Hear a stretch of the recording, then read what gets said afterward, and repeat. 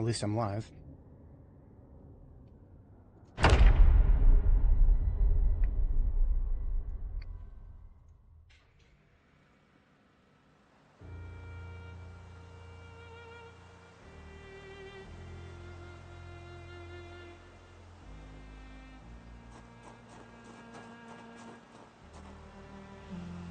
Alright, well, we're 1 year in, and I suppose we're doing alright. I don't have any major complaints. Might as well take a look at the crops first.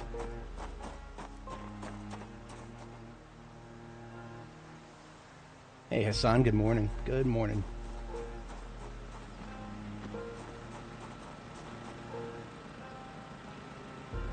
I guess I'll hit the chives first. We can do a little bit of harvesting.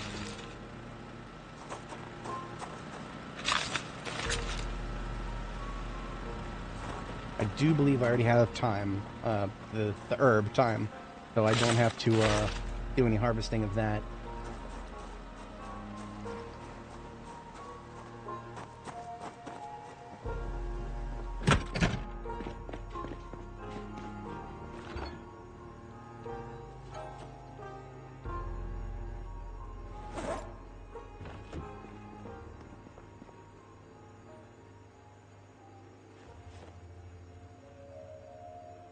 Been a couple days, so I'm going to get started strong with just a little bit of zombie killing. Yeah, I think we're armed up well enough for that. I do have a fair bit of 45 auto on my person, so we will be using the big iron. See if we can make Robbie Martin proud.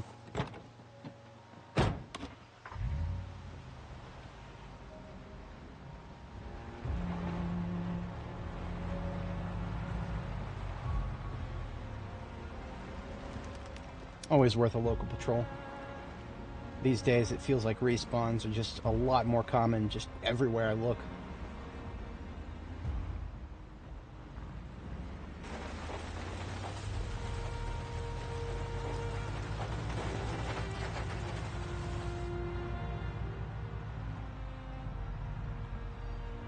Is that yeah, it's alive. Well, as alive as these things ever will be.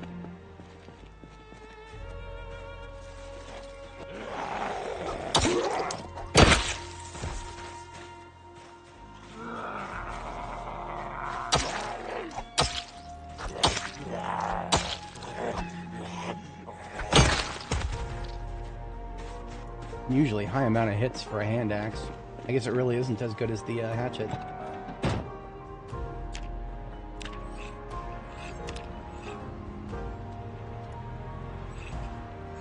Well, look at that. We got a whole little group out there. Yeah, looks like we're doing another kill in this area. Yet another kill. Like, look at that to the north. Look at that to the north. We just did a massive wipe out of this area, and we still got them everywhere. I am almost 100% certain that spawns have increased. Like, instead of, you know, decreasing. Or just not even decreasing, but just remaining stable.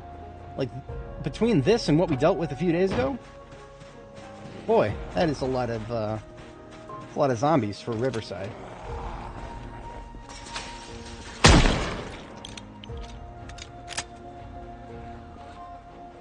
Alright, I can deal with these two, then I'm back over the fence.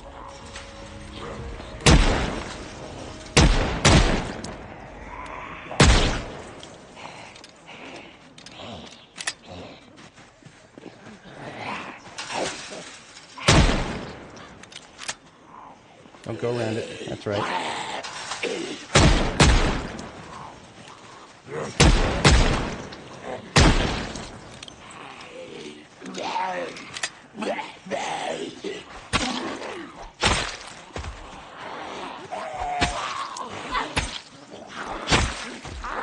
No.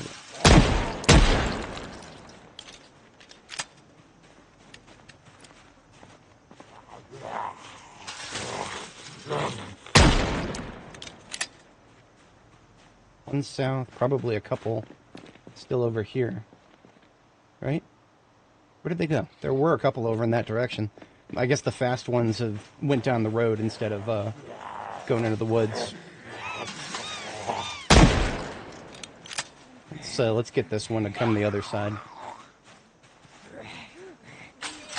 Damn it, there's another fastie from the north. That's alright, we can make her work.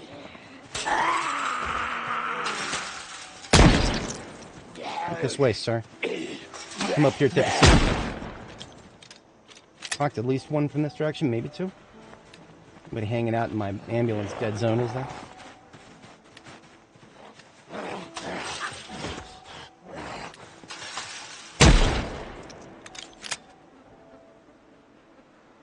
Okay, looking okay. Ooh.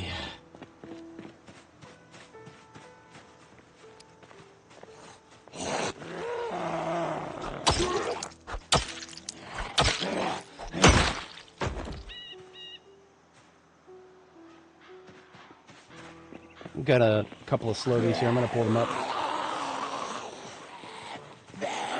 Pull up, bitch. Let's go.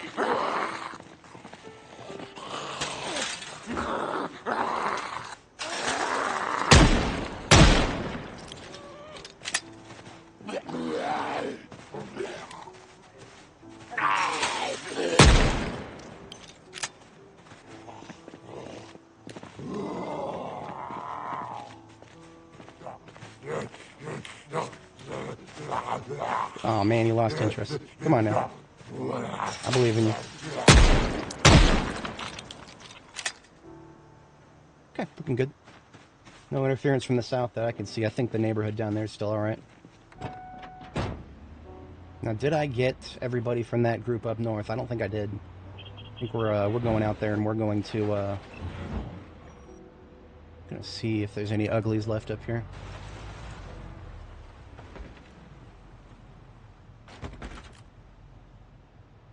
We got one guy who's still trying to break that door, and then the rest deviated northwards a bit. You guy's going the wrong direction.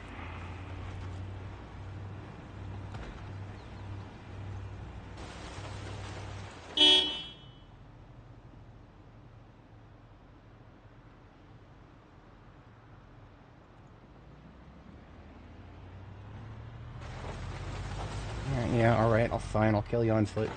You don't gotta wait for the, to get to the fence. Just get off that door, it's about to break, pal.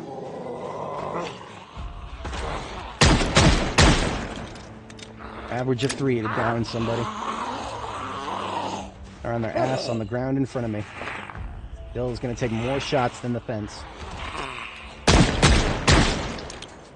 Unbelievable. I'll never not complain about that. Can't they all be like that one?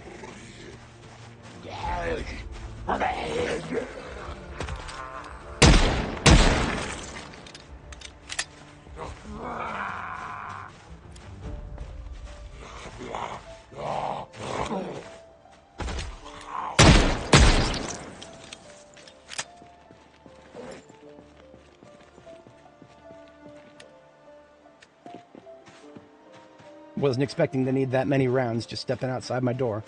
But you know what Bilbo Baggins said? It's a dangerous business. That's why I don't like to go out my door very much in real life.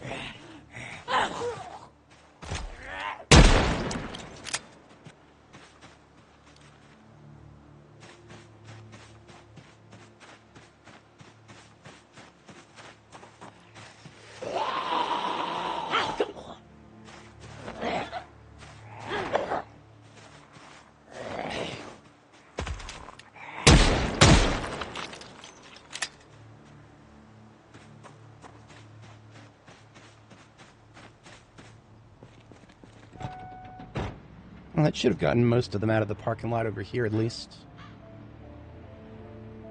At least that's what I'm hoping. No, we still got some stragglers.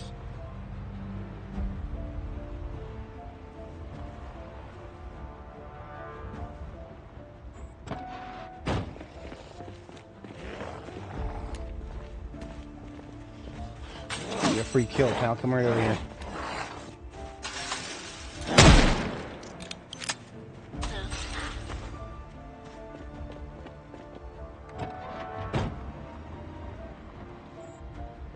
Okay, not bad, not bad. Looks like we got some action in the parking lot over here.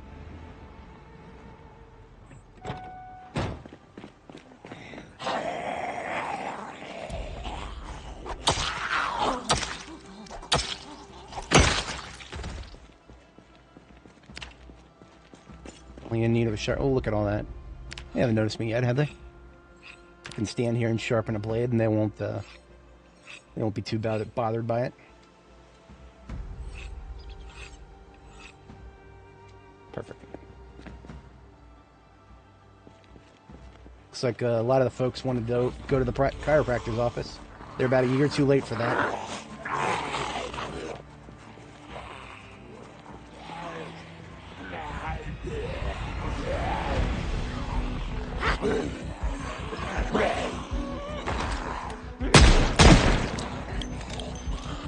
Gonna have to check this out constantly at this point.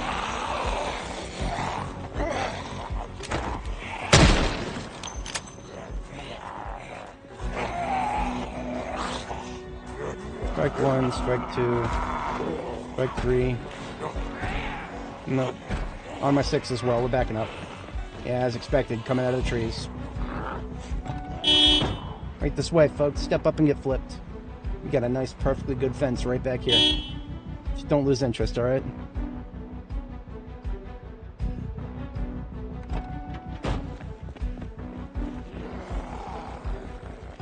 One south. Possibly more. No idea how many more thanks to the trees.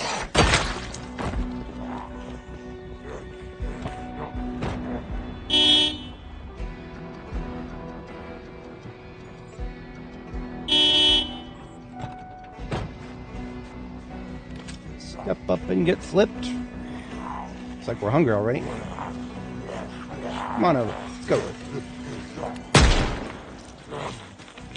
Come on, man. Make up your mind.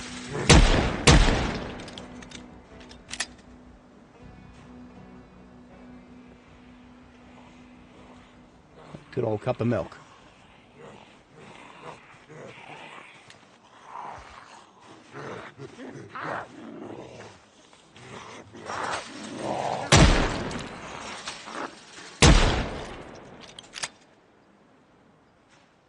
Well, we can retain the interest of some of them, but the really slow ones, they're probably still stuck closer back to the parking lot. They never, maybe I could, instead of wasting more bullets on just drawing them in. I'm not quite at the point of wanting to turn the siren on.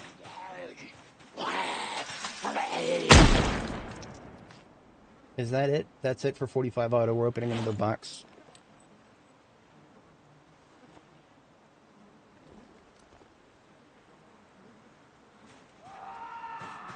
Oh no, someone died.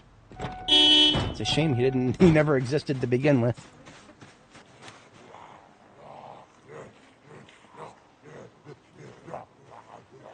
Come on, guys, I believe in you.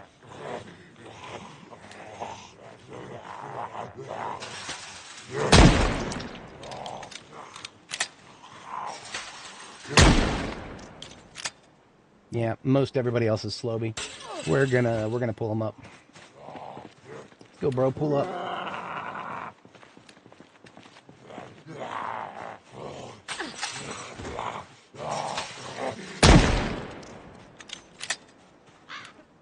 Couple south. I guess maybe there were still some folks in that. They might actually be from the cul-de-sac down there, or not the cul-de-sac, the through lane. Little neighborhood at the edge of town, really. Come on, guy. Pop on over that bitch.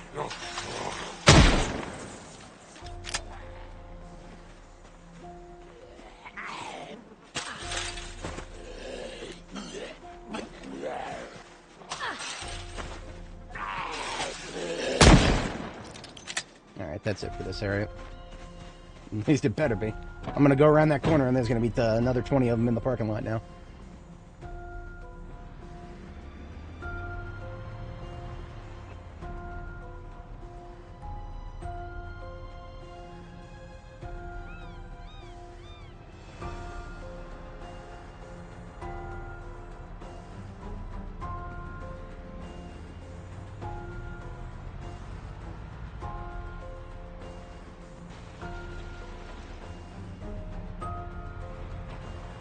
That's somebody inside there. That's unacceptable. Oh no, he's not inside. He's just trying to get inside. Sorry, pal. The blue shop is closed. Oi. Oi. That's more like it.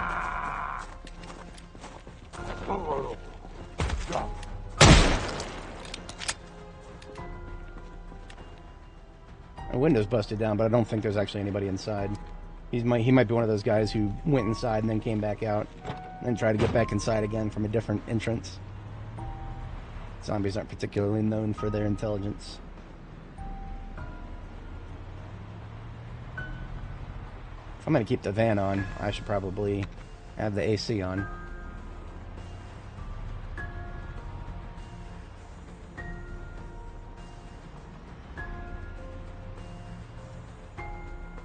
A couple of friends back here, looks like.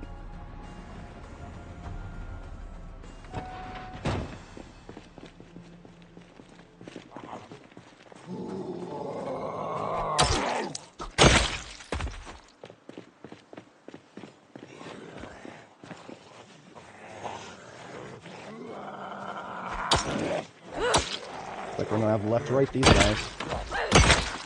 Or not. You just one-shot them randomly. That works too.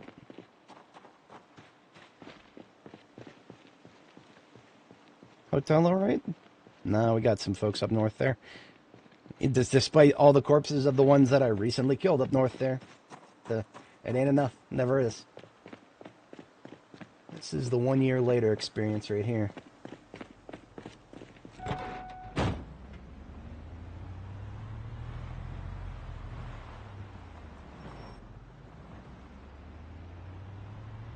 I want to say the cul-de-sac is okay. Actually talking about the cul-de-sac there this time.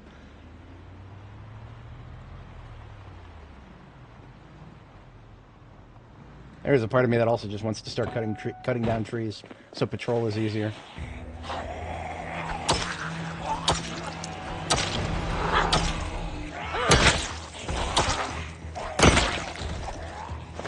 Yeah, negative.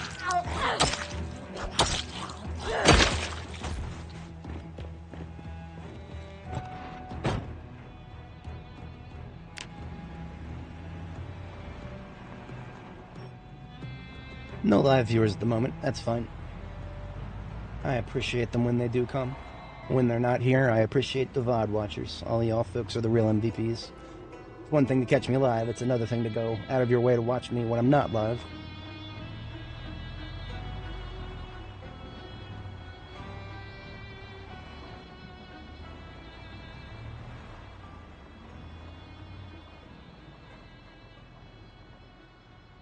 Could go shopping for some vehicle parts while I'm out here. Glass work is continually being a problem.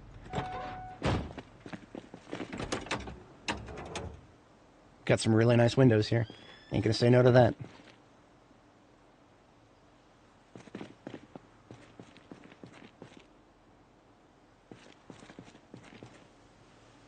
We do have performance suspensions in that bad boy right there. I think I'm okay on, well, I don't even know, but I'm going to hold off on those for the moment.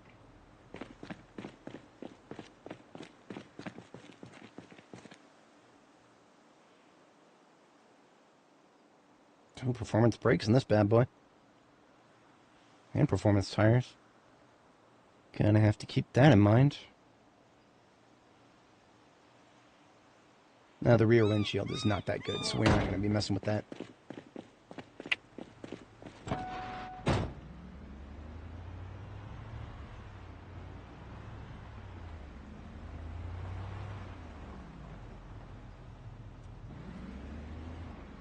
I have always wanted to clear this area, this silly little roadblock here. I did unhook that, didn't I?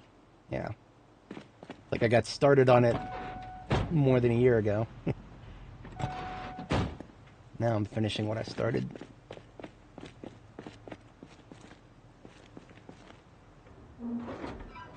The animal trailer is, I believe, full of dead pigs.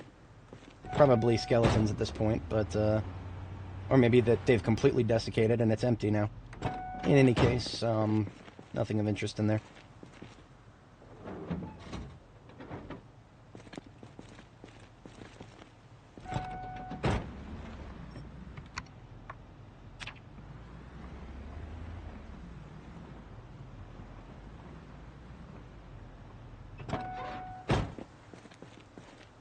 Nope.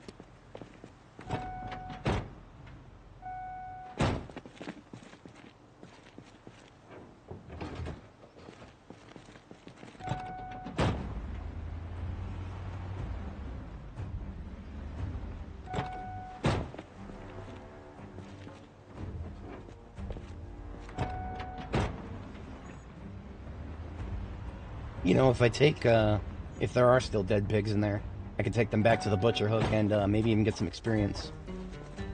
In any case, I want this thing out of the way, so I'll bring it back with me.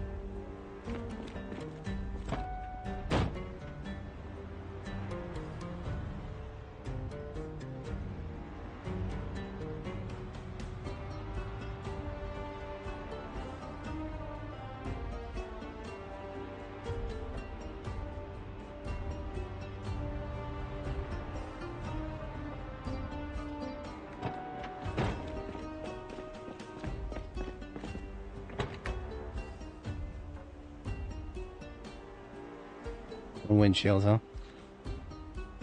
Yeah, so be it.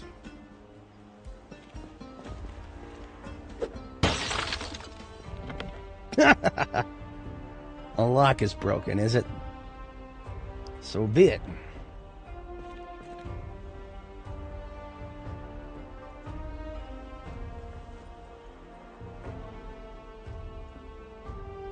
I'll take the whole door off then.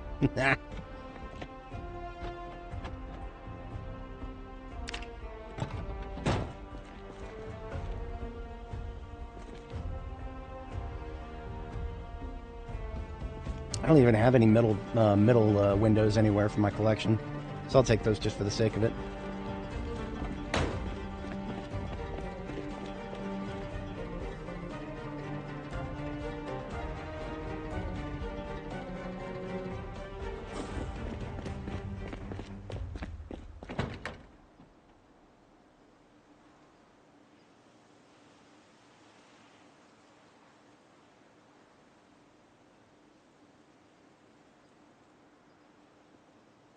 Performance tires, 1/80.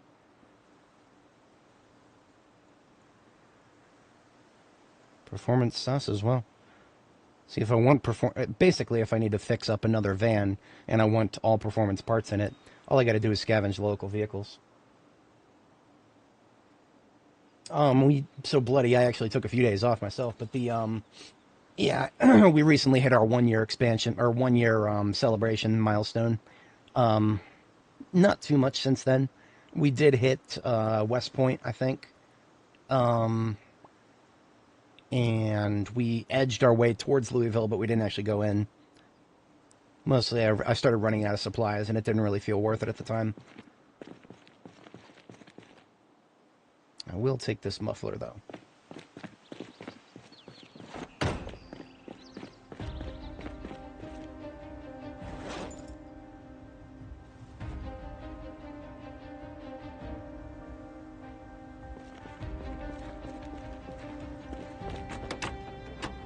Ooh, yeah, look at all that. 99% windshield.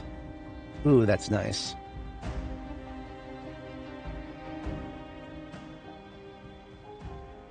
This is, everything about this vehicle is nice. Very nice. I'm gonna have to smash one of these windows, though. I don't feel like going around looking for keys, not at this stage.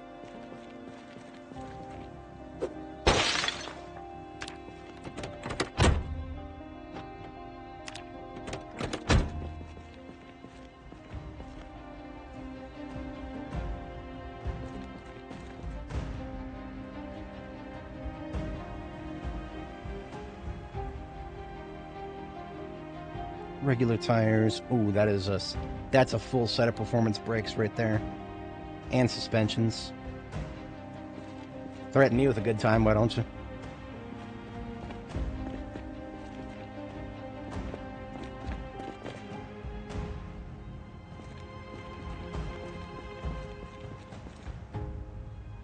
Oh no, there's no loot respawns. Not as far as I know. I mean, I've never actually looked, but no, I'm pretty sure it's off by default, and all settings are on default. So definitely, most likely. Yeah, well, that's what we're all about here. We play vanilla. Even in games like this, where mods objectively make so many things better, that's a bit of my shtick at the moment. Maybe there's some games where I'll play with mods in them, but for the most part, I'm your source for the game being bad and vanilla.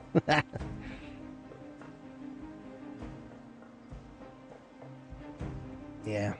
Well, it's true. In Build 41, I did a lot of mods myself. When the game is more stable, I'll definitely do some more mods. Nothing really good in this. I mean, the windshield is terrible.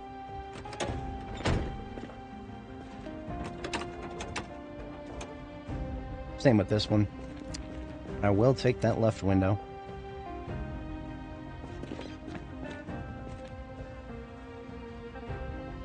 Okay, that's it for vehicle harvesting for now.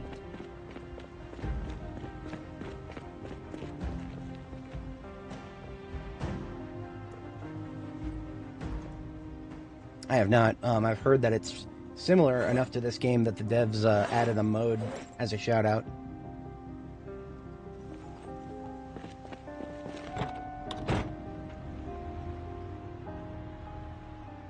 Look at that, we got some losers up here.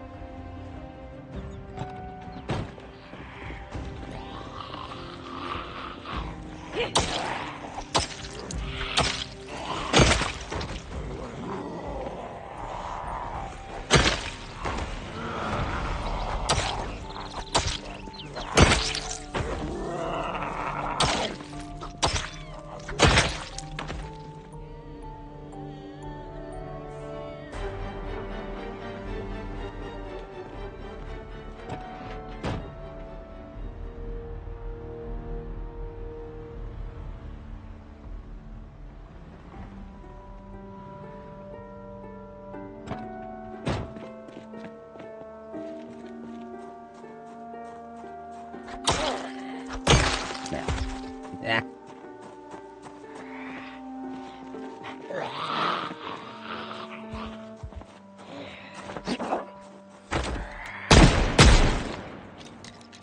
That's right. Shot your homie, what you gonna do about it? And your dead ass over here.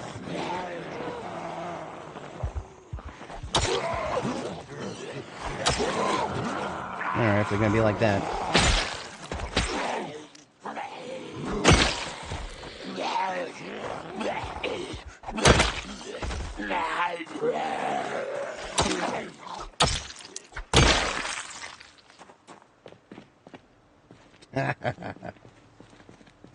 That is, yeah. Nice. That right there, that's a bad day.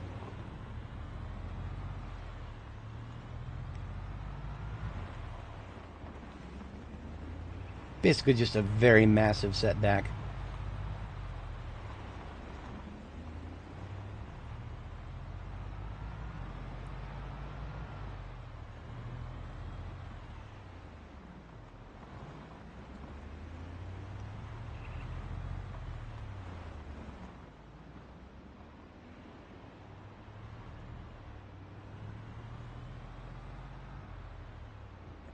Okay, looking good back here.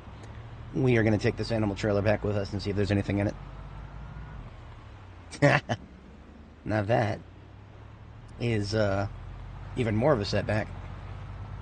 I can't imagine the current respawn system is annoying enough as it is on insane population that that would basically just mean you go anywhere and you are constantly drowning in a flood of zombies.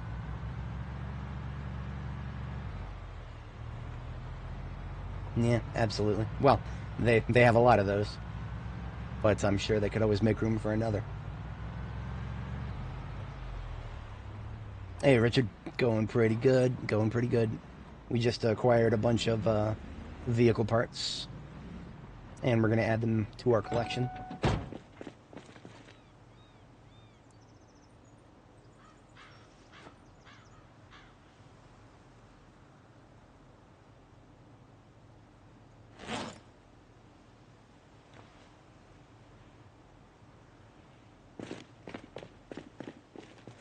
Which one of these vans had the most room? This one right here. This one will get my latest haul.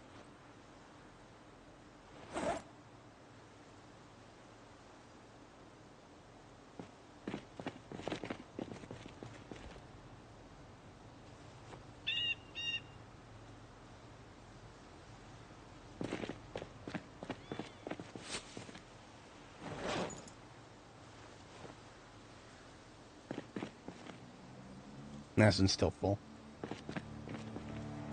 There we go. Lots of room in this one.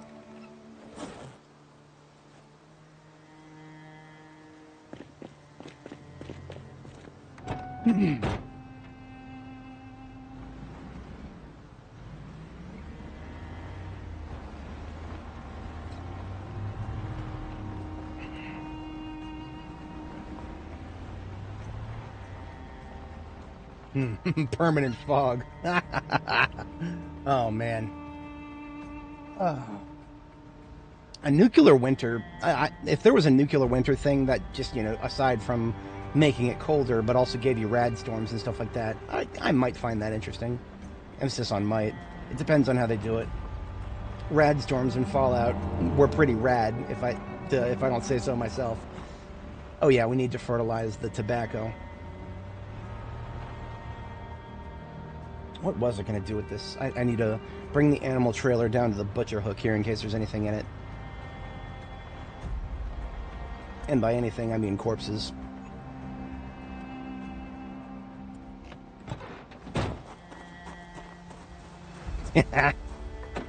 Yeah, the week 1 mod is definitely a thing. I've heard that the nuke was a source of contention.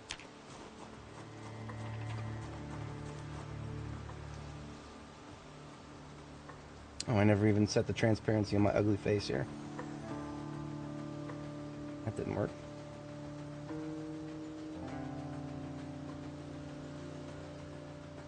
There we go.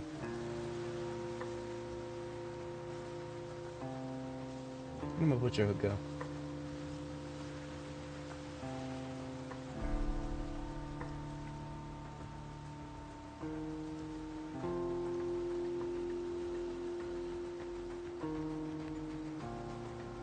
That's more like it. Skill issue. Oh, wait a minute. The pig that I'm carrying is not valid for the hook. Oh well.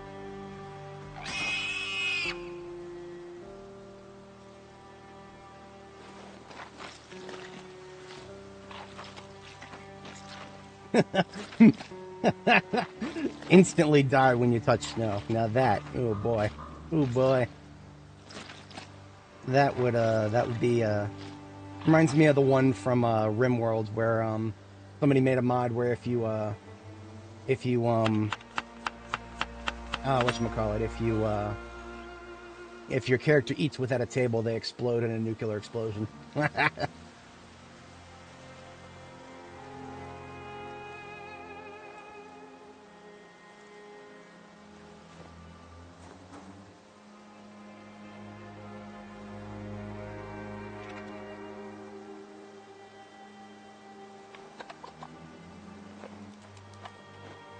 Building a base is a mistake.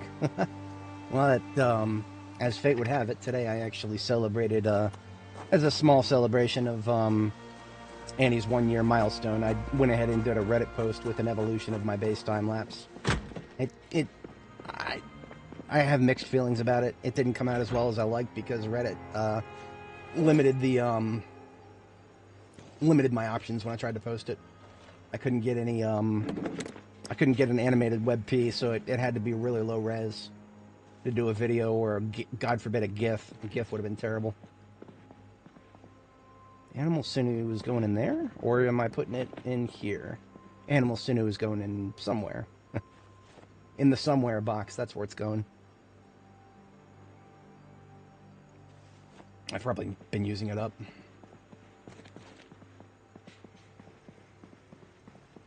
Last of Us Zombies mod, huh? In the Last of Us, zombies were fungus, weren't they? It was. I remember watching some of the footage from that game. I've never played it, but the zombies look pretty ugly. Uglier than normal zombies. Okay, that was done with that. Now we're doing. Do we want to do all the pigs? It would be a bit of an exploit to. See, I could use the trailer as a meat locker. I mean, the pigs don't seem to actually die until you pull them out. So using the trailer, just leaving them in the trailer until I pull them out, is effectively using the trailer as a meat locker. But that's a bit of an exploit. We're going to engage with the system as it's probably going to be intended to be engaged with. Which means, well, what's supposed to probably happen is that these are supposed to desiccate into skeletons while they're in the trailer. But that's not happening, so. Unfinished B42 problems right there. Oh, what the hell? Is that thing a piglet too? I thought this was a fully grown pig. Oh, I see what happened. Okay. So it was, when I was carrying it, it was in it was a Schrodinger state. Nasty.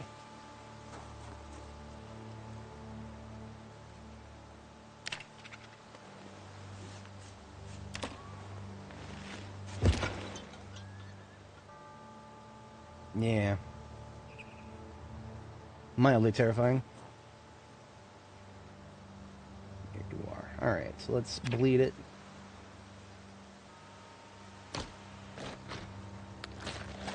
This ought to get us quite a bit of butchering experience, actually.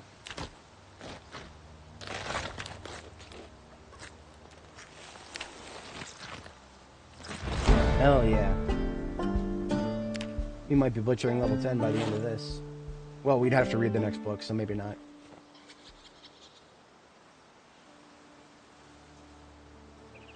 Lander's pig leather is medium leather, I think. I don't currently have any medium leather processing structures, so I would have to make some. Is this crate currently full? It is. This crate is completely full. Oh, I do have a medium drying rack. Maybe I should get that out. I mean, the weather is really nice, so I might as well. No reason not to. I put it away and gave up on it before because the weather was just completely unaccommodating to drying stuff. Oh, fascinating. Always do appreciate good lore. It's saying something that thus far the only zombie lore that I've engaged with that seems really good is Zomboid. World War Z is probably a close second just because, oh, I do actually have some prepped leather for this. Yeah, tanned, crude, and wet.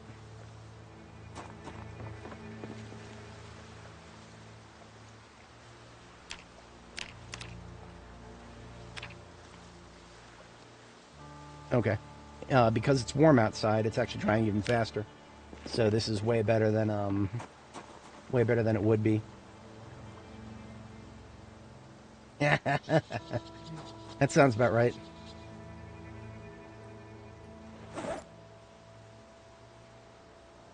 Definitely lines up with what I've read about the about that series.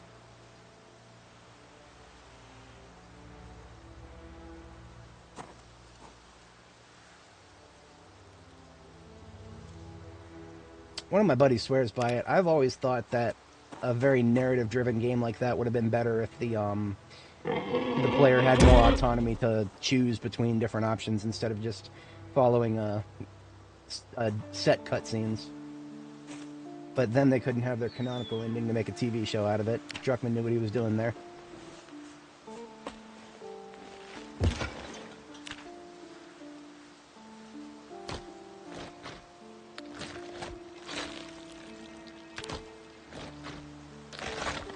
Oops, wrong button. There we go.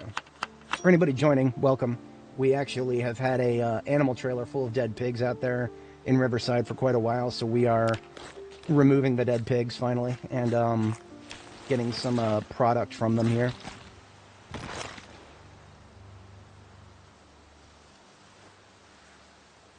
seeing as it's actually the best time of year to be doing leather working.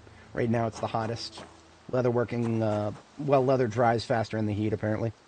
That's the new 42.11 system right there.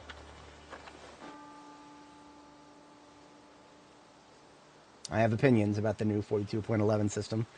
I won't go too nuts at talking about it right now because I don't want to go on a rant. Bro's not ready for a rant just yet. I'm just gonna drop the bones on the ground until I get a new crate out here. What have we got? 2 more pigs? No, just 1. Okay. See, basically what's going on with the animal trailer and the pigs is the animal trailer just puts them in suspended animation, so otherwise they would have been dust by now. Because this wrecked trailer was actually there at the very beginning of the game, so they have technically been dead for a year already.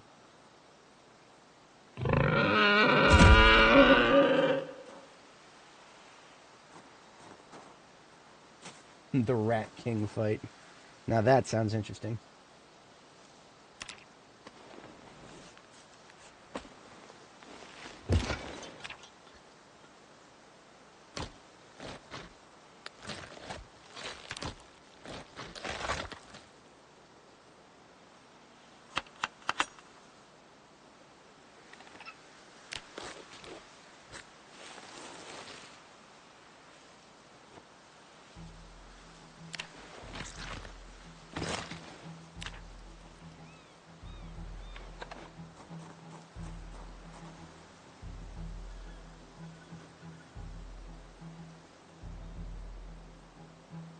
Okay, that's everything that was in the trailer. Get rid of the trailer.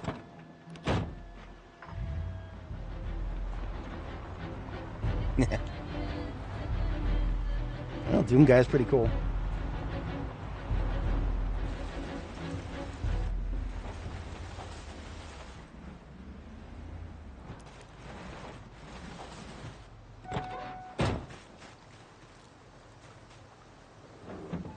I might fix it up later. I think it's a wreck, actually, but I've got a pristine animal trailer right there for pristine animal trailer jobs. That should be all the loot emptied out of the ambulance, right? Yeah. So this can go back in its designated parking spot with the other one here.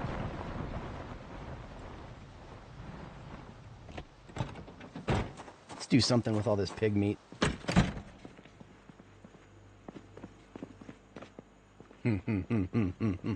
Whenever I think of acorns, I always think of the cop that shot at an acorn. Taking fire, taking fire. Oh, shots fired, shots fired, shots fired. So it's in the fridge now. That's the only place I currently have room. I might try to make some room in one of the freezers because we've actually got room to pull some greens out. This right here is the freezer that I need to empty first because it is, yeah. I need to grind up all that comfrey that I got, so that's actually a way that I can get rid of quite a bit of space in here just with that. I'll just put it straight in my backpack. Biggest critique, unfinished crafting, for sure. I mean, obviously the devs are working on it, but I mean, some of the glaring holes, feel like they could have fixed them by now, but I won't say that too loud. Otherwise, I'll summon the hordes of ball polishers. Oh no, you don't get it. They're doing the best they can, man. Alright, alright, alright. Calm down, guys. Calm down. Yeah, okay. I'll keep those average cuts in there. The rest I'll put in the freezer.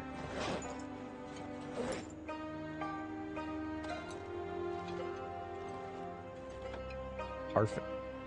When this comfrey finishes thawing, I'll just grind it all in the poultice. That's fine. It doesn't really matter to... That just means that I need to get rid of anything that's not indivisible by 5. So I'll toss the rest of this. Imagine the smell of that trash can. All the rotting vegetables and rotting flesh in there. Woo, boy. Let's not think about the smell too bad. I'm sure the devs are moments away from adding bad smell from rotting food. Just moments away. I was actually posting about this on Reddit just earlier. The one of the biggest things that I wish we could craft right now that we can't is vehicle windshields, windows, just glass work for vehicles in general. That should not be beyond the remit of somebody who's high level glassmaking and high level mechanics. That would be fantastic.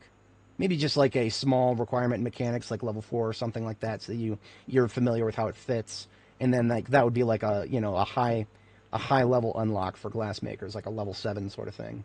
That'd be cool. I would like that a lot. Because right now I'm at the point where I'm harvesting good windshields wherever I can find them. Yeah, you mentioned that before, Bloody. The lighting system definitely does need some work. The way light propagates on tiles, man, that it does look a bit ugly sometimes, especially because they got the system to make it look better. It's just they're not really doing much with the system right now, or it's unfinished, like most other things. And that's another thing that's hard to tell about B42. Is it unfinished, or are they just never going to finish it? And it just looks unfinished, but they actually consider it finished. That's a question I could ask about a lot of things in this game. Is it finished, and then just they plan on finishing it someday? Like adding more vehicle types to the game, maybe some more vehicle types, and instead of just relying on modders to do that. That would be nice. I would really like that.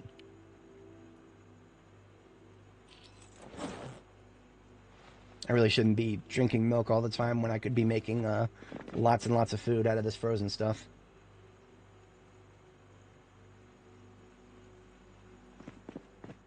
Yeah. The devil is definitely in the details with the current state of the game. 100%. How's that comp freight? It's most of the way done for unfreezing. See, once I get rid of this freezer right here, I can finally take I can finally shut the lights off by just shutting off this ceiling generator. That will make my life a lot easier. See, right now, leaving lights on is obviously a bit of a waste of gas if you're not going to be at the base. So I like to have it so that all of my lights are just on the same generator. So I just go upstairs, shut the generator off, and boom, all the lights are off. The appliances are all on separate generators, like the fridge and the freezers over there. Those are separate generators out in the field there. So the one on the roof is just for the lights. But I have so much from the spring harvest that I had no choice. I had to go ahead and put one on the lights circuit so that it didn't just ghetto load balancing. In a much more believable scenario, we'd be able to load balance all of these appliances with custom fuses. Maybe actually give the electrical people something to do. I'm sure it's right around the corner. It'll be right around the corner for another 10 years at least. It's alright, we don't hit the devs here. We just poke fun at them.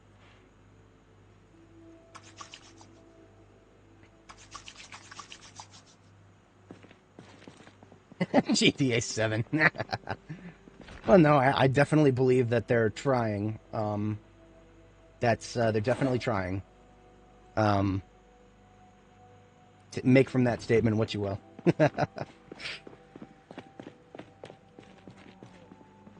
What am I doing over here? I'm checking to see if I have a mortar and pestle. Do I?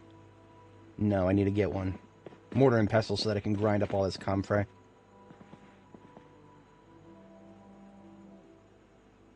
See, I've already got 21 poultice. I'll probably want to put that in a separate loot container. The first aid loot container is actually constantly at risk of overflowing at this point. Okay, we are going to grind up a whole bunch of that comfrey into a poultice. The reason we do this is because the comfrey wasting a lot of space in my freezers. The poultice does not... I don't even know if I'm pronouncing that right.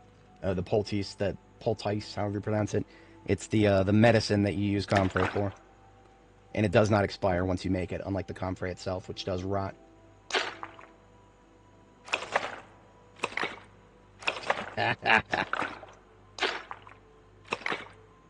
I always thought Lemmy was just one of the community managers. I didn't know he actually wrote code. Hello, wake up. It is currently, we're still on our 1-year anniversary. It is 21:30 on July 9th. The base we're looking at here is the product of, I started building it in August, right around the end of August. So it's about a 10-month base, I think. Or 11 months. It's about 11 months. Or, no. Wrong way. No. I was right. It's 10 months. Yeah. August to June. I'm not that good with numbers. Okay, there's all of our comframe made into Poltis. That makes it much easier to store. About 7 encumbrance of that. We'll put it in one of the side boxes next to first aid. Put it in the same one that I put all of my first aid boxes of stuff.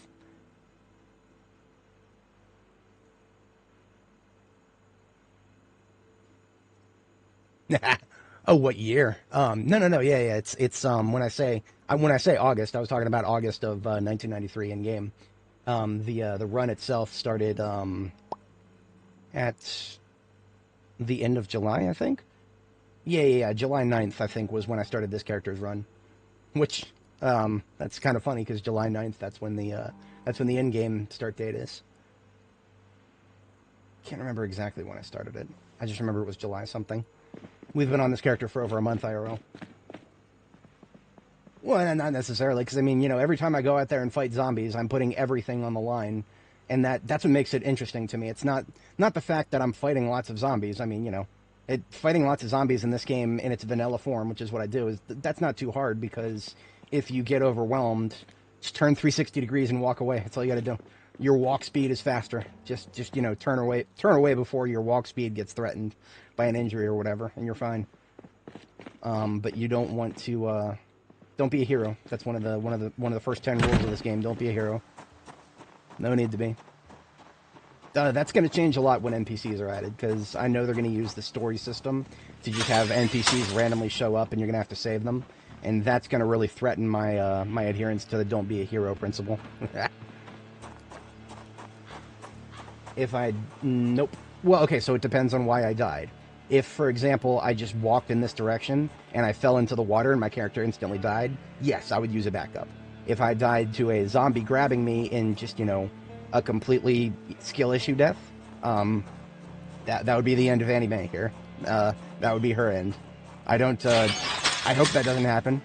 The most likely ending for this character is actually going to be the save being broken by an update. If we look at our update history here, August 4th was when 42.11 dropped. It's currently the 23rd.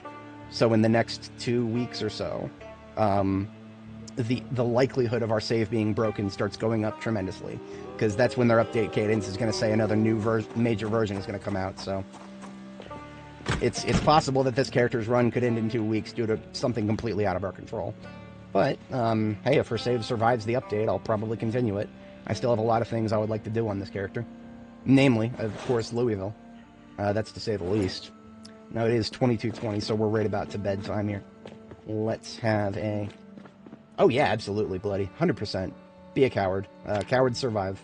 There's a reason, if you've ever played Crusader Kings 3, I really like how in that game there's a trait called Brave. And all it does is make you 100% more likely to die in combat. That's literally all it does. I mean, I think it gives you some social benefits. Certain people will respect you for being brave. But the most noticeable thing about it, plus 100% likelihood to die in battle. I really like that. Well, so when you say option to migrate the character, I would have to do some editing. I would have to go in there and then just I would have to create a new character who looks just like her, and then just go in there and edit the values, maybe give myself some free gear or something. At that point, I would rather just make a new save if I'm gonna be set back that far. This is vanilla. Everything you're looking at is vanilla Apocalypse. The only thing that I've changed is a mod to add the stat bar. It's called Simple Stat Bar. This is a custom port that I made of it, but I think on the Steam Workshop you could just do a search for Simple Stat Bar. I'm sure somebody else has ported it probably better than I have at this point. See, the port that I made here, the dirtiness system doesn't even work. It'll just say it'll say only 10% dirty when my character is absolutely filthy. So I'm sure there's a better version of it, but that is the one tedium that I won't tolerate, is not knowing what my character's stats are. I won't tolerate that. That's beyond me. I can tolerate a lot, but not that. Yeah, if you're playing Build 41, Bloody is king of that version. He's told me a lot of things about Build 41 that I never even knew back when I played it.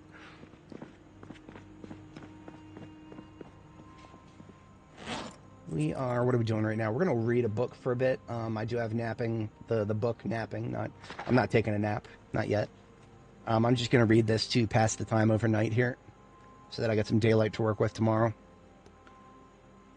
There is something that I was considering doing, and that is a full clear of every single bookshelf in Riverside. Believe it or not, despite, 300 hours, almost 300 hours in Riverside and nearby, and, about 12 of those hours are spent on Muldraugh, maybe 6 in West Point, I have not cleared all of the bookshelves in this town.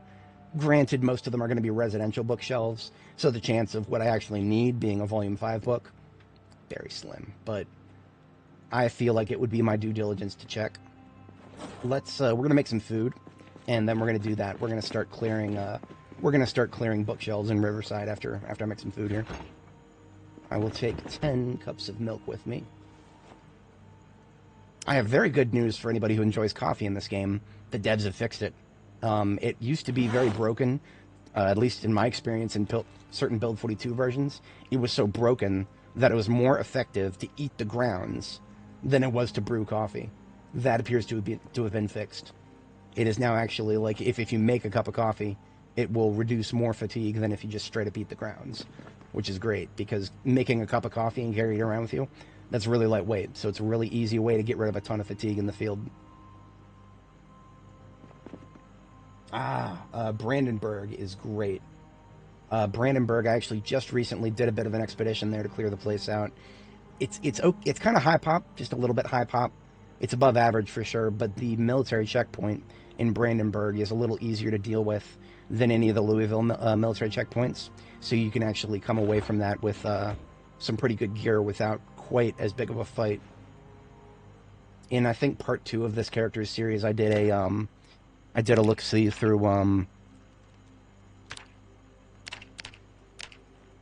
wait, that has to be... Oh, I see what's going on here. It's a localization problem. The teacup says brew coffee, but it's actually talking about tea.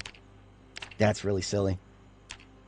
Okay, I just got to fill the mug with water. I cannot use water from this bucket. Good to know.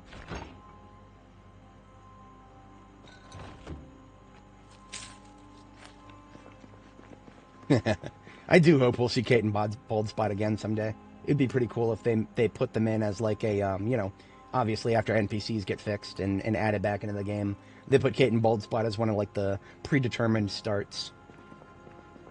Where Kate is, instead of just being locked to the bed, she's just a normal like character-like person who has a broken leg that you can splint yourself, So you can actually make her foot mobile instead of having her stuck in the bed. That'd be pretty cool. Having to get enough first aid skill in order to actually make a splint. What was I doing? Sink, fill, empty mug. Easily distracted. Coffee machine. Let's brew some coffee. I am curious to see all the different things you can actually add to coffee. Last time I brewed it, I was out in the field, so I didn't have access to my huge stash of stuff here. Coffee beverage. Wow, look at that. Okay. You can add bouillon to coffee. That's hilarious. Okay, we've got honey, sugar cubes. We can add cocoa powder. We can add cinnamon. Okay. I'm going to have to take some of this stuff out of here and make a little, make a coffee bar. Like a proper coffee bar. We'll have honey. We'll have, I'm a little bit offended we can't put maple syrup in coffee. Take it from somebody who used to be a Starbucks barista. Actually adding maple syrup to certain coffee beverages, fantastic. It's really good. It really depends on what base you're working with, but I actually really like it. I would add that to some cappuccinos here and there. Pumpkin spice. Pumpkin spice with maple syrup. I really friggin' like that. Limited time only, of course. There we go, cocoa powder. That's all I want right now, I think. Yeah, I'm kind of offended we can't put milk in our coffee. But, well, that's Zomboid right there. You can put what the devs tell you can put in there. Nothing more. So let's add some honey. Let's add some cinnamon. Yeah, that feels good. Now it'll reduce not just fatigue, but also unhappies. The only other thing I need to do to prep if I'm going out there and likely going to be killing zombies is I do want to get a new battery, stage a new battery for when my angle-headed flashlight runs out, which is pretty close to. Yeah, that'll work. I'll take that one. Okay, so I got to shut the lights off by hand because of the silly freezer situation, and then we are getting out there.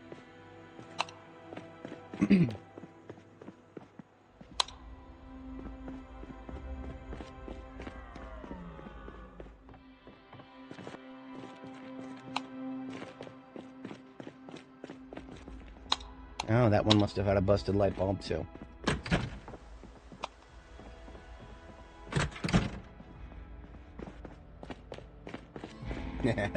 Well, no, I never really had, like, a super strong opinion about it. But I liked it. It was pretty good. Actually, my strongest opinion, my strongest opinion about pumpkin spice is just the simple fact that Starbucks has enough of the materials for that. It doesn't need to be seasonal, but they keep it seasonal as like a sort of artificial scarcity thing. And I'm surprised that people have not called them out on that more than they actually have. They deserve to be called out on that, in my opinion. Starbucks is supposed to be the corporation that's what do they call them? What the hell was the lady called? See, I worked at a licensed store. So I had, like, you know, the grocery store that operated it. That was my manager.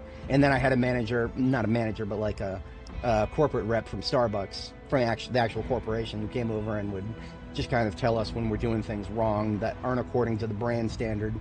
So in a way, when I worked that job, I had 2 bosses. Nothing like what I have now. I have 8 bosses, Bob. Whenever I forget to put a cover sheet on my TPS reports, I hear about it from all 8 of them. White collar work it's a thing, alright. Alright, so what I want to be doing now is putting X's on the map for any house that I have fully cleared the bookshelves of. I think I actually started doing that with green X's already. Green X's, I think, are actually sort of a indication that I've like cleared everything out of them. Maybe I'll do blue X's for the bookshelves. In which case, I do have a couple just right up there at Pine Court that I want to take a look at first.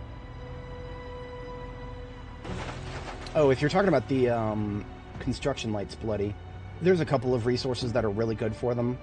I mean, obviously construction sites. The one in Riverside has like 3 of them in a very small area. The rest of them I kind of found in various places. Okay, I need to check the smaller houses. Oh, the green X's are being used for basements, that's right. And these 2 with the red X is already cleared. I gotta zoom in really far to see those because of a change in the map layering system that came along with 42.11.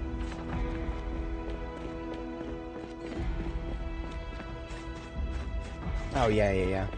That's, I feel like you get a lot more out of Project Zomboid if you treat it as, like, you know, like, just adopting the mentality of, I'm going to try to live forever. Or just, you know, I'm going to try... The only thing that should kill my character in this game world is old age. I should die a natural death.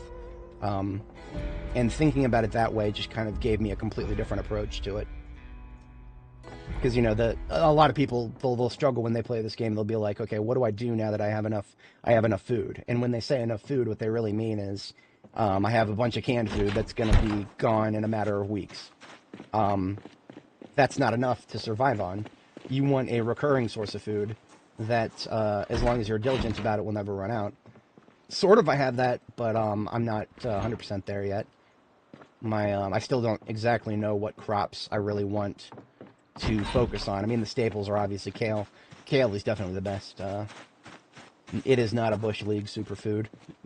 Perfect Cell was wrong about that. This one, did I mark this one? This one I think is also...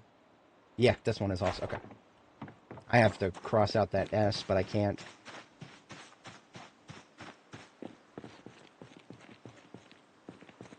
Cabbages. Cabbages are great. I just wish they didn't expire so quickly.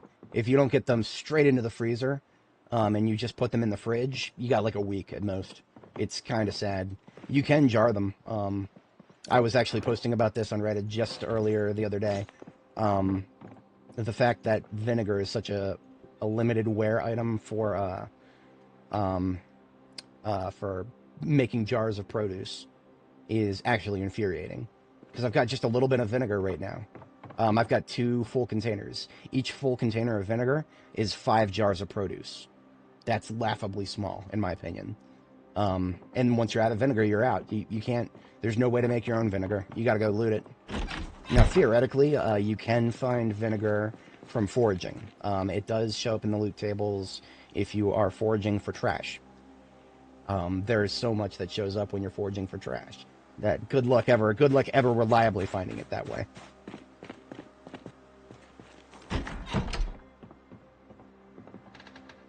Stir fries with cabbages and potatoes. That sounds pretty good. I would eat that IRL.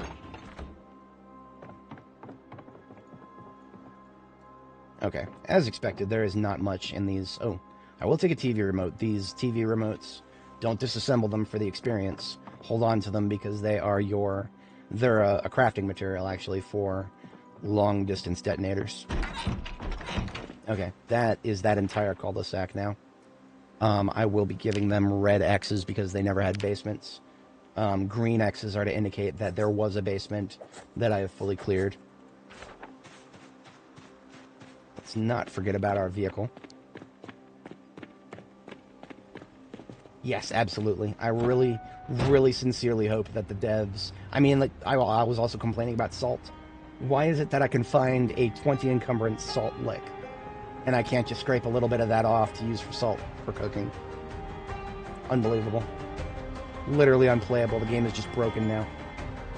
I don't understand why anybody would ever play this game anymore. Not after learning that.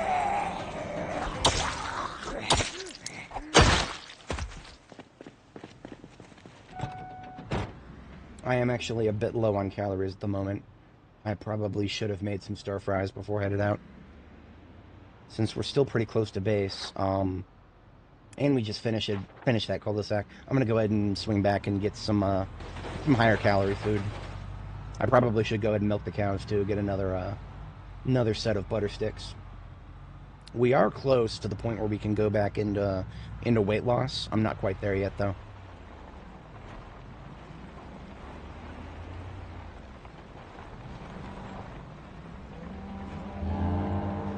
No to you as well. Oh, and I need to fertilize the tobacco. If I don't do that now, I'm going to forget about it. I've got to go do that now. I will forget about it if I don't. The tobacco is the only crop that I'm adding fertilizer and compost to, because I want to see if it really is possible to grow tobacco and shave an entire month off of its growth phase, because that's what you have to do right now if you want to grow tobacco.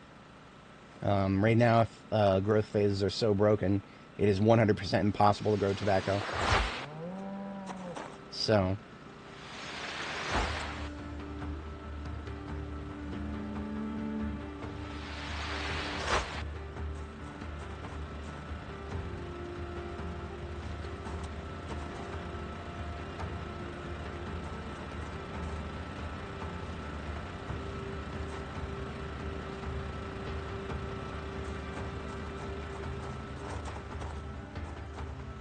yeah, 100% correct about that.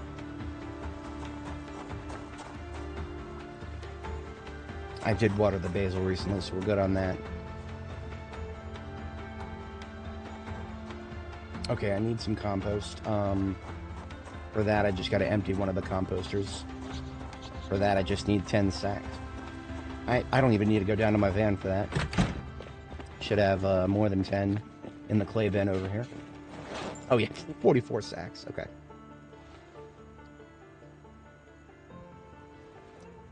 Whenever I empty compost from one of the bins, I always try to empty it completely.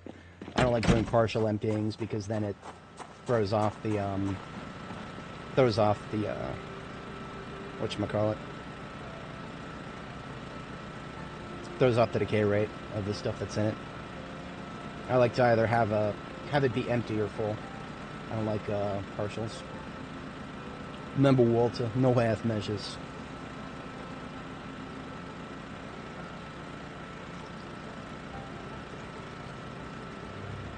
Did I just witness some crops change phase right in front of me? Nice. I want to do a whole row. I need 2.5 bags. There's 2, one in my backpack, and the rest on the floor. Yes, the time is blooming. Blooming time. Let's harvest that. Actually get some seeds. I don't even care about the time, I just wanted the seeds. Because I did not get any seeds from the rest of the herbs so far. Toss that in there. And I guess the rest of the time I'll just... What'll I do? There's room in the fridge. Yeah. There's another one of these fries, but it doesn't have any calories in it. I'll eat the whole damn thing then.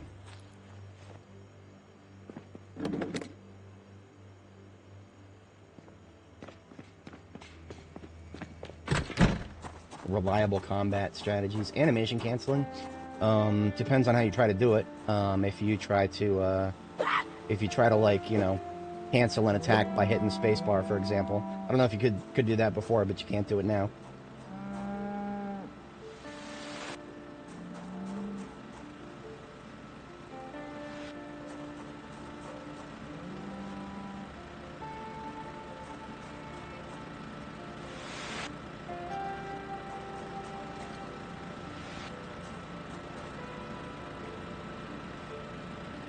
I suppose while I'm out here, I'll just toss that on the tomatoes.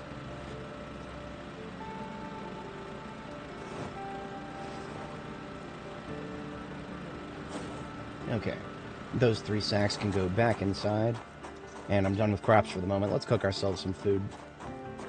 Should have some butter somewhere, I think. Right? Fridge. Condiment jar. Nothing, really? Okay, we're making more butter then. Gotta churn it. For that, I'm gonna take the 15 liter out to the cows here.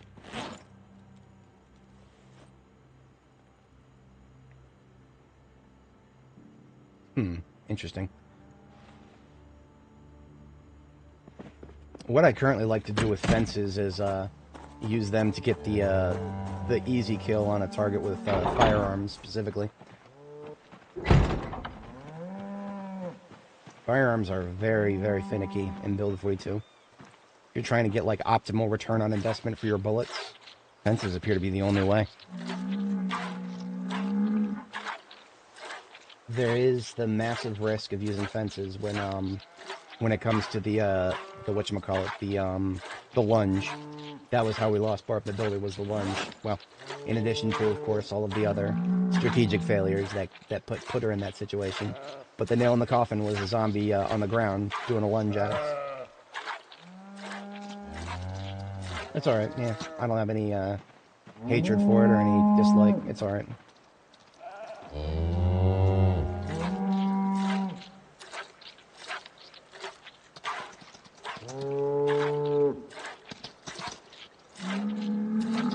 It actually looks like the cows are gonna need some more grass soon.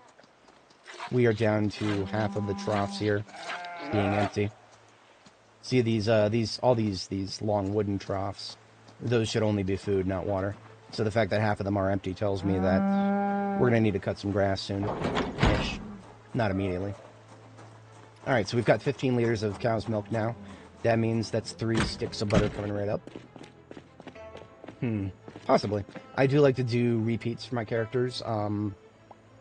I did Barb, and then I did, for a very brief time, I did Nora the Explorer.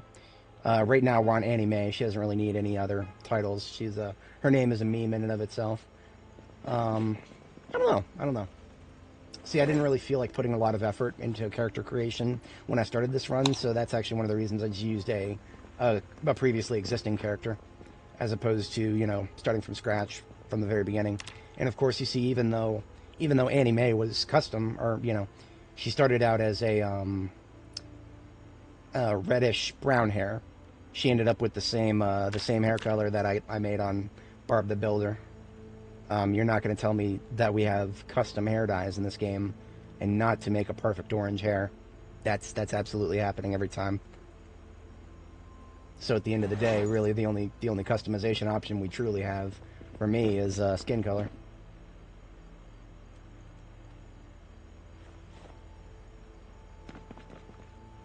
Oh, I could do a swarthy girl next time. I might do that. I might actually do that and also give her orange hair. It's an interesting contrast. Hell, I could give her pink hair. Swarthy girl with pink hair would be like one of the characters in the book that I'm writing. In the book series that I'm writing, there is a none of the characters are human. They're all of an alien race that's really, really close to human behaviorally and in appearance, so that they are relatable enough for audiences. But the whatchamacallit, they have a third type of melanin. Right now, the only types of melanin that humans have are eumelanin and pheomelanin. I added a third type that gives a sort of a bluish tint. So that, combined with the other forms of existing melanin, give you a bunch of different extra naturally occurring colors for both skin and hair. And in that particular case, one of my characters has bright magenta hair because she has really high pheomelanin, really high ceramelanin, and just a touch of eumelanin, not enough follicular eumelanin to darken her hair very much. That's right, the TV remote needs to go in the electrical box. I don't know why I was blanking so hard just now. There it is. Okay, the rest of this I really don't care too much about. Just the tape I want to get out. The CD needs to go upstairs. That's true. That is true. The only reason that I'm not doing it yet is because the black bunny ears are a perfect match for the rest of the black clothes that we got rocking right now. Okay, we've got our stick of butter. We are getting out some frying pans, and we are going to make some butterific foods. We're going to use 1 carrot, 1 egg, some mutton, and proteins are not quite low enough to support a second meat, so we'll do onions. Thyme for the spice. Can I do chives? I don't even know if you can do chives on a fry. I would hope so.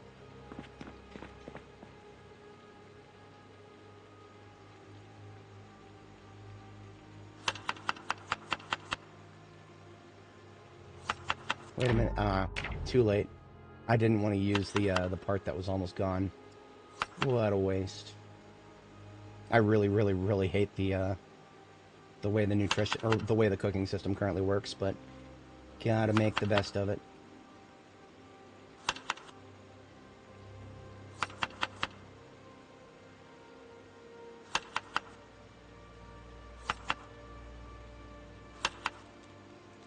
See, basically right now, the way the cooking system works is every single time you create a food item, you will have a leftover of that food item.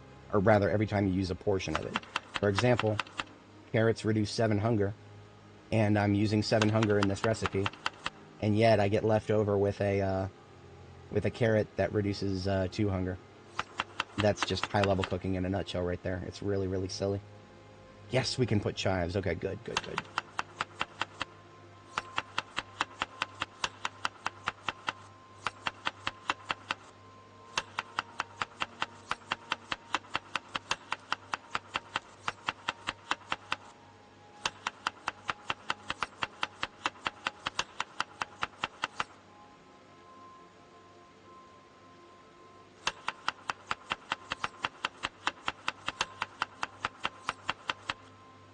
Okay, still a little bit of mutton left.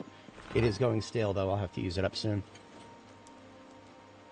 These eggs and carrots need to go in the trash. They reduce... There's so little left over, it's literally pointless to have them anymore.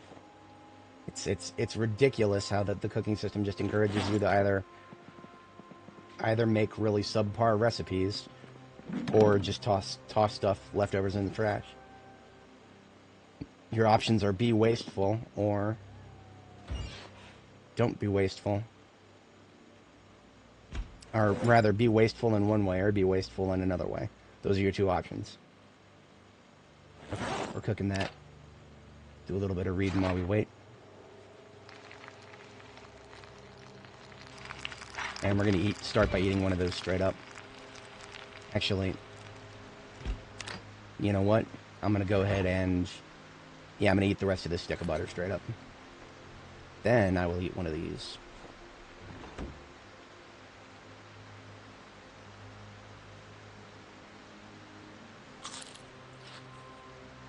Eating the butter makes you sad, but then eating the delicious roast afterwards makes you happy. So all these are 30 fries.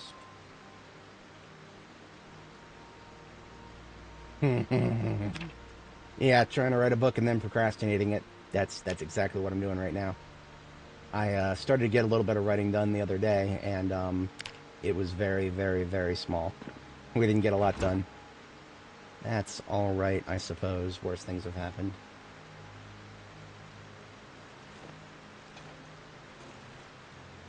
One of these fries is coming with us. Okay, we're on our way back out. Very nice to see rain. Some of my crops were down to the fine levels of water.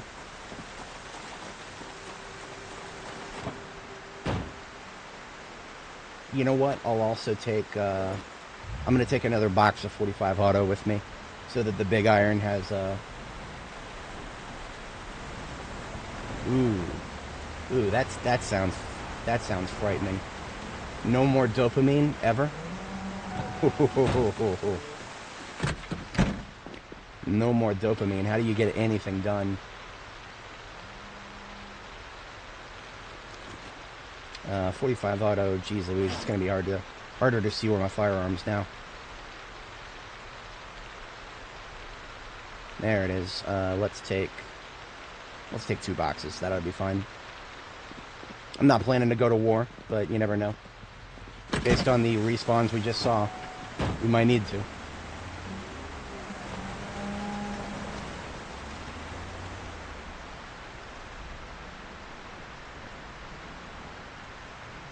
Alrighty.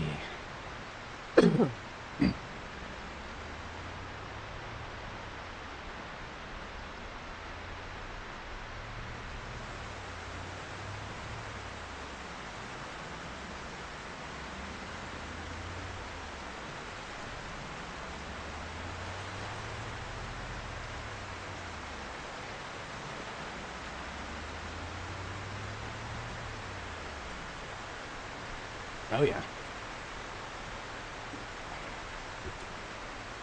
The human condition leads to many silly decisions, and a lack of dopamine is going to make those decisions even even more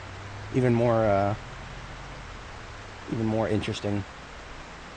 It's funny how the "may you live in interesting times" is actually a bit of an insult. We certainly do live in interesting times. I'm pretty sure that these 2 houses down here have been fully cleared, but I'm going to take a peek, just to be sure. I would like to be able to put an X on them.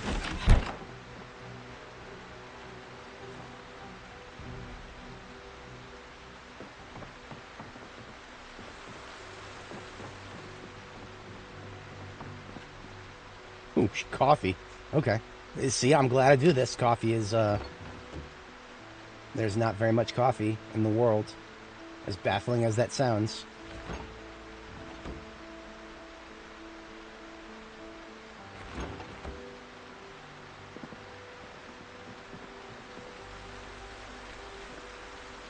Okay. This house gets the X.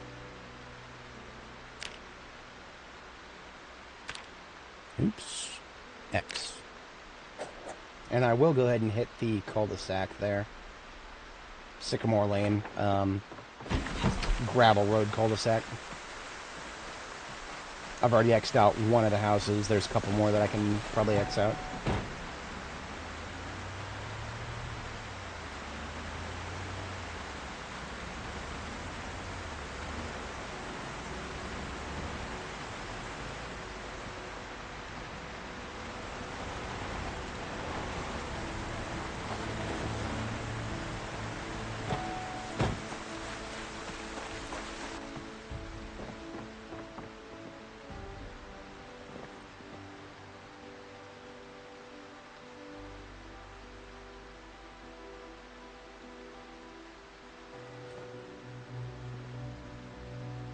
Peanut butter.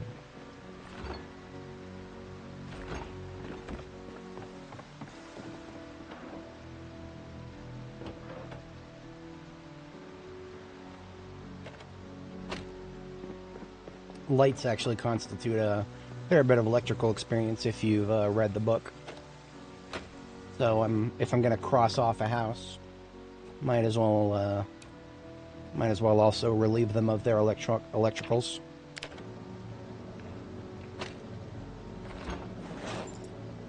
I'm actually surprisingly a little bit low on light bulbs at the moment, so light bulbs actually could be useful.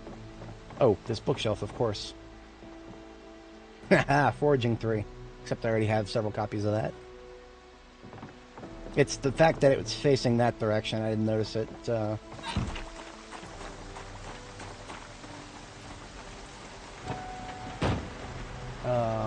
Red eyes. Yeah, so, okay, so eye color in my series is not actually dependent on the iris and melanin. In my series, characters, all of them have a, where do I even begin with this? Their biology is hydrogen-based in addition to oxygen. So that's the first aspect of it. They live on a super Earth with a high enough gravity to prevent hydrogen runoff. So the planet actually has about 20% hydrogen in its atmosphere. That looks like a zombie outside. Whatchamacallit. So the fact that hydrogen is in their biology is one aspect, but then the other one is they have an organ that is technically a particle accelerator. It uses carbon nanocoils to do particle acceleration at a really, really small scale. What it does is it turns hydrogen into a hydrogen analog with the elemental particle or elementary particles that make up the hydrogen get changed fundamentally. And when they decay back to hydrogen, which they do pretty quickly once they're outside of a stable medium, they will produce what I describe as the appearance of vectored force due to they actually have an interaction with gravity, and they also produce light when they decay. The light is always of a very specific wavelength. That wavelength is actually innate to the character, the person themselves. Like it's infinitesimally different based on your genetic makeup. So your chroma actually that's what I refer to it as. That wavelength is your chroma. That's also your eye color basically, because tensora, which is the particle that will decay through the eyes, and also certain places where the blood vessels are very thin. So the eyes, sometimes the lips, sometimes certain other places where can't talk about that on YouTube, but yeah, certain places of the body will actually glow that specific color. The eyes are one of them. And so, of course, yeah, plenty of people have a red chroma. Red, the warmer colors are actually slightly more common than the colder colors. Violet and blue are some of the rarer colors. I actually have not decided yet if I want any characters to have chroma outside the visible wavelength, or the visible spectrum. Possible. There's no reason that it wouldn't happen. I always like to imagine that anybody with a chroma outside the visible spectrum would get selected against pretty heavily in natural selection, because they'd be the only person in a group of people who don't have a visible eye color. And so they would not be anywhere near as likely to have their genes spread around. Eye color is actually a really popular thing when it comes to just selection in general. There's a reason blonde hair and blue eyes are so popular in humans.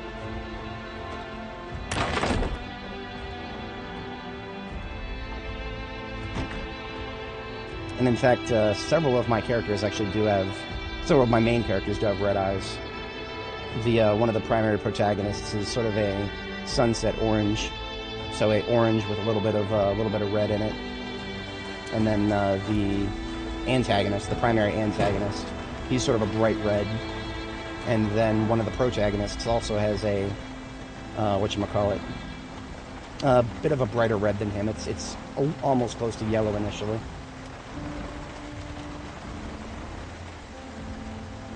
I think that is all of the houses in this cul-de-sac.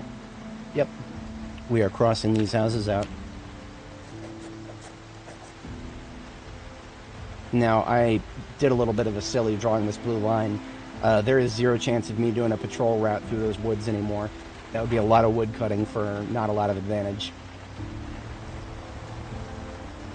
I underestimated just how bad the wilderness growth system can get in certain places. See all these fucking sticks on the ground right here? That's just from a little bit of tree cutting in this area.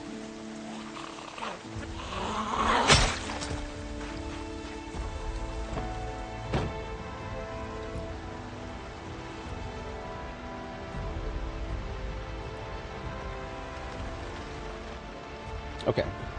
Those two houses should be crossed off, right? Yes, I know for sure that that one is fine. I'm crossing that one off. Okay, I'll take a look. I'll bite. I'll bite. I've killed like 500 zombies in its front yard.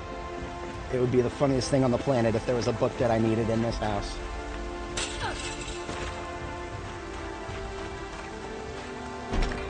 For anybody joining, welcome. We're just doing a full clear of some houses that we've gone past a billion times.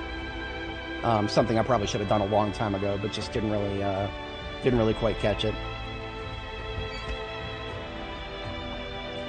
I would just like to be able to say that I have looked through all of the loot and gotten rid of anything that I can disassemble for electrical experience and or anything that would contribute to my book collection, of course. Medical supplies are, I'm a little bit mid on, but I'll take them. Alright, and give me that TV too. I don't know if I'll kill all the TVs, there's a lot of them. But their carrier weight gets reduced substantially when you dismantle them. And you get light bulbs.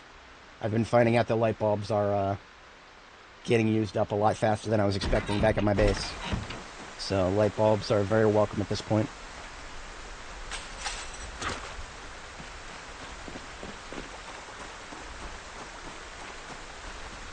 Now this house, I actually have very fond memories of this house. See that blood stain on the wall right there? That was from a zombie who's standing right here that I was not expecting in the slightest, and I can't even explain why. But when I ran into him, boy, that was 180 beats per minute on that heart rate.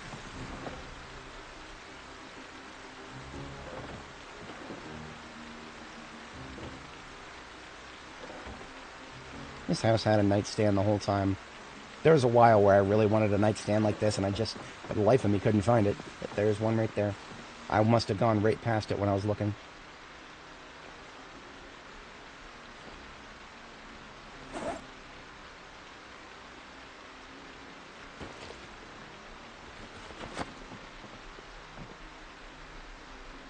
All the decorations at my base. I don't actually have any alarm clocks. I need to fix that.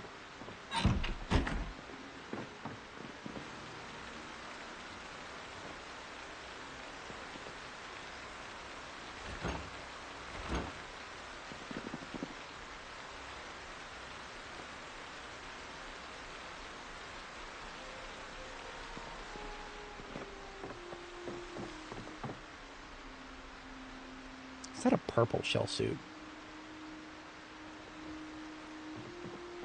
I'm tempted. I'll leave it for now. I'll leave it for now.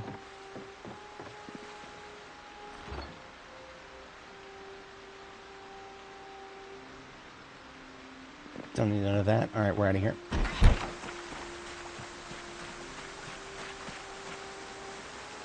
Still in need of some more calories, so I'm going to go ahead and eat this 30 fries straight up.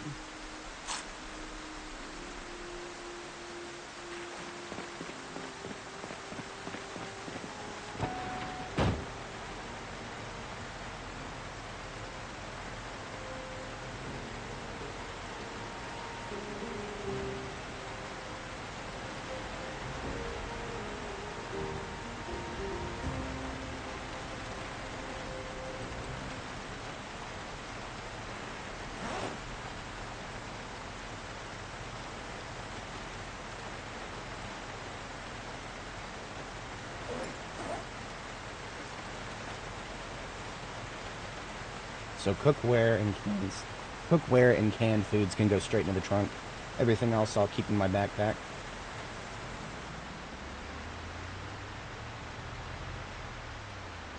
We're at stage 1 fatigue. I'm not feeling very threatened by that. I'm pretty sure this area is not going to be very heavily infested. Anything in this area should have already, I should have already killed them over there at the kill zone. The only zombies that could possibly be over here right now would be ones that spawned literally minutes ago, or more likely, death zombies. Always an extreme threat.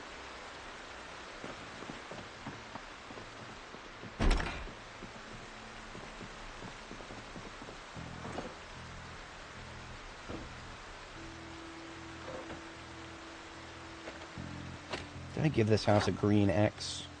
I did not, so I need to check its basement. A green X means I've already confirmed the basement is fully emptied of anything potentially useful.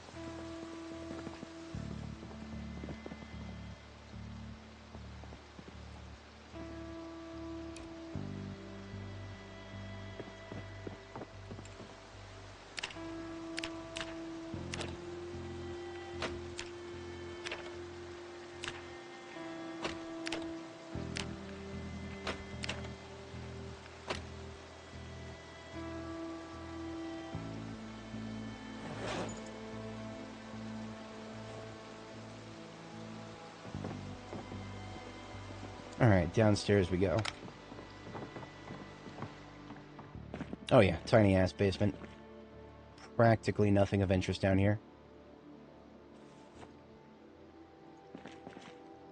Okay, that is not just a green X, but a red X as well. I don't need anything from the prisoner's jumpsuit here, because I've already gotten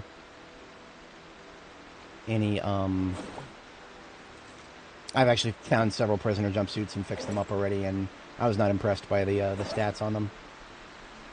I will gladly take the duct tape, though. Flask of vodka? Why not? Oh, you know what? I do want one of these blue chairs. I have been meaning to pick one of those up for a while.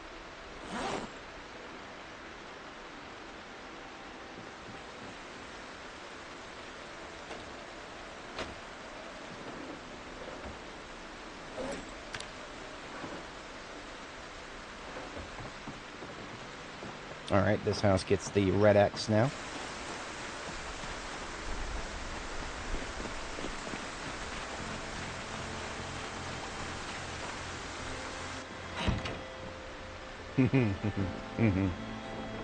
There is the game that I was talking about that I intend on making someday. Yeah, so that particular game, the systems that I wanted to code in it would be flexible enough to allow planets with different gravity levels and atmospheric compositions. So the whatchamacallit, the planet from my series, Cadena, theoretically, you know, if a game like the one I'm thinking of came to full fruition, there would be nothing preventing Cadena from being added to it. Because part of my vision is just, like, everything being fundamentally alterable down to the basics of the environment, including planet parameters. Making it a, goal for that, obviously, is a good platform for modability. If you make everything that scopable, then people who want to do wacky planets, not just super Earths with hydrogen, but like, planets like one of those exoplanets where diamond rain is a thing. I don't know if humans would ever survive there. Maybe they'd have to be an alien race, but maybe humans in enviro suits. It'd have to be one hell of an enviro suit to deal with diamond rain. Okay, before I forget, I need to start marking some X's. Let's get Abuski, and I don't even know if that is a valid S anymore. I put an S there because it was supposedly a place I could sleep. I'm gonna predict that I'm gonna predict that the windows are no longer safe there. And this one gets a red X and a green X, because the basement and the upstairs has been cleared of its valuables. Ooh, yeah. There could be several reasons for that. Recently learned that a planet with rings would have extremely violent weather swings. Seasonal shifts as well.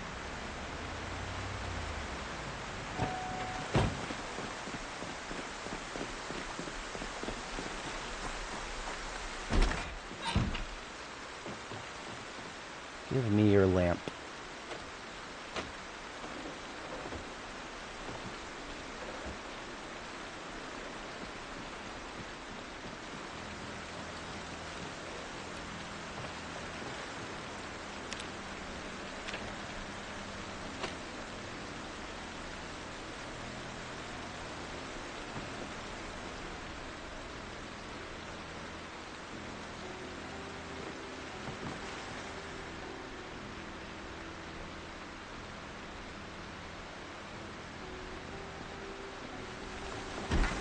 That's another one to be marked off. Shattered pocket dimension. Yes, Hassan, I'm in Riverside.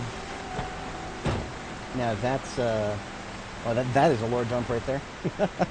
That is a very lore. That is a substantial lore dump.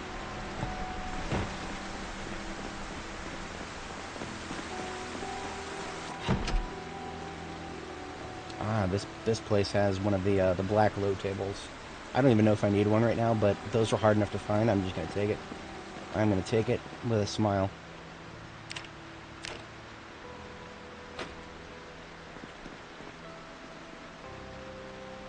Pack of beer bottles and cans.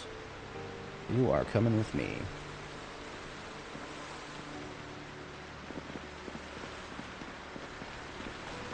Hello. Multiple outside or just one? I'm going out there and dealing with them outside. Am I? No. You can spell in. Come on in, pal. Thank you. Easy kill.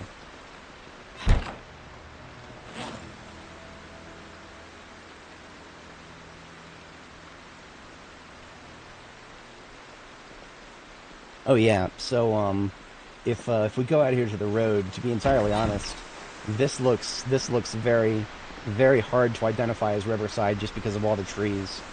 The trees really throw you off. Probably by design. If we look at, oh, I don't have B42 map open. I usually like to have b42map.com open. Always recommend it. Very lovely website.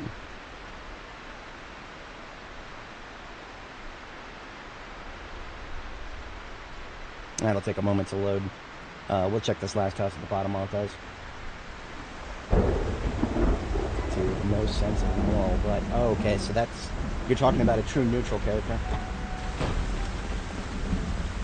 A true neutral character, somebody who just doesn't understand morality and is incapable of it.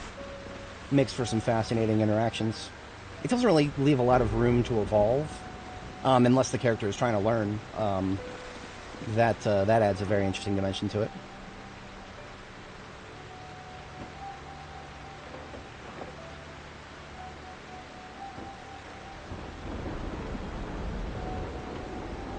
So I've actually played myself in terms of places to sleep out in the field. None of these houses have windows left.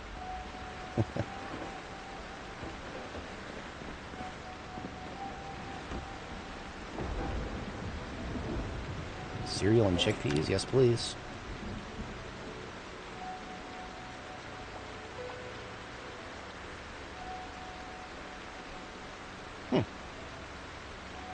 That's, you don't want that.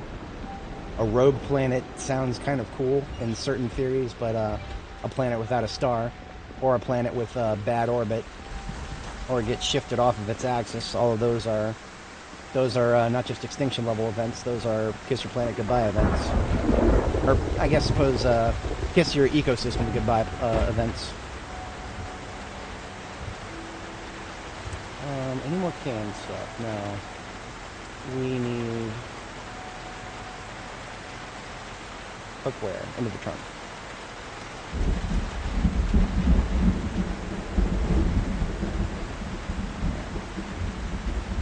Maybe stuff that needs to go upstairs as well. I don't know.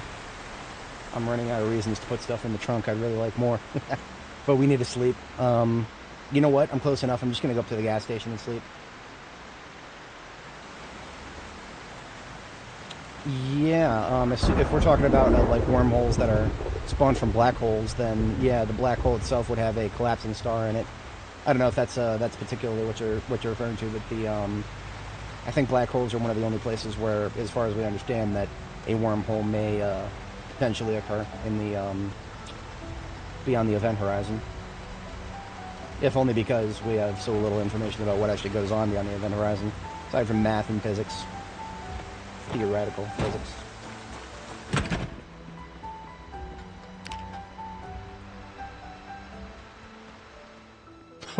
Version of Earth without the Cold War.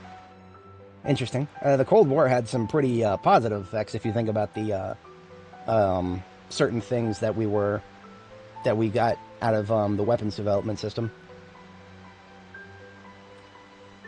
I think that's the only reason we got MRIs was because of the nuclear race. I think. Could be wrong on that. Don't quote me.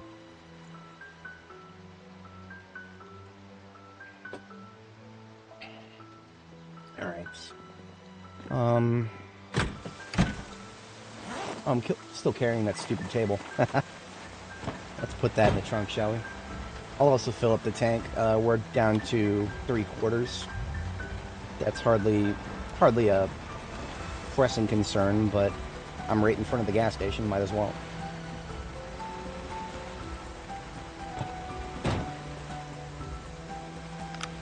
There you are.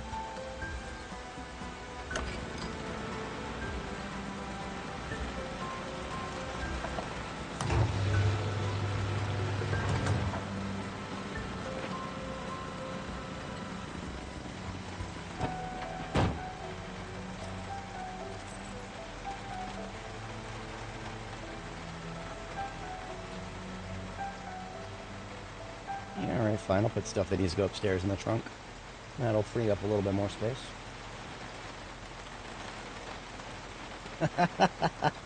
A nuke while you were showering. Now that's a bad day right there.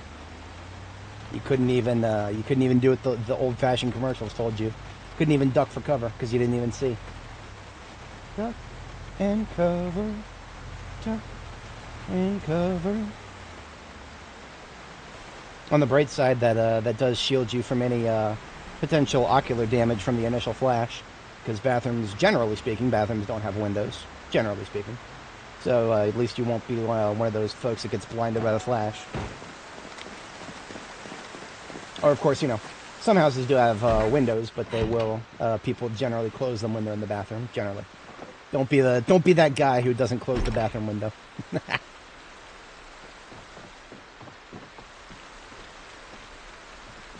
I will expect some respawns as we go down this main road here. Yeah, this house is no longer a safe sleeping spot. Should have known.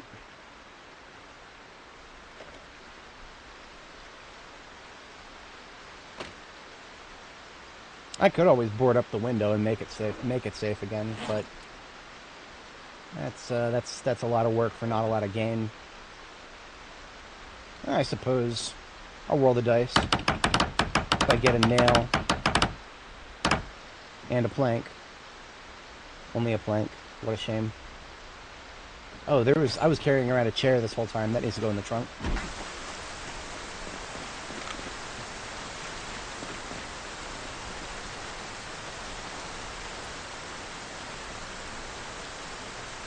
Okay.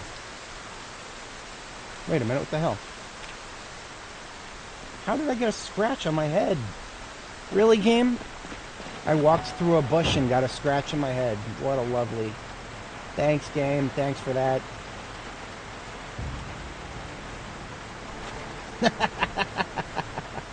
Oh, that's a neighbor from hell right there. Never want to be that guy. Okay. Well, there's my surprise injury patched up. That's really stupid.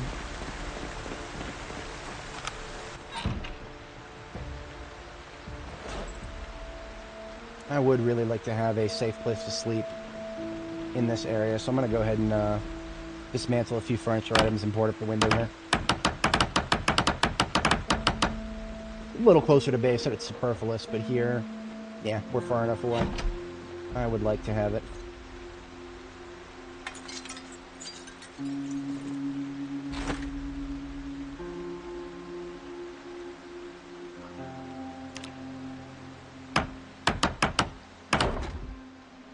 Much better.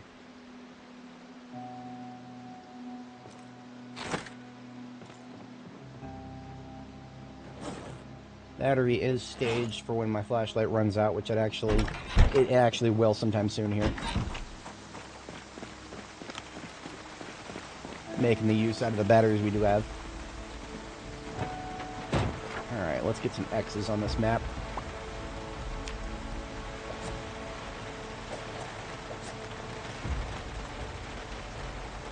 I can go ahead and add that S officially here.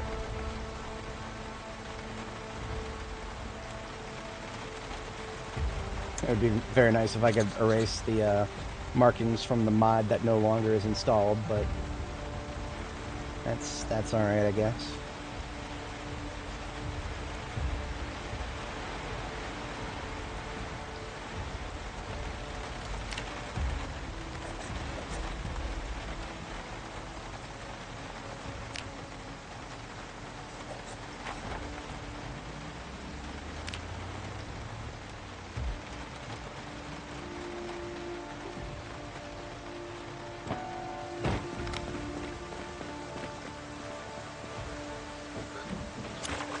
Oh yeah, so the parts of this fence are burned.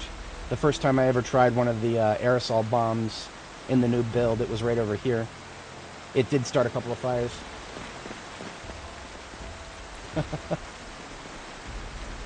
Now that sounds like some radiation fun right there. R.I.P. to anybody who wanted to have children. Is this house still fully intact? With a locked front door? I have failed my due diligence in Riverside, if that's the case. I thought I would have at least peeked into each of these houses. Well, there's my intact doors and windows for a sleep house.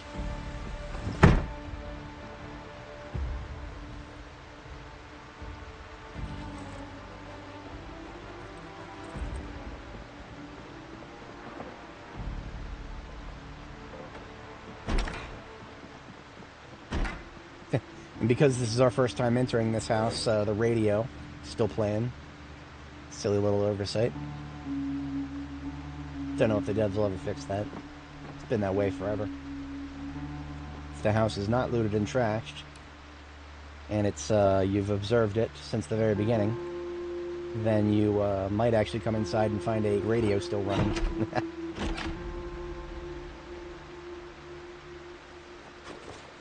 Ooh, chocolate bar and a granola bar.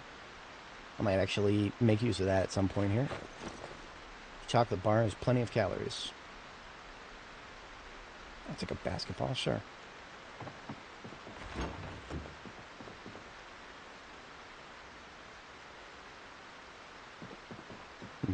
This entire house, not much cookware. Book with a Dying Strike official soundtrack. That's something I definitely don't have in my collection. Alright, so we got a TV. I wish I could disassemble it, but... Oh, it works. Okay. The current build is very finicky about lights. Flashlights actually counting as light for crafting purposes. But I won't question it if it's going to work. Thank you, game. Appreciate it when you cooperate with me. Speaking of flashlights, we are so close to this being empty. I'm just going to go ahead and pull it out now. Better now than when it's not expected to happen.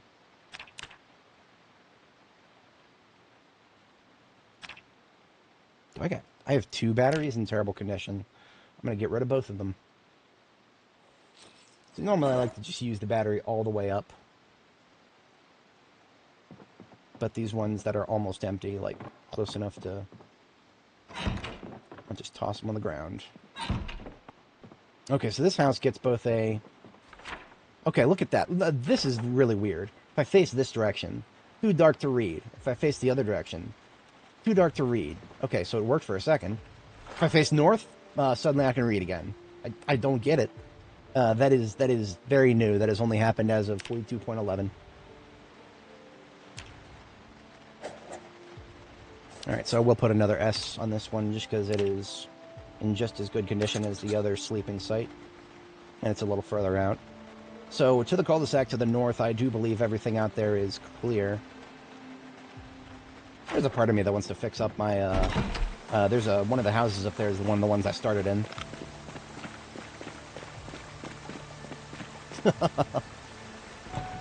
Oh, that sucks. Not even being able to tell if you have hair loss. Or if your hair is ever going to grow back, that is. That would be nightmarish for me. I enjoy my hair way too much. And my dad has hair loss, so there's a chance of it to happen to me.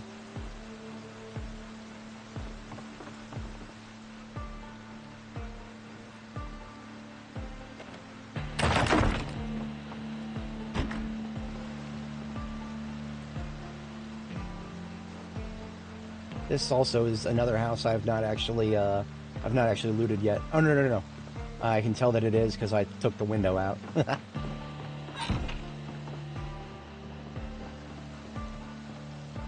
I just wasn't very thorough when I did loot it. Because usually I will clear out cabinets first. It's an early order of business. See, things like soda, I would have thought I would have collected that a long time ago. All this, absolutely.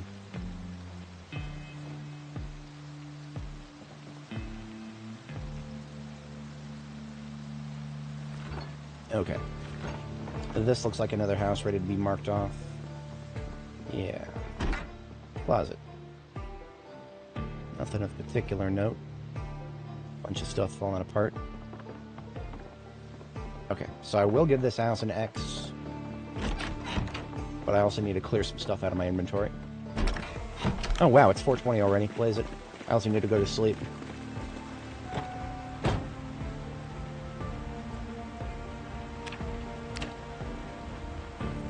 Tell you what, my starter house is as good a place as any to sleep in. I'll go ahead and sleep there.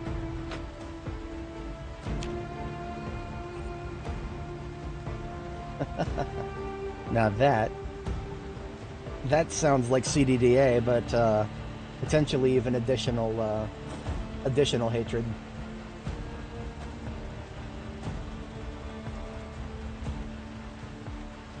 I don't want to organize this. I'll do all the electrical parts in one bag.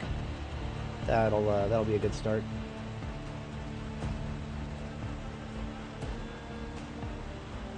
Yeah, absolutely good start. Okay. Alcohol needs to go upstairs. That goes there. And that'll do it for now. Cookware.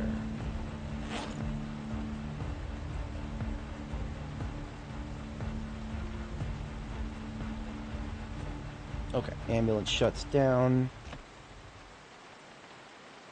This is my starter house, so I actually defended it relatively strongly whenever zombies got near it, so it's got all of its windows still intact and everything.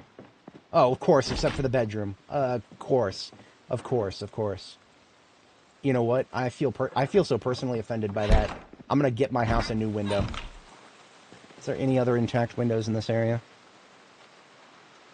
I may have harvested them all. That'll be a tomorrow thing. You know what? I'm just gonna go ahead and sleep. I'm just gonna go ahead and sleep without there being a window. I'm gonna live dangerously right now.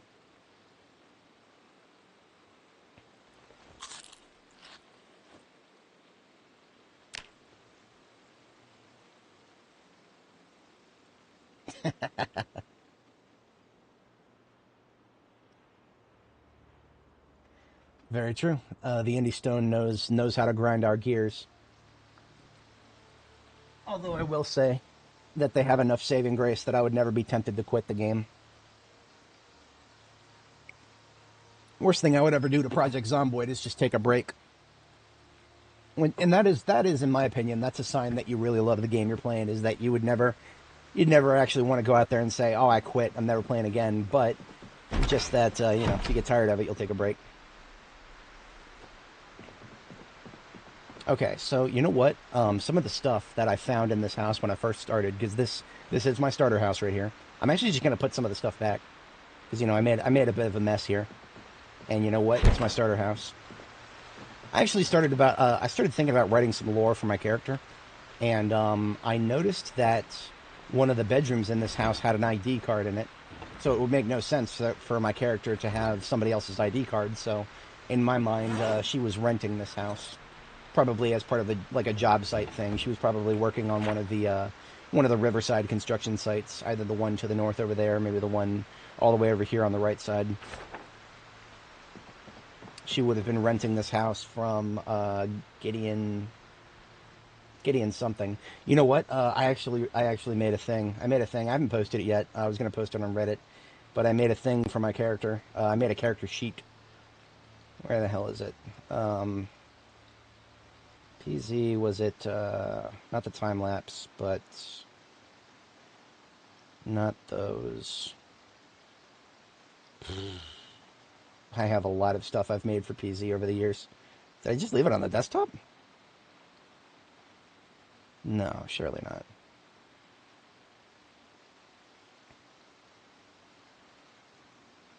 Ah, okay. Yeah, no. That's not it. That's not it. That was just the intro there. I'll have to find it at some point later on, most likely, if I can't find it here in a minute. I just wanted to show this because I found it very amusing.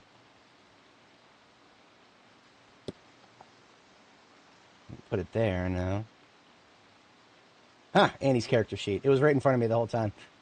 So, Name, Annie Mae. Date of birth, May 24th, 1973. Employment, Rowe Masonry LLC. Affiliates, Brown and Gilbert, Rowe Herman. Employer, Brown and Gilbert. That's the ID card that I found in this house on my first day. I didn't even like think about it or process that when I first found it. I just kind of glossed over it. But because I found that there, that basically means that canonically it wouldn't really make sense for my character to be living here as anything other than, I don't imagine her being married or anything. So that would mean that Gilbert here is most likely her landlord, and he just carelessly left his ID card in the closet. And then, of course, I decided to put some other fun stuff in here. Affiliates, some of them are redacted, some for hobbies, redacted. Criminal record, everything except disturbing the peace is redacted. I had a lot of fun making that. But yeah, I'll post that. I was going to post that on Reddit at some point. But now I believe I can mark off the first house in this neighborhood here. Oh, no. She's a construction worker because that's the profession I chose for her. It doesn't necessarily make sense for a woman to be a construction worker who actually goes out there in the field. Usually, if you ever see a woman in construction, she'll be like the project manager types, or maybe the drafts person, or the civil engineering types, the whiter collar jobs, as opposed to the getting out there and moving sacks of concrete jobs. Most women would crumble like a fucking crouton if you put that amount of weight in their hands, but you didn't hear that from me. I knew I was forgetting to loot this place. Take a little bit of twine, I guess. Why not? I must have driven past this place 70 times by now. Always down for more steel. I will steal all of the steel. Alright, I can mark off the shed. Now, this house between this house here, this one right here has been looted and trashed. I never had much interest in looking at it because of that. Therefore, do I not have any cups of milk with me? Yeah, I'm a bit of a doofus. Just a little bit of a doofus. I went out on a field trip and I did not take any low-calorie food to eat when I was full.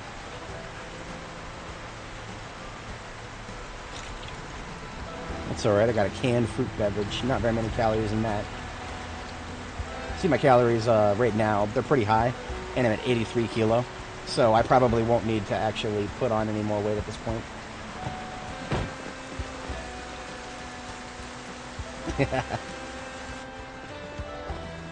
I should probably post a high-res version of that. I'll post it on Imgur. Hang on. That way, because I'm not ready to post her entire... I was going to do a bigger post for Annie on Reddit. I posted her base design earlier, but I want to post like a bit of a retrospective for her.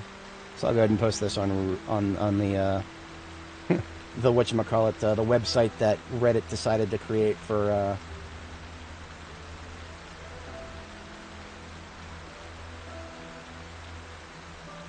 dumping ground for images.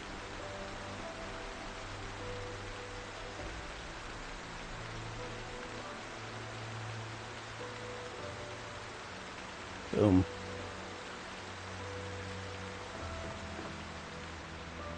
So this house being looted and trashed, I have very low expectations for anything, but it is worth taking a quick peek.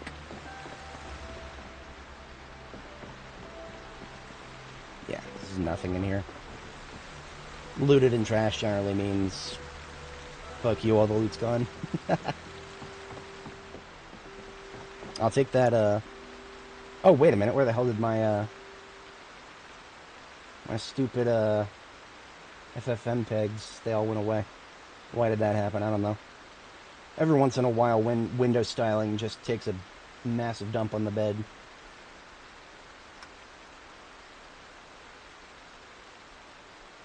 Chat, where did chat go? There's chat.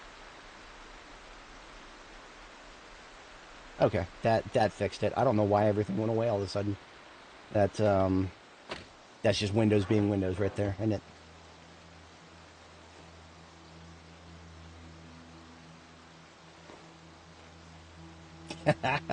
Actually, funny story about that. Funny story about that. The game has a fully coded system to differentiate between males and females, not just in weight gain, but in like every way imaginable. Let me. I just want to show this because this is really cool. If we go to my Zomboid decompile, this is back in 42.02. This has been here since build 41, as far as I know. That's from my Reddit post. Here it is. ISO game character, or no, under nutrition. Private final class nutrition. Look at all of this. We've got calories to gain weight, male, max male. Then we got female, max female. Look at this. We've got calories decreased for females while sleeping, while exercising. The normal rates. Proteins decreasing rate for females. Fat decreasing rate for females. Actually lower, just like it is in real life. All this code. This is in the game right now. Except this little boolean right here in the nutrition class is female, is set to false by default. There's no mechanic that actually sets it. All this code is completely unused because the game never, if you pick a female character, this bool doesn't get flipped. So basically, your weight should start out as 60 kilo for a woman. I guess the devs thought that that sexual dimorphism is a bad thing. I mean, that seems to be a very, very popular theory for game developers right now. No. We got to have males and females be exactly the same. So all this code right here, a female check changes your calorie burn rate. A female check changes your protein decay rate, your carbon. Yeah, exactly, bloody. I mean, I hate to say it, but I really do feel like all this code is unused because how dare you make it so that females are not exactly the same as males in every way imaginable. It's really sad because somebody clearly put a lot of effort into this and it's just not being used. All you would have to do is go in there and flip a single boolean in your character's nutrition stat. But no, we can't have that. I would love to do that. I might even, you know what? Next time I create a character, I might run some code to manually do it, just so that the nutrition system applies to us like it's supposed to. That would be really cool. That would be really cool. Just to see what it feels like to actually play that way. Because all the code, I wouldn't even need to mod the game. I would just need to go into debug mode and change a few values. Actually finding the values would probably be pretty difficult, but I'd do it. I'd do that. That sounds like a lot of fun. This is what the game would feel like if men and women were actually different, as the devs allegedly intended at one point. I feel like if I got too loud about that, they would just remove everything from the game.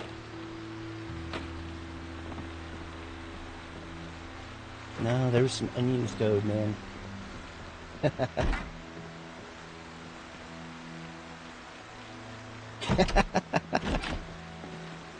I feel like the age of being canceled over something like that is pretty much over. Right now, the only thing the people seem to care about when they cancel people are if you made the really spicy Steam games, the ones that you can't stream on YouTube, because those are the ones that everybody wants to, I suppose only the payment processors really want to get rid of them. Most normal people literally could not care less if some gooner was playing a gooner game. It's like, sure, most people aren't going to play those games. Cool. That's really all that needs. That should be the end of it. But no, we got to have payment processors coming in there and telling us what we can and can't play. Kind of silly. Just kind of silly. I mean, there's a game called Mad Island. It is absolutely a gooner game, but it's actually got a halfway decent survival crafting game kind of stapled in there. I would unironically play that if it could, if there was a way for the game to censor itself. You go into the settings, you turn on streamer mode. Some other popular H games actually have those streamer modes where they don't show any of the extremely raunchy stuff. I would unironically stream Mad Island if it could do that, but I don't know if the devs are ever going to be able to get away with that. I literally could not say on stream some of the degenerate stuff you can do in that game. It's that bad. But in my review for the game, one of the things that I talked about, and I will stand by this, I'll stand by this no matter how much I get canceled for it. The freedom to be the filthiest degenerate imaginable makes the choice not to be one 1,000 times more meaningful, which is one of the reasons why I actually sought out a game like that. I looked at the the Steam reviews for it, and it said, oh, this is actually an okay survival crafting game. You can also do some really, really, really, really, really heinous shit in it. But it's, hey, I mean, if it's got an okay game on top of it, damn, okay, I'll try it. Famous for not being squeamish among my circle of social contacts. Okay, so we have made it out of the cul-de-sac. Everything in the cul-de-sac I should now be able to put an X on, right? Huh. Makes the female character slightly weaker. Wow, that... You know what? If it's not even that noticeable, I don't even think the people who would get mad about that kind of thing would ever notice. Like, as long as it's, I mean, if it's realistic, then so be it. Because, I mean, the whole point of being able to go into a character creator and customize your character is that you're defining what that character's life story has been. And, if a woman really wants to, she can be a lot more powerful than the average guy. A woman's probably never going to be more powerful than, like, the pinnacle of male athleticism, but that's fine. None of us are anywhere near the pinnacle of male athleticism in this game. Is there somebody in that hedgerow? There's something going on in this house, for sure. You'll have to forgive me for pausing my diatribe while I figure that out. Front door. Are you the only one? He's the only one. Okay, I've definitely already hit part of this place, but here's the bookshelves. That's what I'm here for.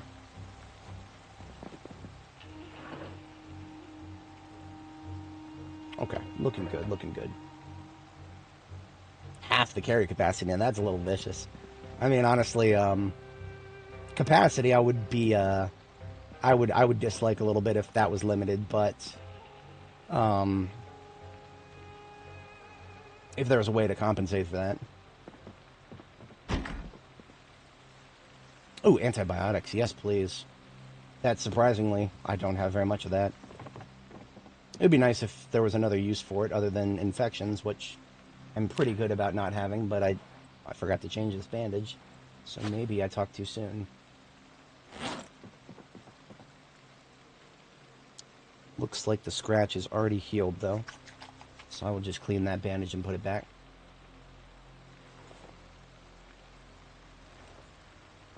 Ooh, salt. Give me that. I'll take all of it.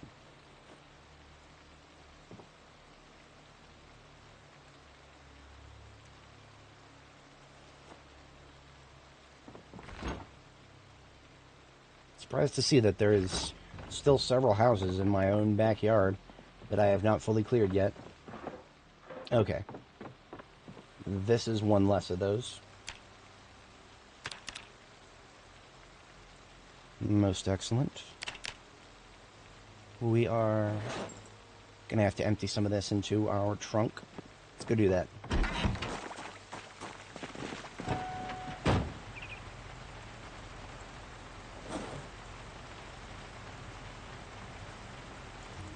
Electronics have been emptied. Let's start another bag just for food. Food that is decidedly not going upstairs. So that means I do need to separate it from the alcohol. So the alcohol needs to go upstairs now that I put the bar upstairs.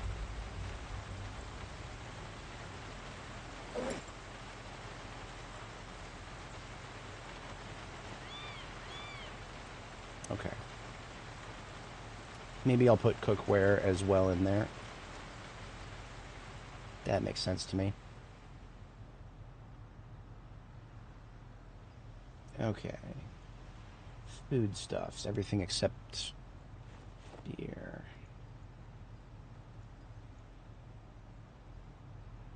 Soda needs to go upstairs too, because I've run out of room downstairs for cans of soda. That's definitely that's some 1 year later problems right there.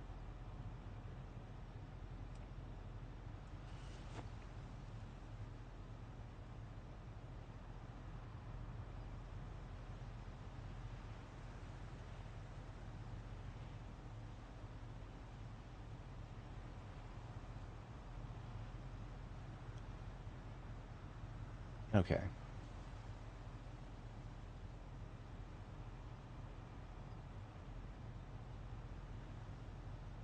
Huh. I'm actually going to go ahead and... don't try this at home, kids. I'm going to go ahead and drink one of these beers. Just one. It's alright. I'll be well below the legal limit.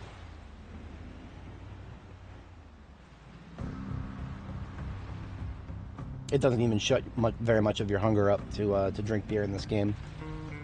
Rather unfortunate.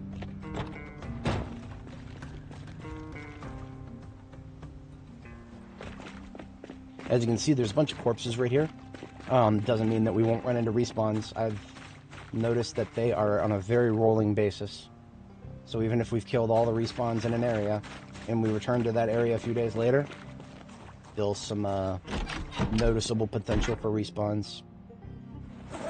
Okay, I know for sure I already have Revelation, but I'll take it, I guess. We'll take the photos out of your photo album.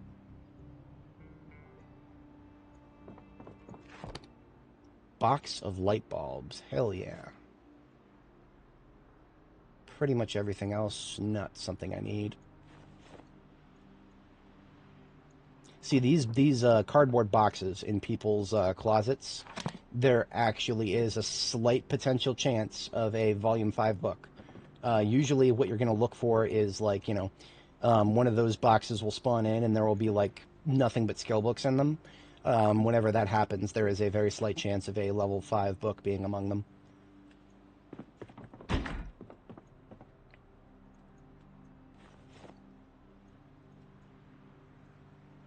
Alright, this house is another X, as it were. Formerly known as Twitter.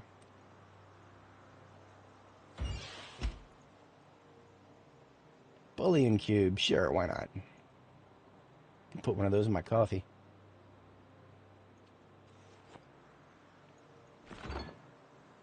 Pickle. Should always check fridges for those. In fact, I might even straight up eat it. You know what I'm actually gonna do though? I'm gonna drink some of this wine.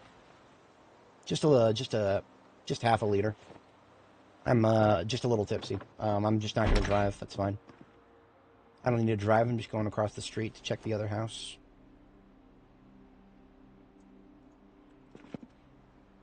Okay, and I'm also going to go ahead and dismantle a TV here. And then we'll mark the map. Okay, that's 2 more red X's. Moving right along through Riverside here, just going north to south. Wait a minute, the looted and trashed one should have been marked a long time ago. Boom. Looking good, looking good.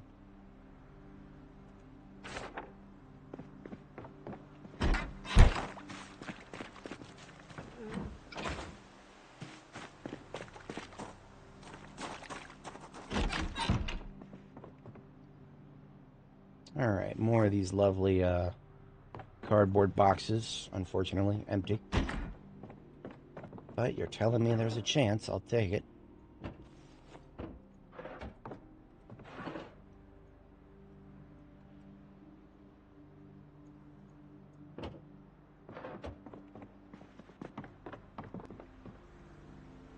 $2 liters of cola? Sure. Sure, I'll take that.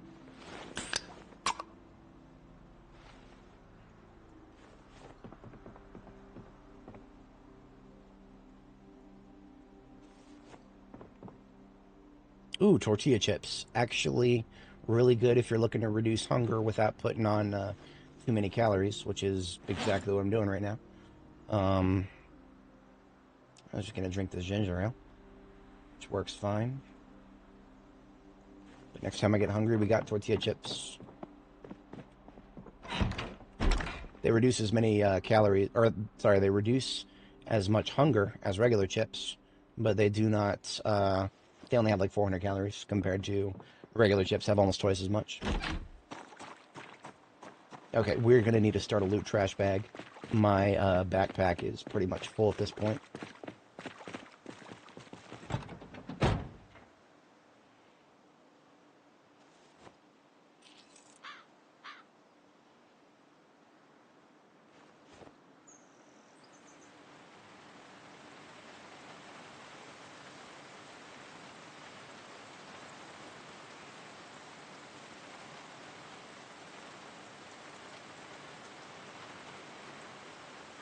Okay, first aid can go in with the electronics. I should probably start a bag of stuff to go upstairs. That makes sense to me right now, because I have a lot of stuff that needs to go upstairs that I'm trying to keep separate. The tribulations of having a 2-story base, where certain loot items are only stored upstairs. Logistically speaking, it makes a lot of sense to me to try to separate that ahead of time, because that reduces a lot of the amount of time I'd have to spend on it once I'm back at base. I'll also put mementos in here with the first aid.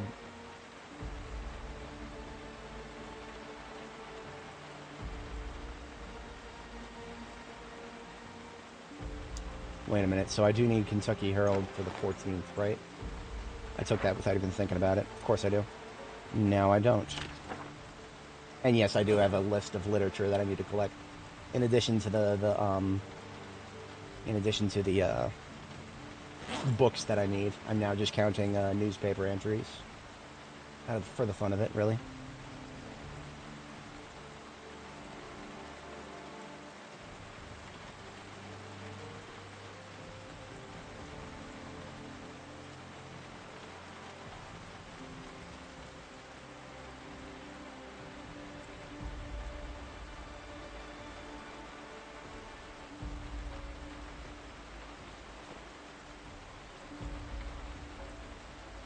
Okay, all the rest of this goes upstairs. That goes in the third bag. And that helps me get rid of quite a bit.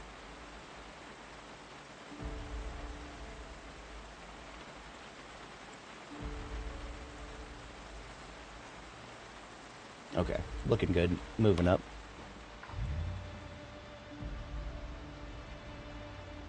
Actually, before I go down this road, I want to turn down this road. These houses with the garages should have had all their basements cleared, but now I want to confirm that I've cleared all the bookshelves as well. For anybody joining, welcome. We're just doing a little back searching through Riverside to make sure that we've gotten all of these bookshelves emptied of anything that we potentially need, up to and including certain newspaper entries that we don't have. I already have a 13th of the Kentucky Herald, so I can drop that. TV remote coming with me, earbuds and power bar for the dismantling.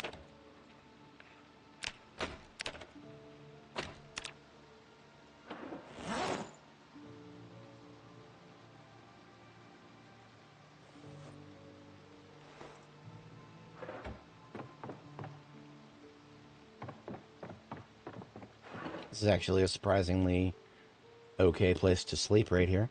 If I don't already have this place marked with an S, probably should.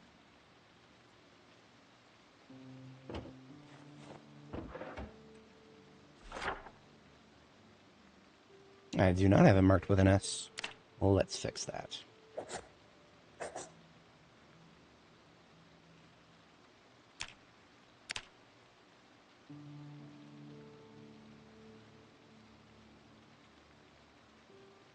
Oh, wow, look at that.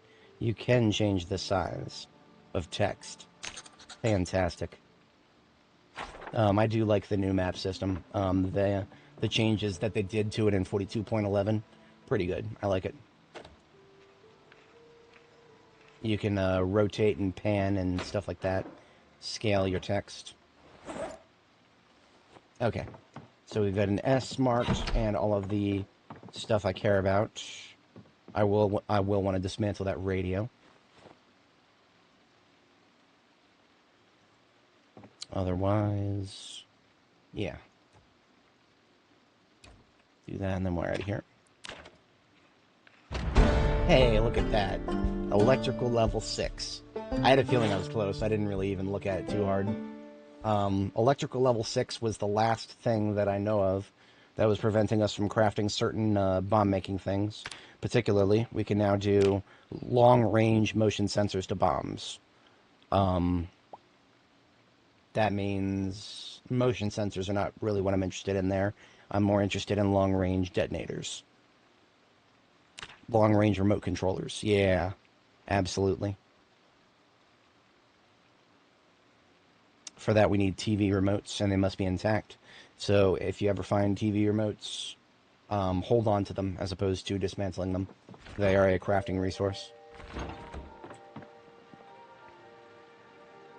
So now, because I have gotten a level in electrical, I actually don't want to be dismantling anything. Anything that I would dismantle, I just want to take with me. Possibly up to and including TVs, because I need to wait until I've read the book.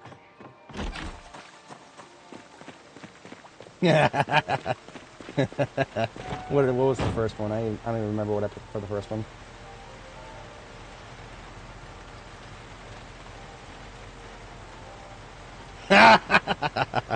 Nope, nobody knows. Nobody wants to know what that is.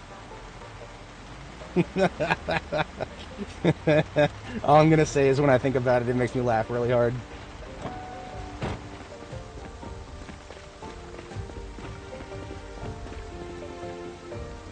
So this one got a green X. Pretty sure it did because I killed the basement. Yeah. So all these green X basically just means I've cleared the garage and the basement. Two things that have particularly different loot tables from the rest of the residentials.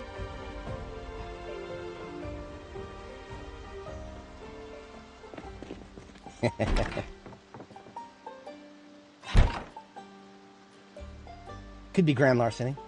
Who knows? It's grand something. Whatever it was pretty grand.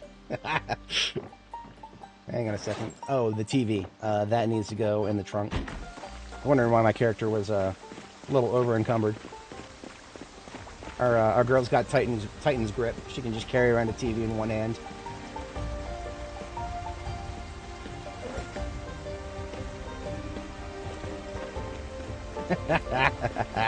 Yep. Not only is she the only survivor on Earth, she's also the municipal authority for the local town. Well, what does that mean? Not really anything. There's no people to have authority over. I have 7 premium tech radios. I can finally start dismantling them. 7 is enough to say that I have plenty for decoration, but also for vehicles. I like to take my favorite vehicles and replace their radio with a premium tech one instead of value tech. Because I ain't no pleb. Blueberry soda. Yes, please. Corned beef, always. Easy proteins in the field.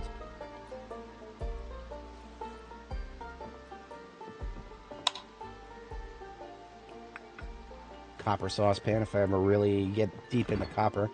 Copper, there's not really much you can do with right now, but if I could, I would.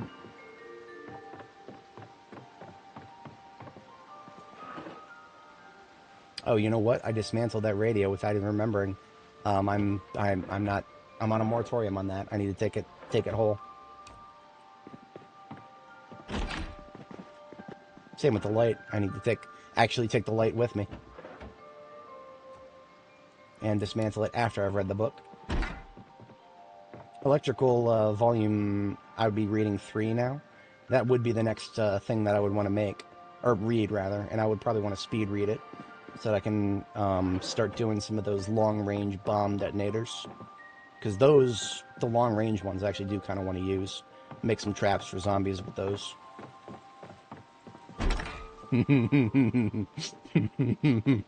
Memed in the 3rd degree. She's guilty of memeing in the 3rd degree.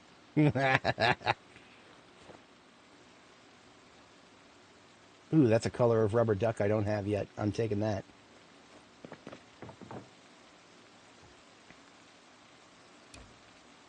Funny part about Grand is that I'm pretty sure that most of the things that are classes of crimes that start with Grand, all of them have to do with stealing something. Grand Theft Auto, Grand Larceny, Grand... Actually, those are the only 2 that I know of off the top of my head. That's enough, really. Both are very applicable to this character. She would, she'd absolutely be a larcen with how much stuff we have a bad tendency to collect. Let's see here. Electrical stuff. Lots of it. Tons of electrical stuff now. In fact, I'm going to need another box for that, aren't I? Can I even make... I can actually make a couple boxes of light bulbs here. Can I not?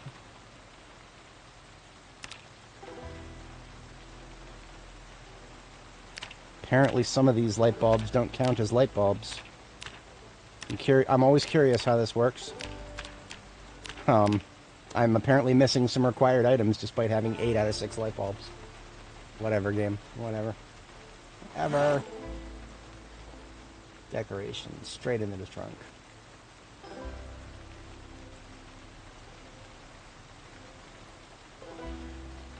Okay, we're starting another garbage bag, actually. Easier if I sort it now than when I have to sort it later. That will save me a lot of time when I get back to base. So we'll separate the electronics from the other stuff that goes in the main crafting area.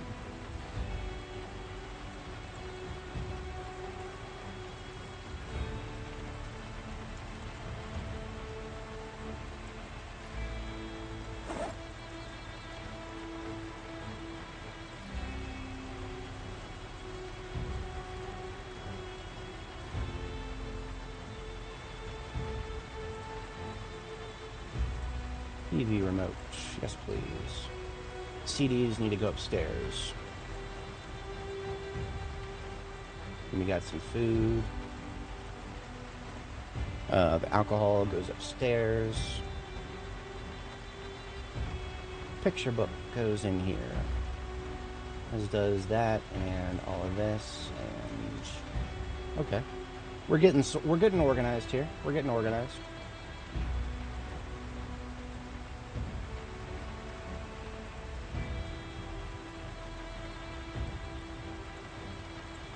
Oh no, Hearty Appetite is, basically all Hearty Appetite means is if you look at, it's a little hard to see because the UI scaling is really small, sorry about that. My hunger right now is 78 out of 100. I get hungry when my hunger reaches 80, or 85 actually. All Hearty Eater, all that actually does is it changes these little dots right here, which are the thresholds. It changes the threshold at which you first get hungry. It doesn't actually change anything else. So all it really means is you need to carry a little bit more lightweight food that has at least 15 hunger reduction. So if you are a Hearty Eater, or Hearty Appetite rather, I always forget the title of that perk. Thank you for typing it in chat. If you take that trait, you just need to, anytime you see the Moodle pop up, Peckish, the stage 1 Moodle, just eat something that reduces 15 hunger. So for example, if it just popped up and I was in a situation where I really cared about doing 100% damage, I would have eaten these chips right away. Now that being said, I haven't run into a zombie in a little while. So I wouldn't necessarily call it free points. It's free points if you're really good about keeping track of, making sure that you don't get hungry. Because remember, the tier 1 hungry Moodle, it basically cuts your damage in half, which can actually screw you pretty hard early game if you're not prepared. So if you're prepared and you carry around plenty of food, then it's no problem at all. If you're not prepared or you struggle with long-term preparation, it can be a bit of a challenge. So I usually like to think of it as something that's excellent once you're prepared for it. Easy when you know how.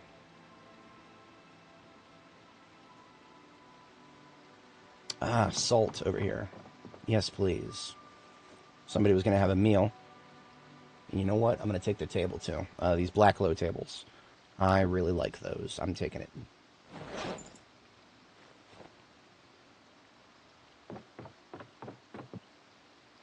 This is the for sale house, so I don't expect anything in most of the containers. Yeah. It was just the cardboard boxes that would have been intriguing, but now they're empty, so we're out of this one. There's another red X for the map. Let's get that low table out of our inventory.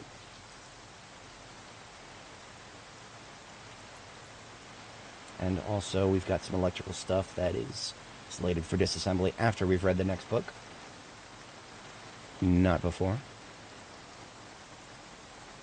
Does sports stuff go upstairs now? That's an open question. I haven't actually decided yet where I want sporting activities to take place in my base. See, if you think about it, in a post-apocalyptic scenario, sporting activities would actually probably be the best way to entertain yourself, because you don't have to have electricity for that. So if I'm building my base as if I'm sharing it with NPCs. even though none of them exist. So I would like to imagine that my NPCs would need to entertain themselves by having some regular sporting activities.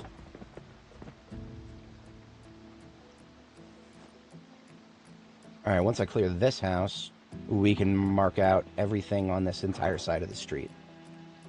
That would make me happy. Painkillers, yes please.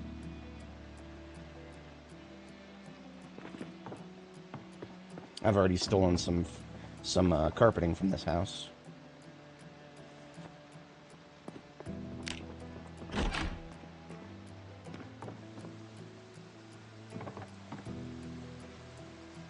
That's for going upstairs.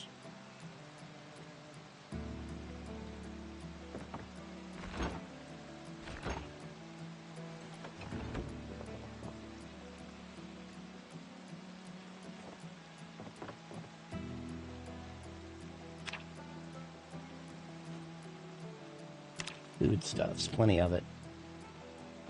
Radio for the dismantling. Alrighty then. Ooh, some dye. That's going to be green dye. Interesting. That'll be like my 6th box of garbage bags. Got a lot of those. Down for some twine. Flashlight, also for the electrical disassembly. Mason's trowels are relatively rare, so I do pick those up when I see them. Now the basement here should have already been cleared. I'll give it a cursory glance. Oh yeah, lots of stuff in this one. Do I want to bother with most of it? Twine, yes. Twine, I've noticed I've been going through twine like crazy by trying to level tailoring. So at this point, I actually do want any twine that I come across. Thankfully, you can make twine out of stuff that you can find out in the world by foraging. So twine is one of those theoretically infinite things. Just costs the time to go out and forage for it. I'll take the steel, I guess. Everything else in here I will leave on the floor so it's easier to sort through if and when I ever need to come back for anything here. That needs to go on the floor.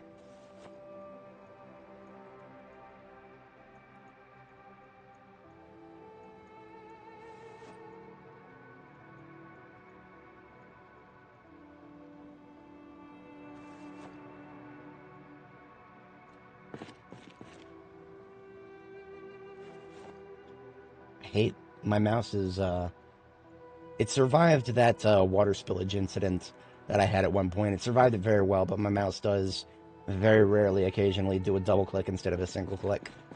And I've been seeing it happen just a little more often recently. I really hope this mouse does not go. It is a Logitech G600. Very rare thing, no longer in production in the West. I recently learned that it is in production in Japan. The Logicool G600i. I guess the Japanese are favored customers of the Logitech for some reason. Not sure what's going on there. Did I ever hit this house's garage?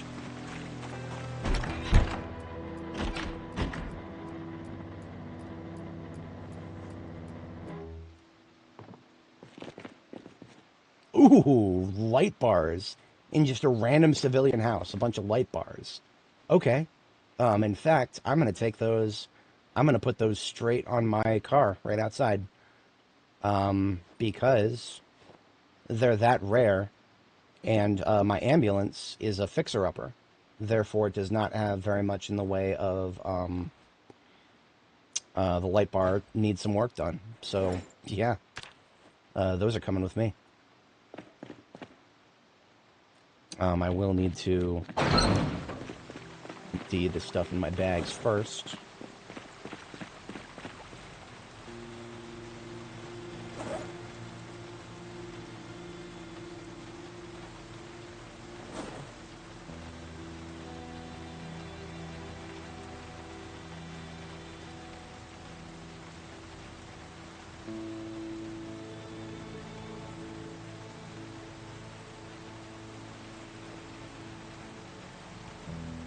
Oh wow, my trunk is getting full.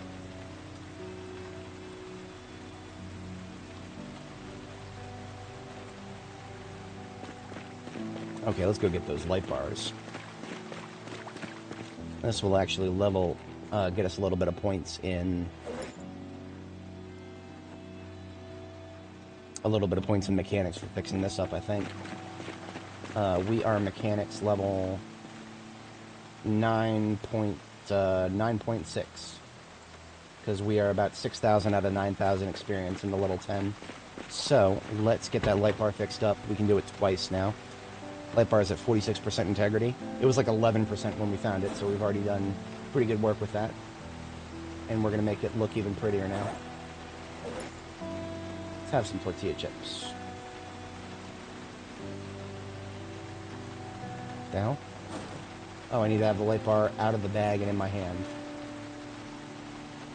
The vehicle interface is very...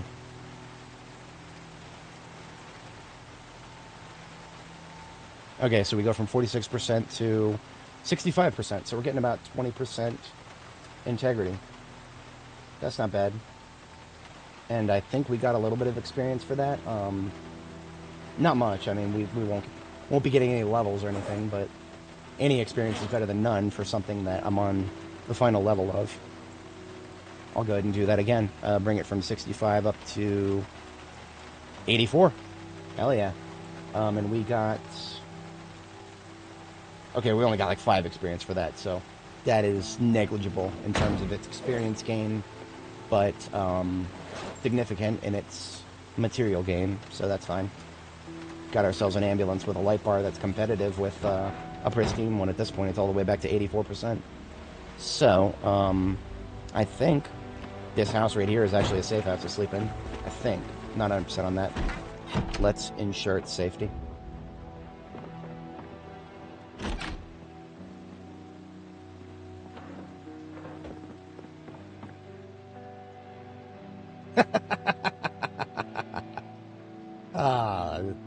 That's funny.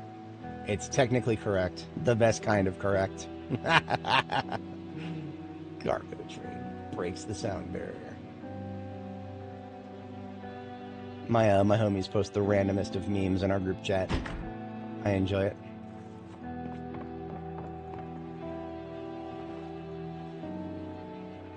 Oh, look at that. We got yet another radio that we found that is apparently running still. Not expecting very much out of its battery. And we are finding a jar of cabbage that is actually stale. So that is a jarred food that has gone stale. These are things you run into after you've playing for a year. Usually jarred foods last quite a bit, but I do think their shelf life is in not exceeding a year in any case.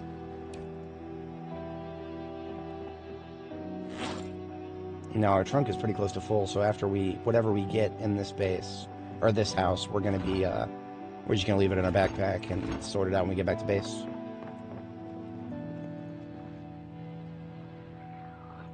I hear somebody out back. Somewhere. Hello there. I'm at stage 2 fatigue, so I'm not going to be fighting any big groups. Is that just a one-off? Yeah, it looks like it. Okay.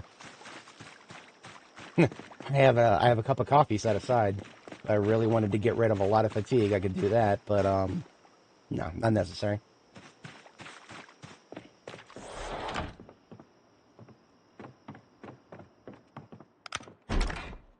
Okay, this is a safe place to sleep because it's got an intact set of doors and windows, and it's got a bed with a pillow. That's my threshold.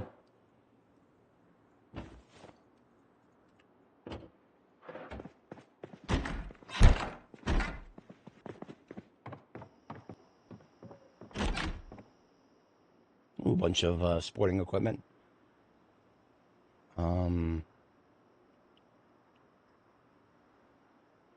A lot of that is stuff I have already.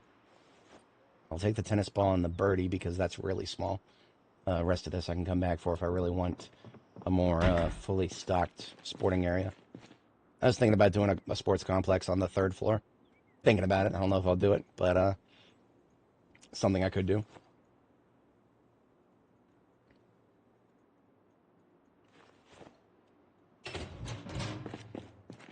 Imagine having a toolbox and then not putting anything in it. That's a tragedy right there. Okay, so this is yet another house with its garage cleared. So if it doesn't already have a green X, it now has a green X and a red X and an S because it is a cleared of its regular loot, cleared of its garage, and a safe place to sleep.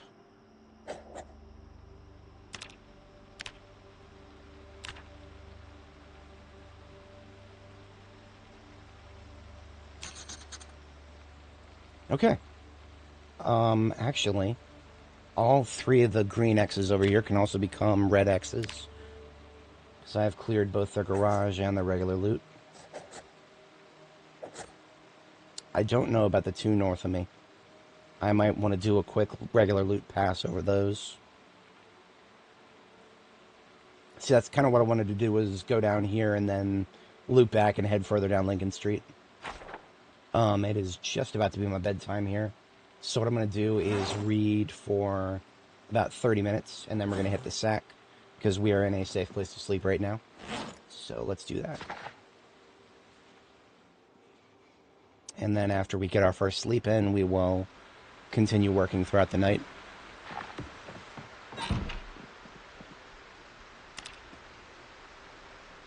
For anybody joining, welcome. We are just past the 1-year milestone, and we're celebrating it by doing stuff that we should have done a very long time ago, which includes clearing all of the residential areas, basically within near distance from our base. I would like to be able to say that there is no longer a single bookshelf in Riverside that could possibly have any of the books we're missing. That would be a very nice thing to say, with any degree of honesty, of course, because right now, no, there's plenty I've missed. That being said, I'm also collecting certain things like TVs and other scrappable electronics, so I am going to need to stop by the base after I do these last two houses in this neighborhood, because my main military backpack's getting full, and so is the van that I came in. So these black low tables, I've been collecting them because I like how they look. They're really cool looking. I want to use more of them in my theater, my home theater. Okay, we are ready for more food.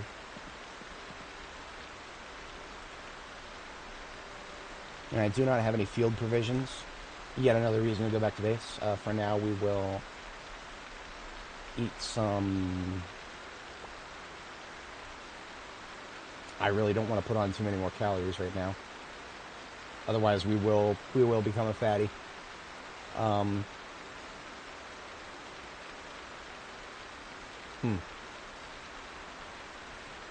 Yeah, you know what? We're actually going to go hungry for a bit. I don't have any food on me right now except for really high calorie stuff. So I'm actually just going to hold off on eating for a minute. Now this is a red light right here. And there's currently a glitch where if you pick up a lamp and then put it back down, its light bulb gets reset to default color. And I don't like that. These red light bulbs are a very limited resource.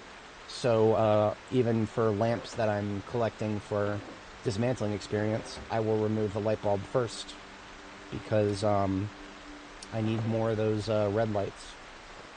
A finite resource, can't make more of them. And once they burn out, they're gone. Okay, this house is empty. We're moving on to the next.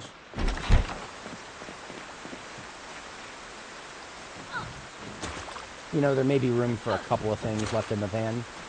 I'll get what I can in there. We had less than 10.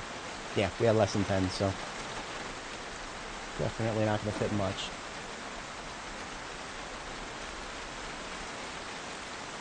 Yeah, can't even put a bag of flour in there now. We are...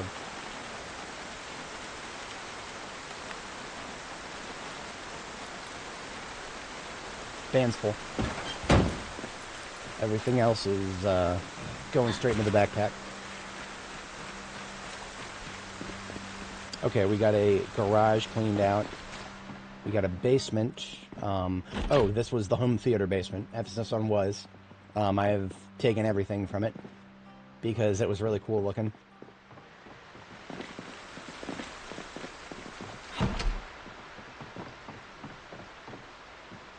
Let's take that radio and the light.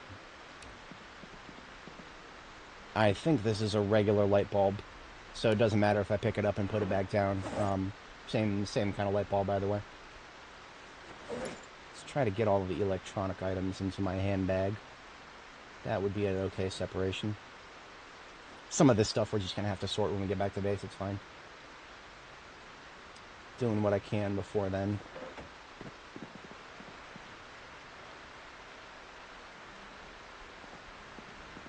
Okay.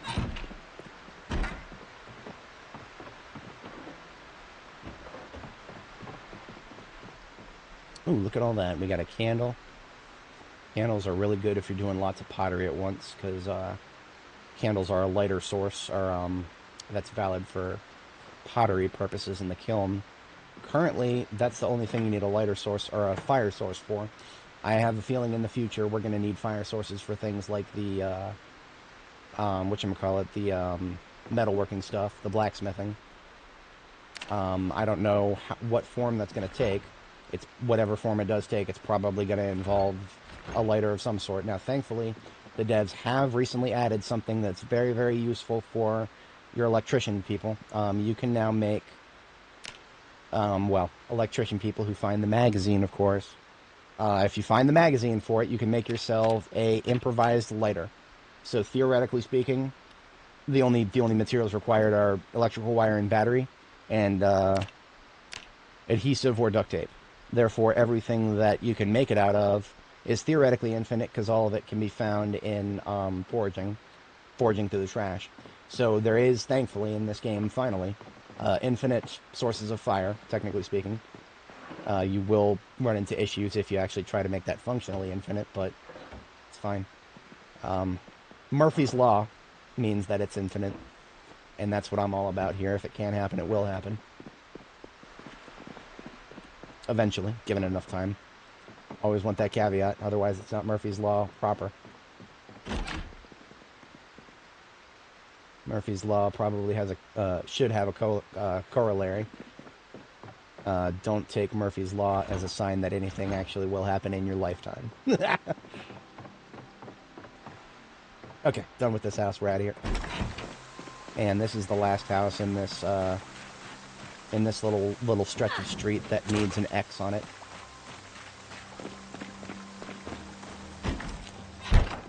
Bookshelf. Of course, there's nothing in it. Friggin' light switch I left in it on accident. Funny story behind that. I accidentally have a tendency to sometimes pick up light switches when I'm trying to pick up other things, because they get in the way of my attempts to pick up furniture that's in a certain part of an area.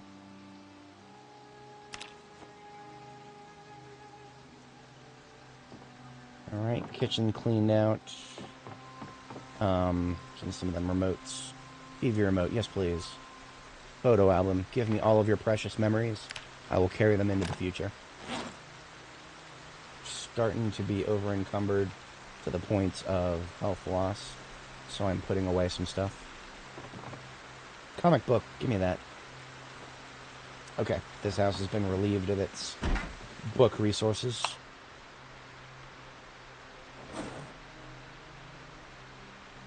First aid related stuff. I do not need Kentucky Herald 16, right?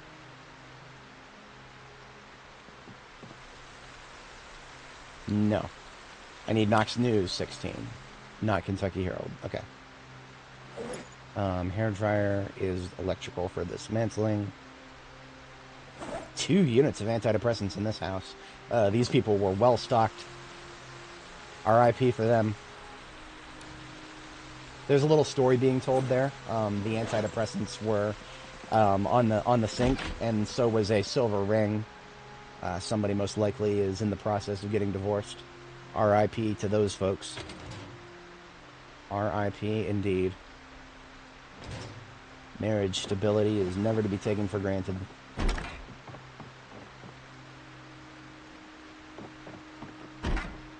I was stealing carpet from this house. Okay, pillows and sheets coming out of there. Headphones for electrical.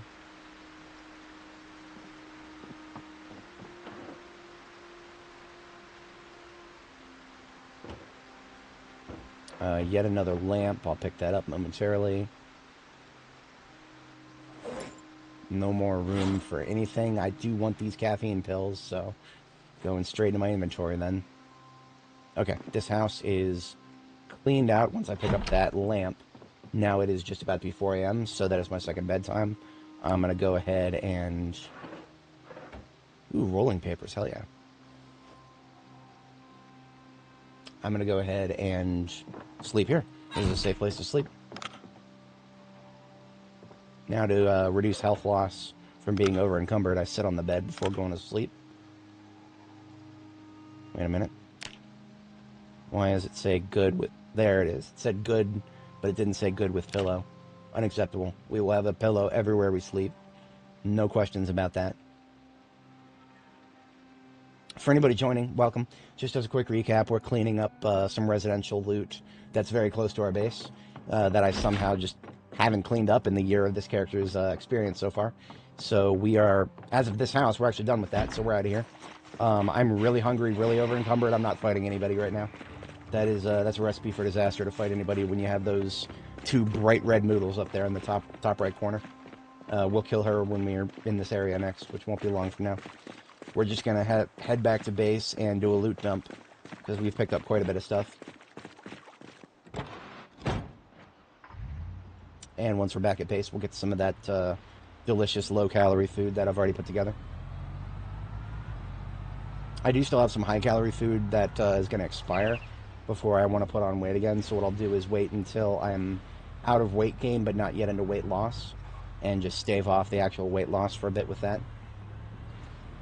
If you're not familiar, you start losing weight after your calories go into the negatives, and you stop gaining weight after your calories fall below a surplus of about 1,100 or so, maybe 1,000. Hard to remember the exact number because it seems to fluctuate depending on my my other character. Look at all this shit. Look at all this shit. The fuck is this? This is right in front of my base. This is literally right in front of my base. I cleared this area just the other day. Again. For like the 15th time. Man, the respawns are really vicious right now. I can absolutely say this for 100% surety now. Respawns get worse after your 1-year anniversary and up to, like, approaching it. These respawns that we're looking at here, they started getting significantly worse after we got to, like, I don't know, May or June of 1994. For reference, July 9th, 1993 is the character's canonical beginning, and therefore July 9th, 1994 is the 1-year marker. We started seeing a lot of these zombies here long before July 9th, 1994. So I don't know what's going on there, but are some of those zombies are close enough to hear my generators, so I need to dispatch them sooner rather than later. So I am going to, yeah. That's a lot for respawns, especially considering how close to my base that is. I have opinions about that. See, there's a lady over in the distance screaming. Even the NPCs that don't exist are screaming about how stupid those respawns are. Okay, we need to get a lot of electrical stuff out of our inventory, because we actually reached electrical level 6 while we were out in the field. And because of that, we have a lot of stuff that we need to wait to dismantle until we read the next book. Otherwise, it would be a waste of points. So all these TVs, radios, hair dryers, CD players, lamps, they can all go in the second electrical box in the stack here. Colored light bulbs go in the top. Wow, one of my electrical boxes are now full. It's a good thing I have an entire column, all 3 boxes here. Those are all dedicated to electrical stuff. I have a tendency to over-collect because every once in a while I'll want to just do a mass disassembly and get another level in electrical. Okay. That's all the electrical stuff. First aid, directly to the right of electrical.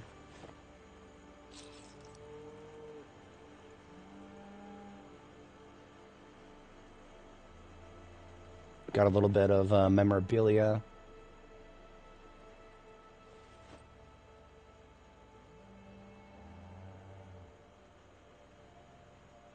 That's it for that, right? Now it is. Okay. And then we got a little bit of furniture. I have a whole bunch of boxes I just recently added for furniture. Right here's some of them. Yeah, in this part we'll put the black tables up here. And that should deal with all the surplus of what I'm carrying around. We will now get some food in our system. We're losing health despite only being 25 encumbrance. We are really weak with hunger right now. That's what we get for taking a couple days out in the field. Okay, I'm going to put the empty bucket right outside with the rest of these buckets to get filled up with rainwater. And I'll use it for agriculture later, I suppose. We got some blue dye that we picked up. This is my color station in general. So hair dye, paint, and clothing dye. Just kind of gets assorted spectral by the Roy G. Biv spectrum here, so the blues can go right there in the middle. Because I do sort of like Roy G. Biv and then shades all the way off to the right. So blues kind of fall in the middle by that schema. We're off to the kitchen. We're going to make some... No. We got some low-calorie food waiting for us. We can straight up eat one of these 30 stews right now. The whole damn thing. And we can even put the pot away, along with some of this other cookware we looted. We got another bucket that needs to go outside. Ideally, I'll have my buckets in groups of 2, because 2 buckets is enough to water a row of crops. I do my rows by rows of 10. 2 buckets will water 10 crops from 0 to 100. So if you're planting new crops, 2 buckets, that'll do a row for you. There it is. Okay. Some more dye, I'll drop that off, and then we can start getting... Yeah, greens are going in with the yellows for now. We can start getting some garbage bags full of loot out of the trunk. Where did I park? Was it on this side? I think it was. Yeah. Let's get the garbage bag full of food and other kitchen adjacent stuff. I don't usually sort stuff while I'm out in the field. Usually I'll just fill garbage bags with loot. But now that my base has gotten so expansive and things are kind of a little further apart from each other, it is absolutely beneficial to sort things as I pick them up, instead of vice versa. Because just waiting until I get back to base means I'm going to have a bunch of garbage bags full of completely random stuff, and every garbage bag that I go to empty, I'm going to be running all over the place each time, and it just takes more and more time as the base gets bigger. So, I would prefer to have that sorted ahead of time. Pasta goes here, because our large form food bin has been full for a while now. So the chickpeas and the pasta. This stale jar of cabbage kind of needs to be used up ASAP, actually. So I'll actually open that up now and fire up a fry or 2 or 3. Yeah, 36 hunger reduction. That's about 3 fries, I think.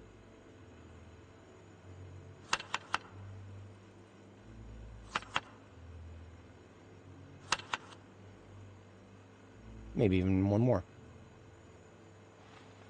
The high level cooking means that each time you use an ingredient, you use a lot less of it.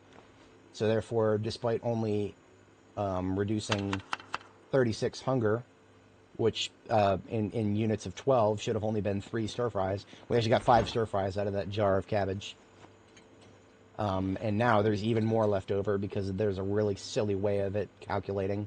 There's also a glitch with jarred food right now. So I'm just going to pour the rest on the ground. Otherwise, it'll probably keep duplicating itself. That is a item duplication glitch. So I'm just going to toss that out and put the jar away. And then we've got a bunch of small form food for the corner bin here. Corner bin is once again almost full. Damn it. Suppose I could take the chocolate milk out and move it somewhere else. I don't have a lot of other places to put it. The kitchen is really getting full right now. Shit. I guess I could start putting it in the large form overflow over here, but that's not going to last long either. Oh man, the kitchen is getting really, really full. It's a shame I don't have any NPCs helping me eat all this food. That would be really cool, because that's really what I'm planning for, right? Like, whenever I do base design, and I did a post on Reddit about my base earlier today. I didn't really talk about this there, but if anybody is coming over from my Reddit post, my fundamental philosophy is I'm building the base as if I would be sharing it with NPCs, because the devs allegedly plan on adding NPCs to this game. I don't know when it'll happen. It'll happen someday. NPCs are coming, but yeah, because it's going to come someday. I do like to kind of try to integrate NPCs into my base philosophy. I've got facilities that could support quite a few people here, but nobody to share it with yet. I'm going to start moving the mac and cheese somewhere else. I can go in with the large form food. That'll give me, buy me a little bit more room. Okay, the cereal I'm putting in with the savory for now. Even though cereal, there's sort of like a spectrum between sweet and savory for your cereal foods. So the display case right here, sweets are on the left, savory's on the right. So on the right, you know, chips, cereal, cookies, crackers, and then on the left, you know, your chocolates, your gummies, your candy for the most part, sugar packets and all that crap. I picked up a kitchen knife. I don't even know why I picked that up, because kitchen knives you can get a little bit of steel out of them if you disassemble them, but otherwise, I've got like 50. I don't need any more. Okay, that's all that's not all the food. That was all the food that was in the garbage bag. Now for all the food that was in my backpack. It's not already obvious. Every time I loot, I come back with more food. And therefore, yeah, we have a lot. Just funny that I wish I would trade probably half of my food right now for more vinegar. Because, well, okay, I would trade it for the ability to make more vinegar, because not being able to make vinegar means that all these crops I planted, quite a bit of them are going to go in the trash. I have like 6 freezers, and that's not enough. It's not enough to preserve my entire harvest, because you just get so much, and you're not eating very much of it, because, you know, you're only one person. You can only eat so much. Okay, the cereal really does need to be moved, actually. The savory bin has been close to the filling point for a long time now. So cereal, we're going to move up here, I guess. Yeah. The jarred food projects are on the left here. And on the right is just sort of random stuff that I couldn't fit anywhere else. So that's where the cereal's going now. Into the random stuff I couldn't fit anywhere else bin. Man, what do I do with this pickle? I can't fit it in anywhere else. I'm going to need to do some resorting of the small form food bin. That will be like the 8th time I've resorted it. It's fine. I'm not going to do it yet. I've got more interesting things to do for the moment. Like sorting the loot that I came home with, and then going out getting a little more loot. The difference between the firearms that are on the table right here and the firearms that are in the storage area is that the storage area firearms are not ready for use. Everything on the tables here is basically ready for use. So all the various weapons that I would start using if I was going to start using that caliber of weapon can be found over here. Don't I have any more fire sources? No. That should be I got a matchbook. I knew I was forgetting something. Okay, done with the kitchen. We are going to start sorting materials. So I've got a garbage bag full of materials in the van to get rid of. I completely forgot about the zombies. It looks like we don't have any who were attracted by the generator over here. So that's good. That doesn't mean they're not going to come later, so I'm going to kill them all. Because they shouldn't exist. They're way too close to my base.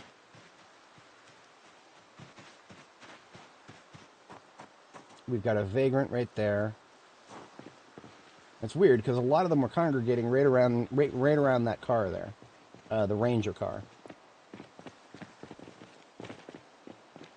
I don't know where the rest of them went. Around front. There was more than 3. I know that, but I've only found 3. Oh, there's the rest of them. Okay. Yeah, so they all went around front. I'm just gonna kill the vagrant around back. He never even deigned to get up. What a shame. Hello, friendos. You came to the wrong neighborhood. What have we got? 3 fast shamblers? Welcome to the Big Iron.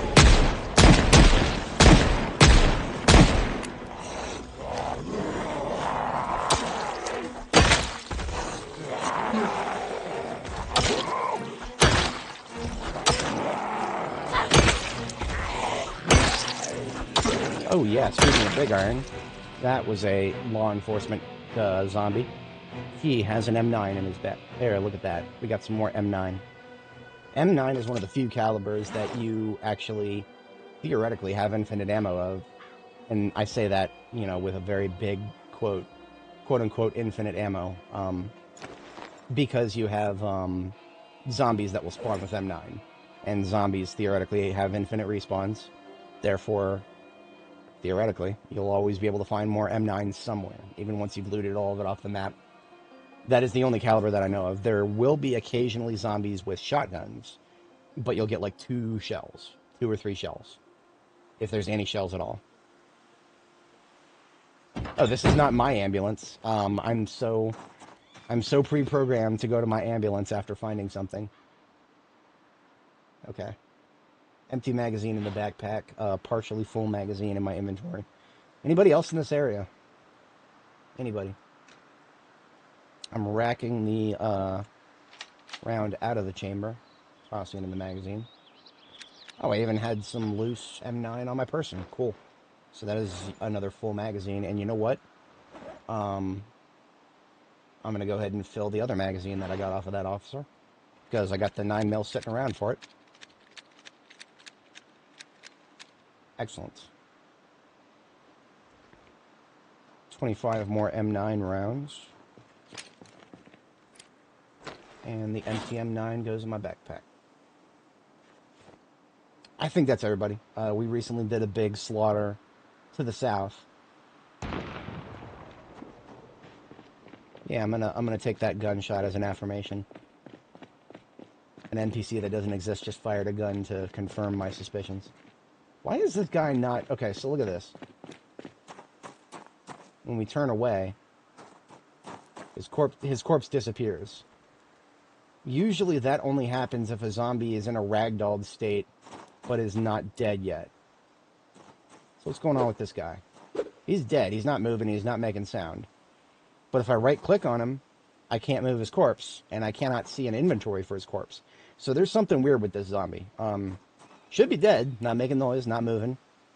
But there's certain things that are happening that would only happen if a zombie was alive. Like turning away and him disappearing. Whatever. I'm not going to think about it too hard. Chalk it up to some B42 nonsense.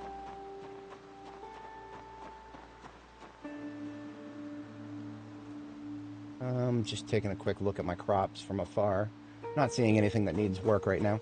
Let's get back to getting some loot sorted here. Oh, you know what? I never actually did a second sleep. You know how I'm going to deal with that? I'm just going to drink some coffee. Drinking coffee after you've made it at high level actually just basically is equivalent to a night's sleep. I was kind of saving that for like an emergency because it's so lightweight.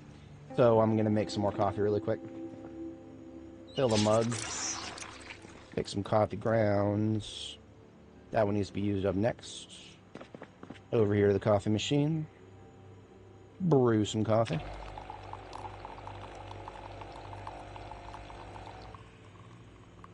And now we can add stuff to it. Oh, look at all that stuff we can add to it. I'll just add some cinnamon. coffee with cinnamon, and coffee with honey. I like it. And there's a little bit of coffee left. I'll put it back.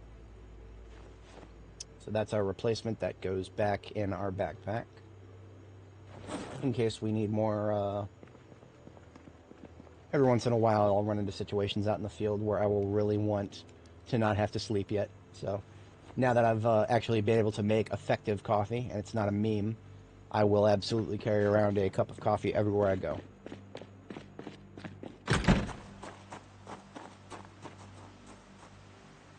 Okay, I picked up several more electrical stuff. So I'm going to take that as well as the material stuff.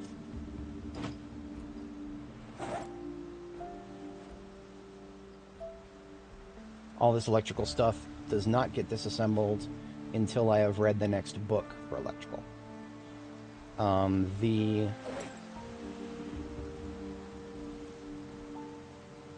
45 auto rounds can go into my bandolier to top it off. And here's another garbage bag full of electrical stuff. So I'll just take that whole thing with me. And we've got a bunch of stuff to sort. That should be pretty easy.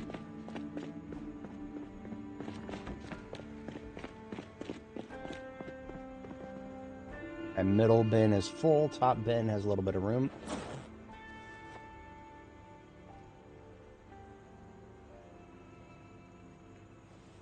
Top bin is now full.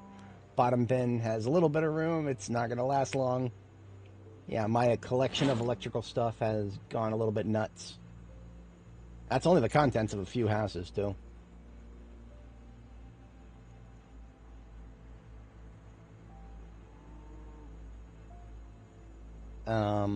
Damn. Okay. Everything's full. All three of these crates are now full of electrical stuff. So, this garbage bag full of electrical is going on the ground. I will come back to that after I have read the book. Because right now, that is way too much stuff. This M9 and its full magazines can go in the box for now, maybe. Oh, the pistol can go in. I'll hold on to the magazines and put them back into my ambulance for combat later. I would like to cook off some of that M9.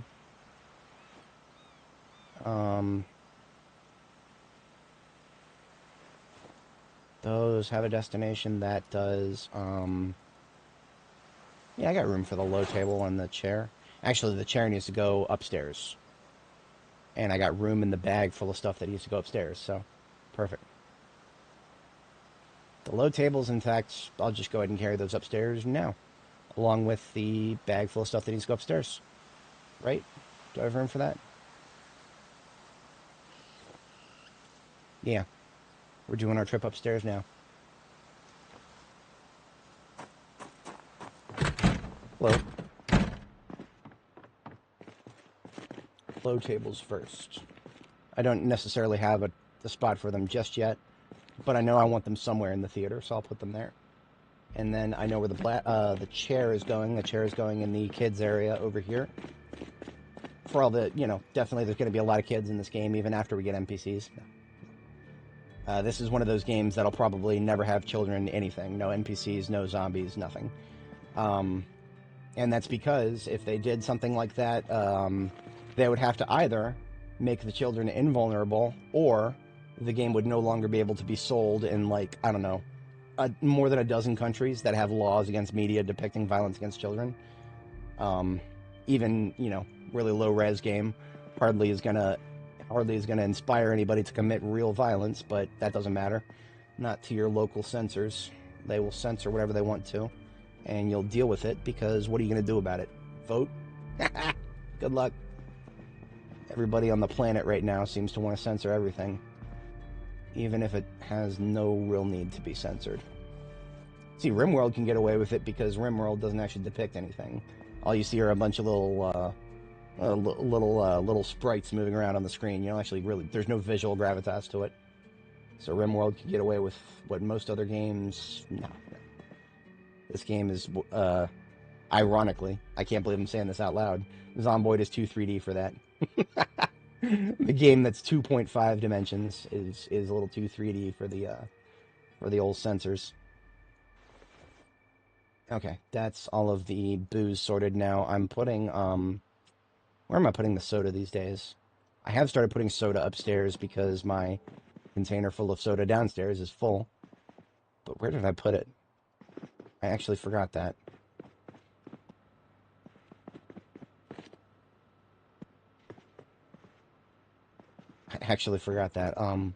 Wasn't far left, was it? No, far left is cheap beer. Um, and then second far left here is mixers. So juices, bitters beer, actually import beers go in here, high quality beer and mixers for the other booze. So the coffee, liquor, and the cider and whatnot. Soda could count as a mixer, but if I started putting soda in there, it'd fill up instantly. So I'm just gonna put it over here under the soda machine. That works for me. Now, CDs I'm putting in next to the videotapes. So my CD library is over here. I have a feeling I've got a few duplicates. Only two. Oh no. Every single one of those was a duplicate. Alas, alas. Anything else for the upstairs here? Doesn't look like it. Everything else in my bag goes downstairs. The alarm clock is a decoration. I'll put that in my bedroom. So yeah, the barracks upstairs for the NPCs who don't exist. That's why it's not very decorated or expansive. It's just sort of there. It's way too small for an actual barracks. I would probably do a third floor for that, but that's not going to happen anytime soon. So this is just the last garbage bag of loot that I need to sort, and then I just need to make a stop at the vehicle area for these mufflers. So that's all of the van emptied. Just got to get this bag sorted, and then we are back out there.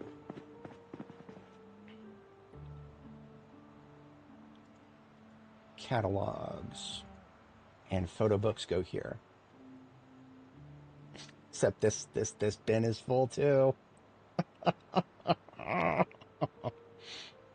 Oh shit. I'm starting to put a lot of stuff in this duplicates bin that doesn't really need to go there. Let's start putting see, the problem is my comic book collection has grown very large. We're eating very good when it comes to the comic books. Let's move the comic books to the duplicate bin, right? Or do we need a whole nother...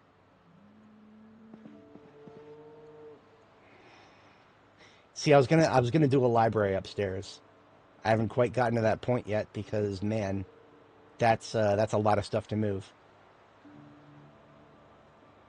Yeah, I'm gonna move the comic books into one of these furniture bins because that's all right. That's fine. So this needs to go to the 6th in the stack here. Comic books. That's a lot of scrolling. There we go. 6. 1, 2, 3, 4, 5, 6.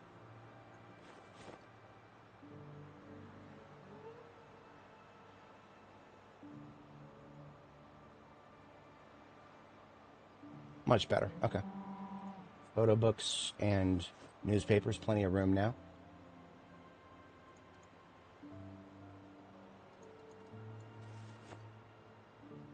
Now we have some cosmetics we picked up. Some bright pink pants. Those are going in the reds here. This, just like with the dyes and the colors, I use a Roy G. Biv sorting system for the clothing items. So starting on the left, we've got our reds, oranges, yellows, 2 for green. Long story behind that. Green's your only option if you want to wear certain military gear. So I always pick up a lot of extra green items. White knee pads are going in here. I've started separating protective equipment from the white colored stuff, because my white colored stuff container got filled up pretty quickly. Aerosol cans are going in the salon for now until I run out of space for them. We're already past the halfway point. We've got 45 cans of hairspray and counting. We can't make explosives just with an aerosol. No, we need a box of sparklers. All the different ways you can make IEDs, IRL. And no, we've got to have a box of sparklers specifically. There's like, I don't know, 5 different places you can find them in the game. And if they're not there, good luck finding them elsewhere. Basically, the devs have given us an extremely artificial scarcity when it comes to explosives, despite the fact that they recently did make explosives a lot more interesting against zombies. The one explosive I've used in this character's lifespan, we killed several zombies in a single hit with it. It was pretty cool. We're not going to be doing that too much, though, because, goddamn, are there not very many sparklers in this game?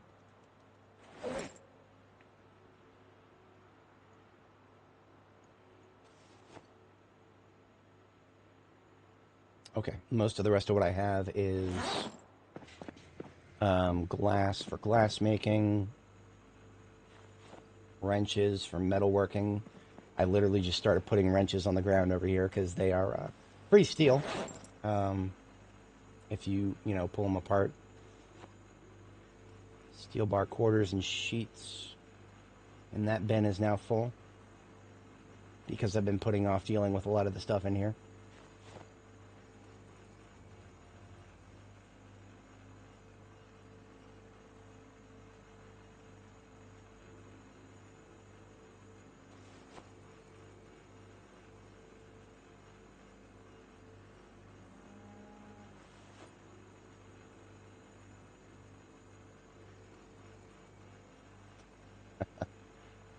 Even the tile on top of the crate is full. I probably should have put a second crate in that area a long time ago. But basically, any of the crates that are in this area, if I put a second crate on top of any of those crates, it'll start looking ugly. They'll start hiding things, making them harder to see things. I don't like that.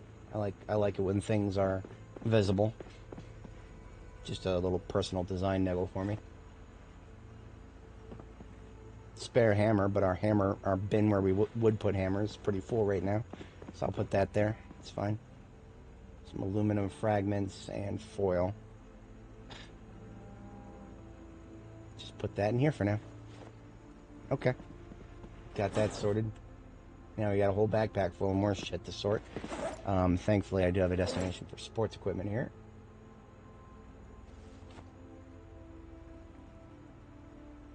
Large hook can go over here.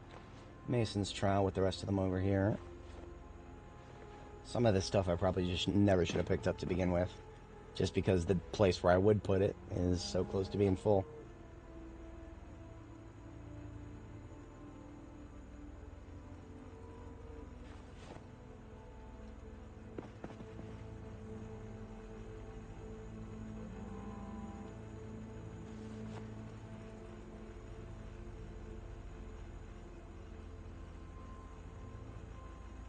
That needs to go to sports. Tarps. I've started putting them on top of the crate over here because, boy, some more of this twine needs to come out of here and go over to tailoring. That's fine. Rolling papers, welding torches go on the floor here. Or, sorry, more wrenches on the floor here. Welding torches, I have a designated welding sort of area over here. So full welding torches can go in the middle here. Tailoring area gets the twine and the yarn. Rubber duck and rolling papers should have gone up here, but I forgot about it.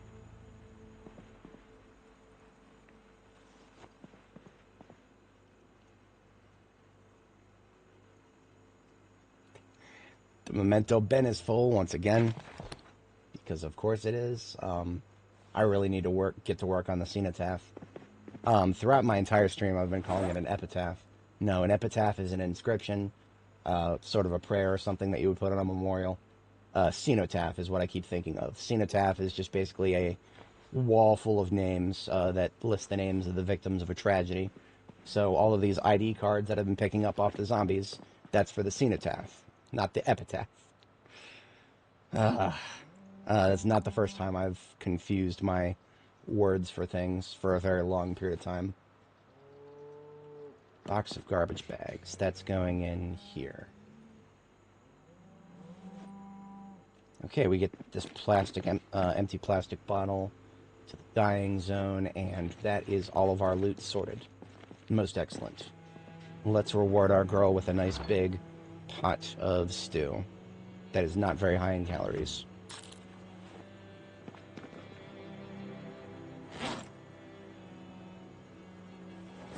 Okay. We're looking great in terms of things being organized. Now we shut the lights off. What is today, the 12th? I do believe I checked all of my generators on the 9th, or just before the 9th. So I think my generators should be fine. I will check the one with the highest load, which is going to be the fridge and freezer on this side. I'll check the one with the highest load and use that as a frame of reference. 58%, we're fine for a little while longer. Okay, so we are now, the last stuff that's still in the ambulance is,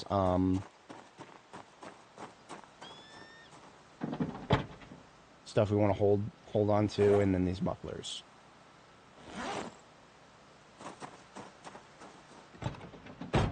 Now, it's already 1700, so it would be a little bit silly to start any activities now, because we're going to get tired. Well, we just drank that coffee. That coffee was actually more than just a night's sleep. So, we actually do have a bit of time. Never mind. Disregard anything I was about to say. This muffler goes here with standard vehicle parts. These two mufflers go over here with sports vehicle parts. The way I'm separating it is sports vehicle stuff on the ground right here. Standard on the ground right here. Okay. Okay, that's fascinating. This zombie right here, this is the one that was the ragdoll one. The one that I was absolutely certain was dead. See his fucking blood on the ground right here? That's fucking terrifying, to be honest. I thought I killed you. Like that moment at World War Z when they, some dumbass on the Land Warrior net came out and said, "No, they don't even die if you kill them in the head." And he was just panicked and misseeing things. But that caused a wave of morale to just disappear from the troops. Directly contributing to the Battle of Yonkers being a shit show.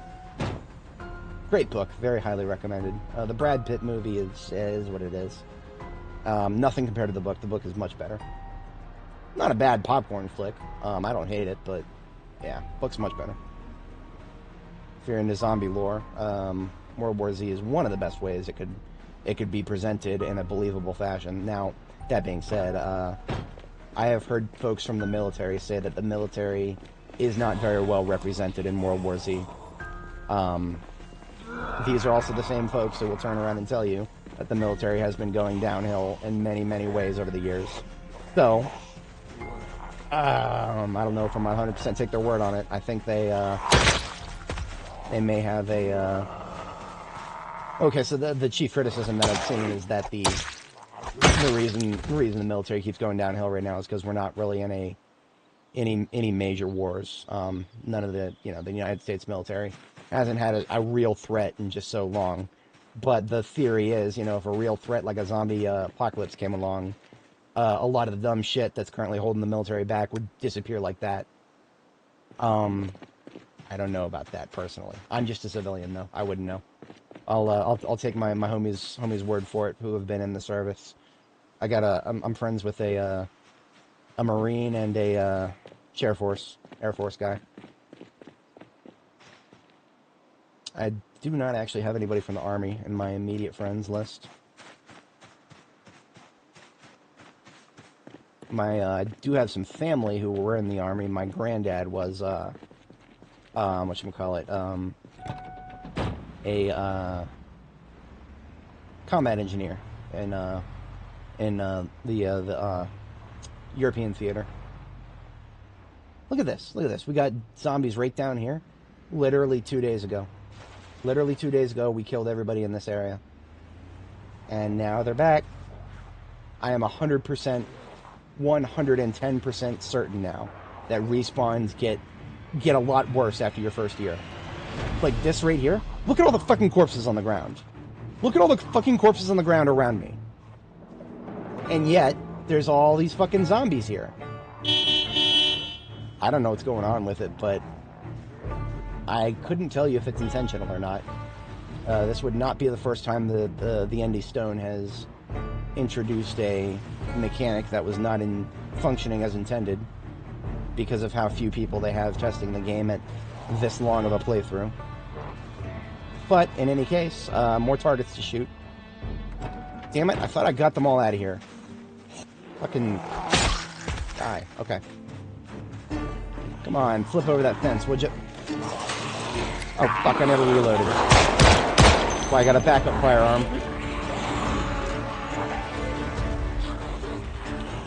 That was a panic shoot. What are we down to? 12 rounds in the M9. Right this way, folks. Step up and get flipped.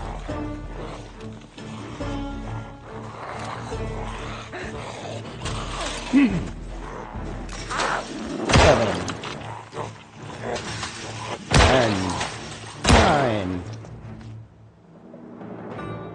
Now, some of them are getting distracted by my ambulance, which is why I really would have preferred to deal with them on that fence up there, but I guess they took offense to that. Oh, look at that. We got Jones and Charles and fucking... I thought that neighborhood was clear! No, it's not clear. Nothing is clear. We will never experience a clear map again.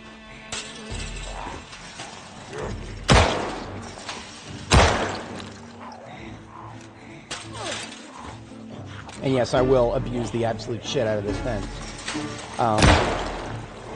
I don't even care at this point. I mean, like, there was, for a little while there was a part of me that was like, oh, well, maybe firearms are a little too easy from the fences. No. With all these fucking respawns, fuck you. I'm gonna abuse the shit out of this. These zombies shouldn't be here. I cleared this area 2 days ago.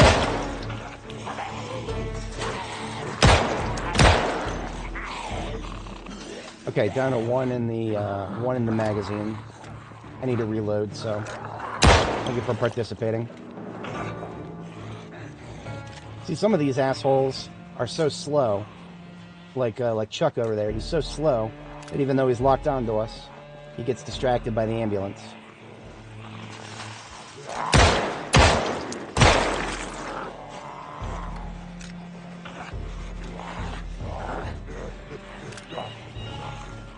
Oh, come on now.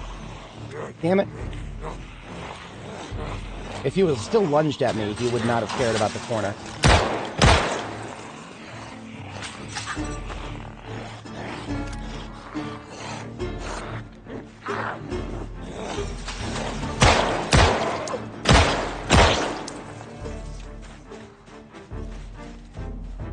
Any day now, Charles. Get over here. Really?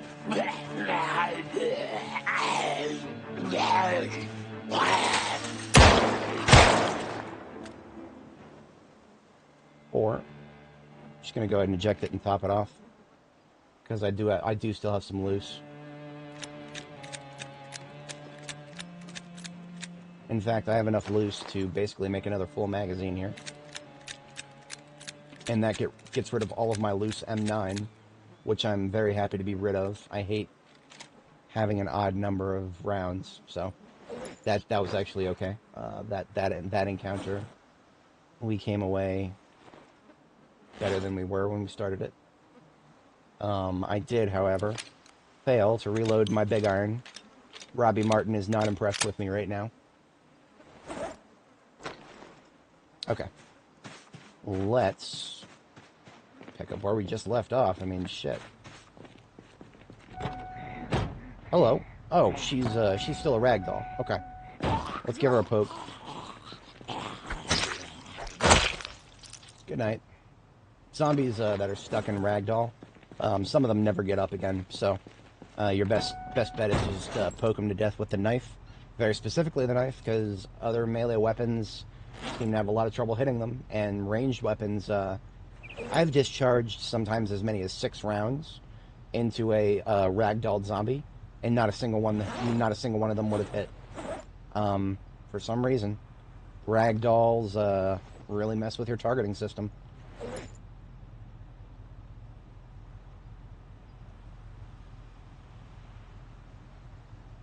Okay, I really would like to use up these M9 magazines next.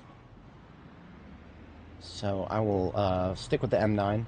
We'll switch to the big iron after we've at least emptied 2 of those M9 magazines. Okay, so we are done with that. Done with that road completely. Yeah, everything is done on that road. Everything is done on the next road. So everything except Kennedy Street on the very south here. I call this area South Riverside. Basically everything except South Riverside in this part of town is done with. So Lincoln Street right here that's north of the school, that's the last area before before we get into the other side of Riverside. So I like to think of Riverside in like certain regions. It's kind of hard to explain, but right here, Kennedy Street, this is South Riverside. Right over here, this is, I just call it the gated community. This is just I think of it as the cul-de-sac next to the school. Basically, this entire chunk of residential here. I kind of sort of, it kind of has an overlap in my head when I think about Riverside. So it would be kind of nice to get everything else on Lincoln Street cleared out. Because, you know, just for the way I think of the area, I can say that the heart of Riverside has been torn apart and looted and made sure that there's nothing there that I want that I don't already have. I would like to be able to say that with certainty. So this road right here is next. This is one of those houses that I've stolen the windows from. So you would think I would have stolen everything else from it. Oh, no. This one I've already... Yeah, this one's cleared. In fact, I should have marked it if I haven't already. Yes, I did. Okay. On the map, when I look at it, I think that it's a part of Tidal Lane here, but it's not. It's not a part of it.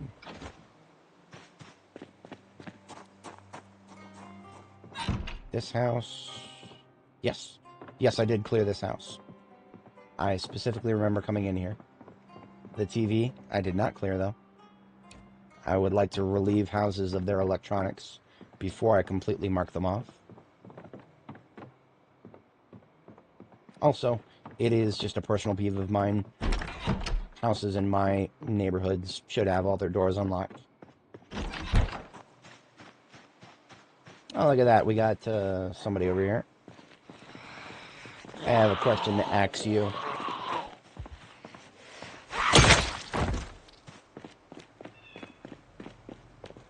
So I'm picking up TVs. I'm not dismantling them. Need to read the book. Just collecting stuff to dismantle for later there.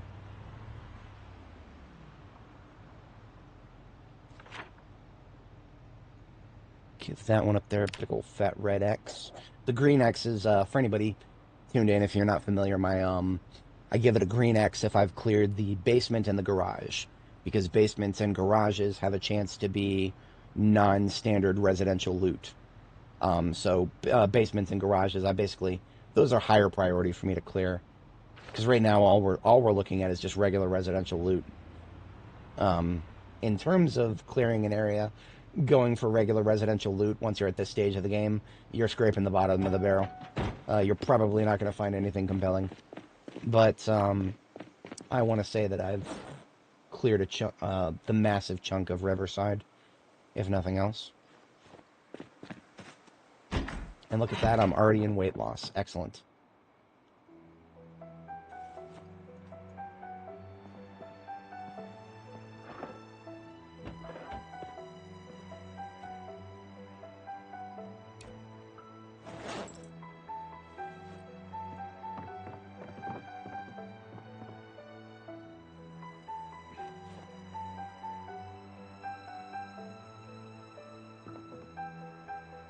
Salt. Always down for more of that. Liter of milk. Always down for that. A recipe I've probably already got several copies of. I'll take it. Hey, a 2-liter of grape soda. Who's to say there's not still stuff in the fridges that could be useful? Soda technically doesn't go bad.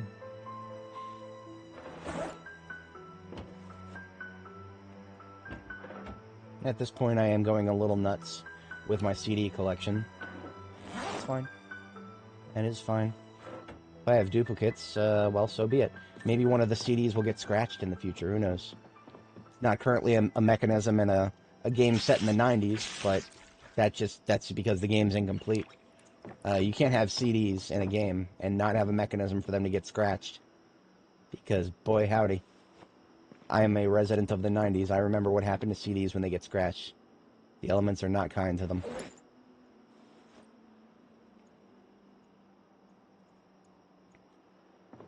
Alright, there's another one for the red X's. Backpack is getting full, so we'll do a drop-off in the vehicle. Mostly just the TV, really. TV and the lamps. And we actually found a leather coat. The reason I took that is because it is a black leather coat, black leather trench, as is, that is in perfect condition. I don't know if I've actually found any like that thus far. You know, there's 1,000,000,001 leather coats like that on the zombies. Every single one of them I've ever seen has had holes in it. I actually think if I have ever seen one that didn't have holes in it, I would have probably picked it up. Probably. It would have been a situational thing if I had room for something cosmetic.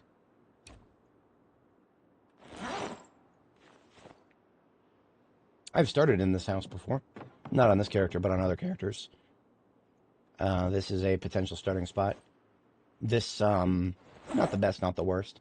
As far as Riverside spots go, it is mid. Because you do have a lot of zombies to dodge to get to where I like to go to start Riverside, which is the, parking lot of the bar. In terms of distance from that, this is about on par with starting in the, sometimes you'll start in the hotel.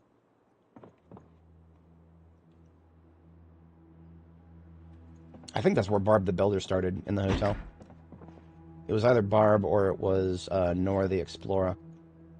I always come up with a little bit of a meme name for my characters. Barbara Butters was Barb the Builder, and Nora Robles became Nora the Explorer. I had like multiple people dislike my whatchamacallit, my live stream of Nora's start, almost as if people got mad at me for using Nora the Explorer as a name, which doesn't make any sense to me, but okay. It's not like drive-by dislikers I'm not a fan of. As a YouTuber, if somebody dislikes your stuff, especially while you're a small timer like me, you usually would prefer, okay, if you're gonna dislike it, can you tell me why? You're talking to somebody who's probably interested in hearing feedback. You know, once a YouTuber gets big, they ain't got time for that shit. You're gonna get millions of drive-by dislikes if you're big. But nah, I'm still kind of small. So people have feedback, I generally try to listen to it. Try. That's another red X right there. Boom. Now this next one is marked with an S from my previous era of map markings, which means it should be clear of everything. Well, quote-unquote everything.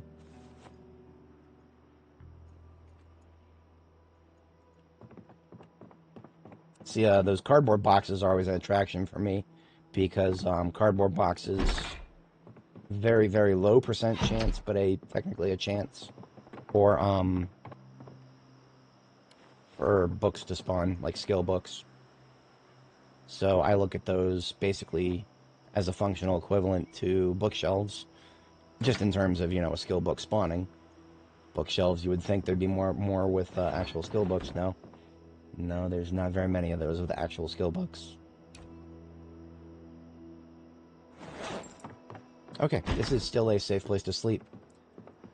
That's cool. So the S can stay there.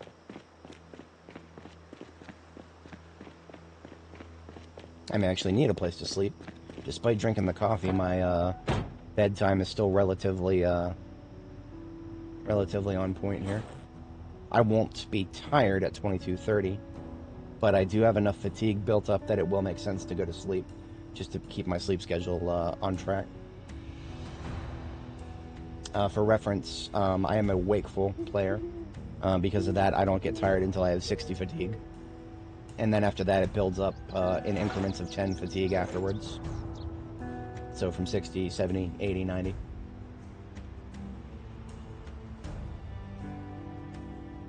Okay. Looking good, moving up. Let's update the marking there before I forget about it. We actually probably will go ahead and sleep there tonight.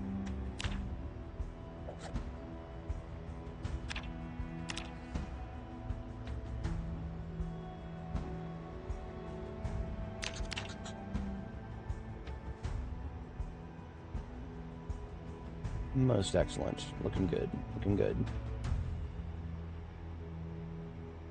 I will peep one of the houses to the north. I'll just go ahead and cut the engine here, because we're going to sleep as soon as we're done with this next house.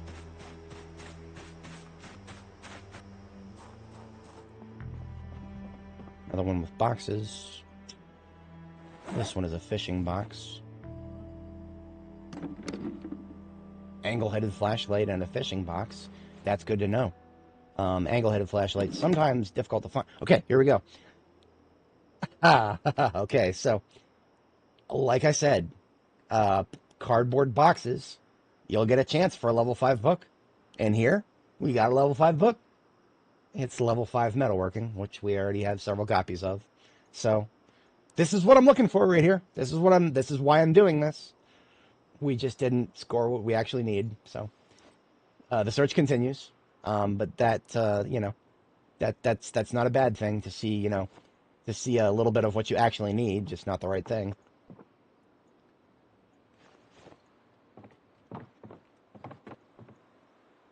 Ooh, teal shell suit pants. Give me those. I don't have enough teal shell suit pieces right now. I think I need both the pants and the jacket, actually, still.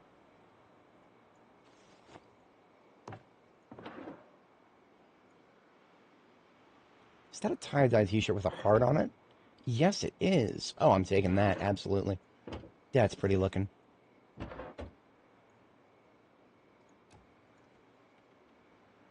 Gray lamp for electrical disassembly.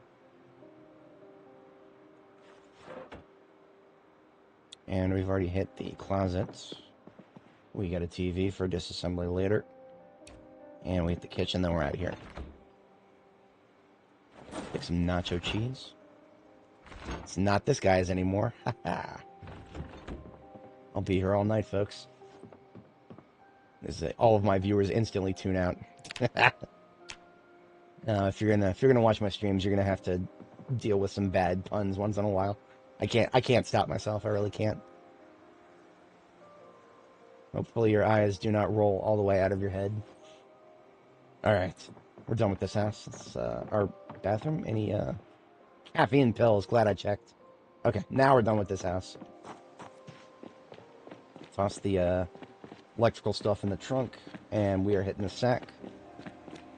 We will, overnight, definitely have to kill some zombies somewhere around the school. If there's been that many respawns closer to my base, there's absolutely been respawns out here.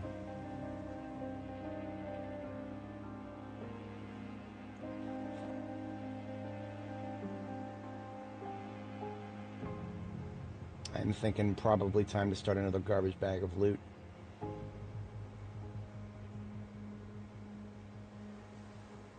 Yeah, we're almost, the main backpack is almost full.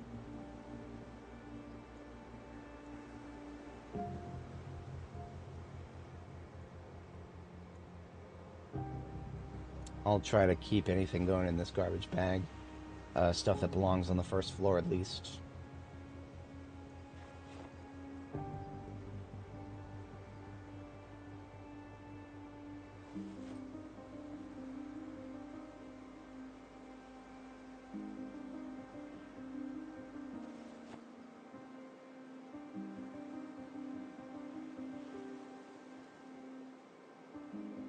Okay.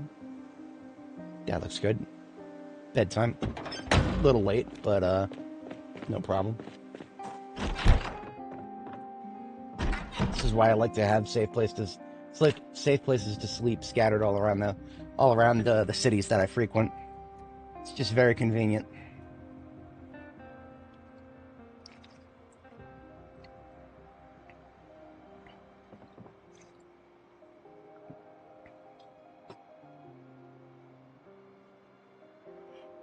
Alrighty. Overnight activities start.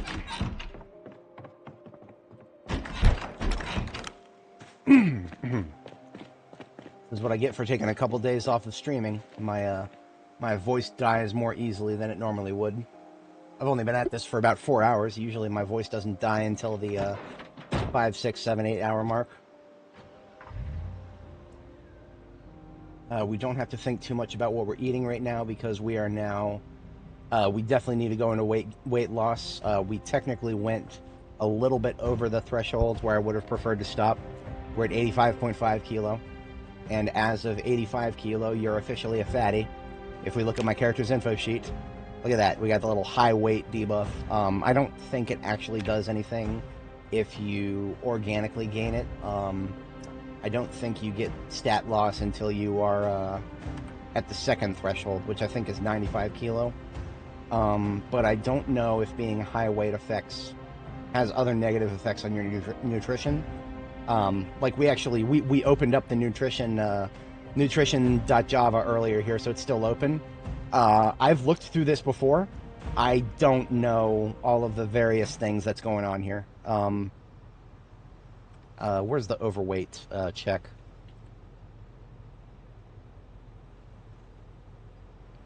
There are like high weight gets checked.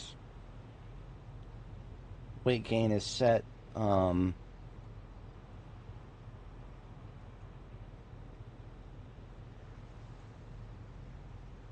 This dot updated weight, apply trait from weight. Okay, so that basically this just checks if it needs to add the new traits to you. I don't know where I saw it, but I do remember seeing. Okay, apply trait from weight. We've got underweight, very underweight, emaciated, overweight, and obese. These are internal names. Yeah, these are internal names. They don't show up quite as... They get localized differently. The game's localization system changes overweight to high weight. Why? I don't know. Okay, here it is. Public Boolean character have weight trouble.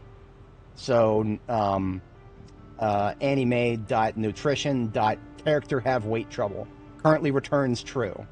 Because we have... wait a minute. Yes, we have overweight. So because we have overweight, this Boolean returns true. I have not been able to track down all of the various things that reference this Boolean right here. There may be a lot of them, there may not be a lot of them. But I do know to make this Boolean return false, you want to keep your character below 85 kilo and above 75 kilo. So that's my reasoning for always really wanting to stay in that weight threshold. Do I always actually manage it? No, because when I go into rapid weight gain, it's actually kind of hard to stop yourself from gaining weight. So that's fine. I was kind of looking back there if there were any zombie respawns. Surprisingly, no. I mean, the school is a hot spot, so I would have expected there to be respawns there more often than anywhere else, but we seem to be getting them most often closest to my base, which is rather infuriating. But it is what it is, I suppose. Not too mad about it, just a little mad. Now, I think I've cleared out the vast majority of stuff in these houses down here. Especially this one to the south of me. That one to the south of me used to be a survivor house, so I checked every single container in that one. So that one actually can get a red X. I am jumping ahead just a little bit. That's fine. I will just have to backtrack. What I'm going to do is kill these two losers right here, and then probably by the time I finish that, I will be ready to sleep again. 4 a.m. is my second... Well, no. I'm only up to 28 fatigue. So the coffee that I drank actually did set me back a little bit. That's fine. Looks like there's multiple zombies to kill here. So we will kill some zombies, and maybe by the time we're done with that, we'll be ready to sleep, maybe. I'm going to discharge a firearm a little bit. This will bring, look at this, look at this. I hit him once. This is why I usually like to use the knife.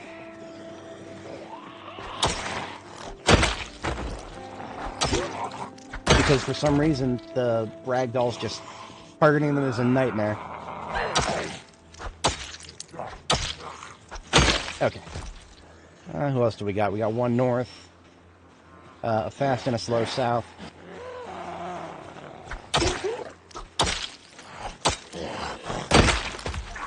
Get some more ammo in the big iron.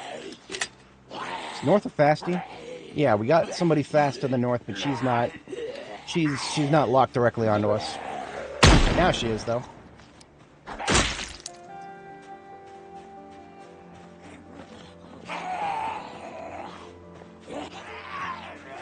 I don't have a fence, so I'm not going to go nuts with the big iron, but I'll use it every couple of zombies to... don't want to attract anybody in the area. Alright, it's 4 a.m. If it's clear, I'll sleep here, because this survivor house is a great place to sleep. All the windows are already boarded. Let me shut down the ambulance.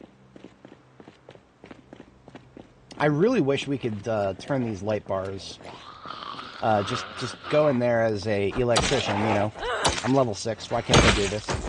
I would like to just be able to change the functionality of it so that all the lights are on, and instead of being colored lights, they're just all bright white lights. So I just have, because I mean, look at it. We've got light sockets pretty much in every direction. This would make an ambulance a beacon of light everywhere you drive it.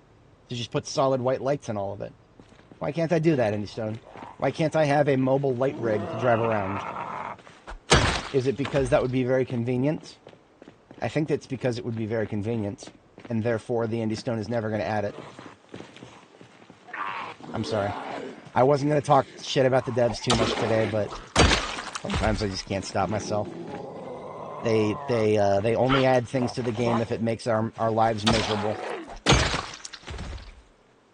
Or if it's something that looks like it's going to make the game fun, but has so many prerequisites that it might as well just be another way to make our lives miserable, like the bombs.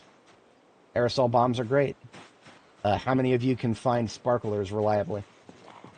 We're coming up on 300 hours on our character here. I have found 6 boxes of sparklers. That's 6 explosives I can make. 6. 300 hours. 6 explosives.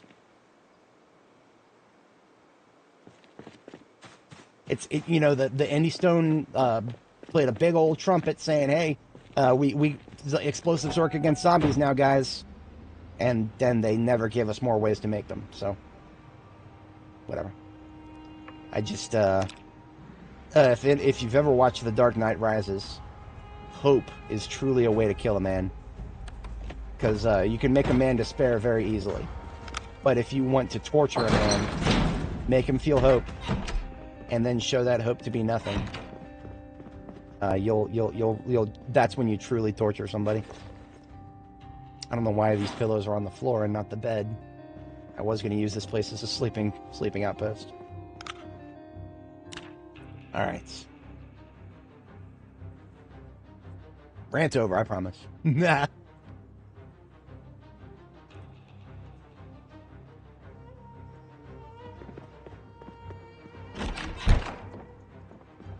Okay. I was almost 100% certain I've cleared this house out. It was a former survivor house, so I should have looked in every single container. And yet, this is all food. I'm guessing I didn't have room for this when I first did a pass-through.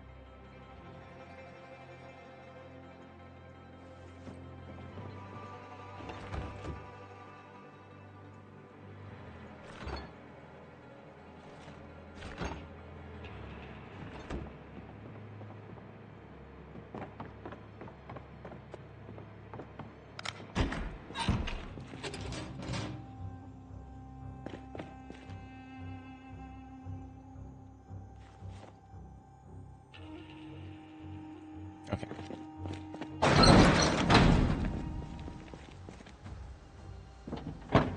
I'm still collecting TVs. So I do want to toss the TV in here.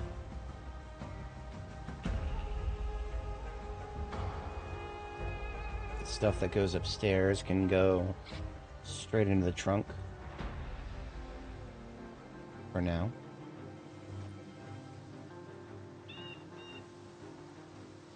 When that starts getting disorganized, I'll make a make a trash bag for it. Okay, looking good. The door is barricaded. There's the reason I was using the garage.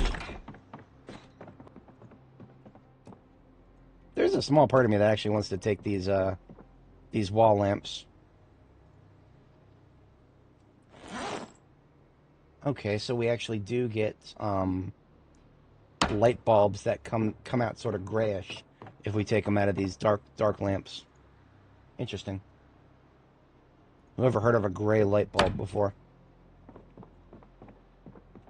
Wacky. Truly wacky.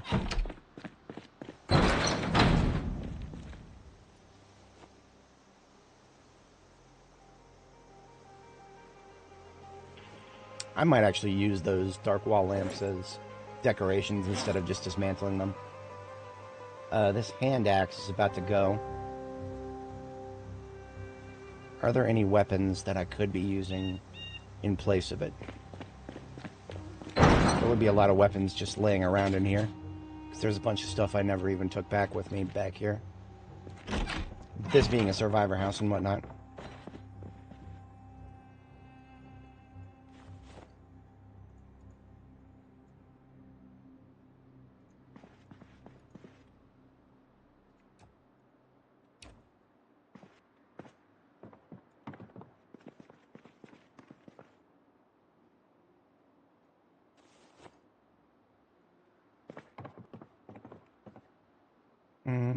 Doesn't actually look like anything. Meat cleaver technically counts as an axe. Yeah, sure, I'll take that. Why not? I'm not going to replace the hand axe. I'll just keep using it till it breaks. When it breaks, I'll whip out the meat cleaver. It's fine. Okay, we're out of here. The basement to this place. I know I've already cleared it. Do one more pass. Do I care about more floodlights? Yes, I do. Because, someday maybe I'll make a third floor. At which point, yeah, I'll need another set of floodlights. YOLO.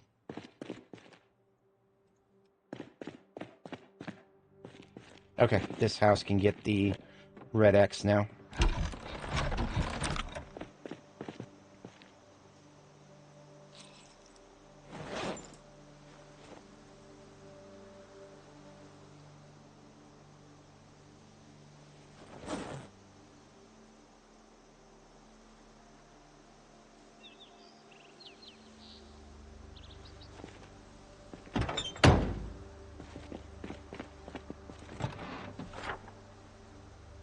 I interrupted her getting into the vehicle.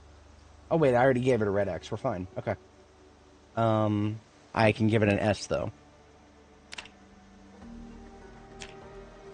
In fact, it gets a blue S because the windows are boarded up. Most of my other sleep sites do not have a boarded up window.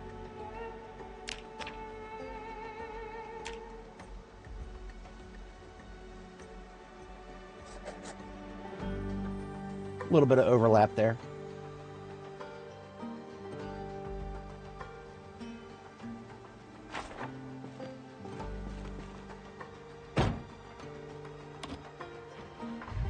Alright, so we are returning to our linear clearing. I stopped doing looting as an overnight activity because I knew I was not going to be able to get very far in my overnight, so I just did a little bit of killing there. So now we resume from this side of the street, I believe. No, we got a couple of houses to check on the other side here. These last two. Yeah, okay. Got enough room left in the trunk for another several more houses at least. I'm hoping to at least clear all the way to the cul-de-sac. I think I heard some groaning. Checking the backyards.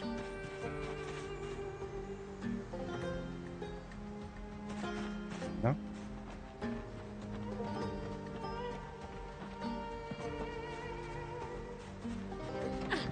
These are some places I know I've cleared the basements to.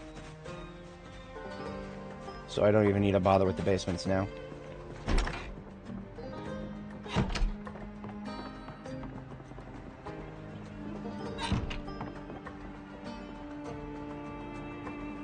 course, I did not clear the kitchens.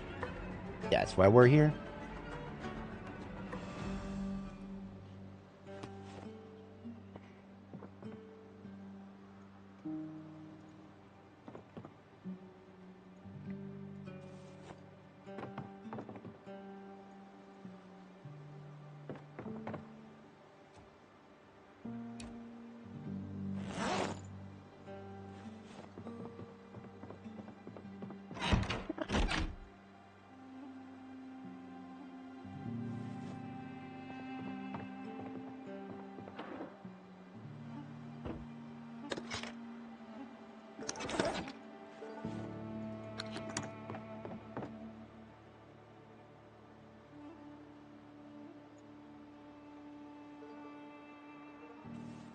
This house was safe to sleep in. It no longer is, thanks to the window being broken.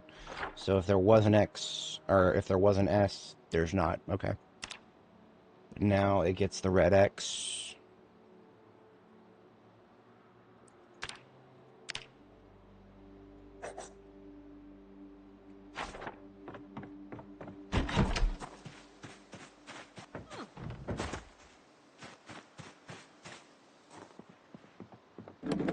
We hit this one yesterday. I know that. I know that for sure now.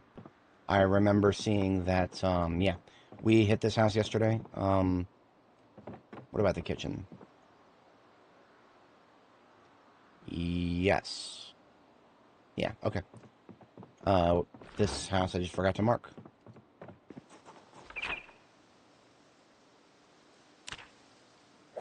Okay. Everything on this side of the little cut through here. You know, I have been thinking about this for a long time. This little cut through here has trees in it, which makes it not safe to drive through. I could always get rid of those trees. It wouldn't cost me very much time, now that I have decently high level axe skill, and I always, in my passenger seat of all my vehicles, I always have a firefighter axe now. Therefore, we're going to clear this out. Something I would have liked to do a long time ago.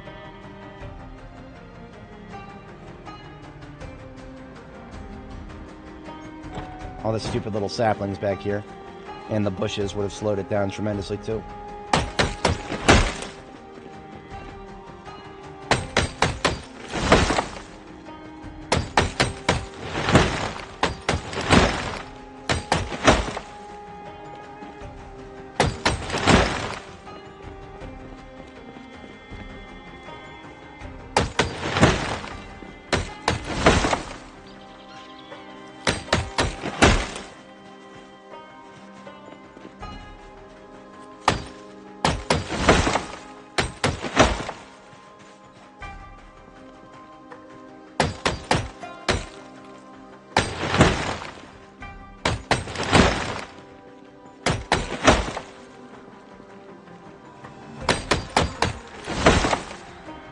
Okay, that's a relatively clean place to drive through now.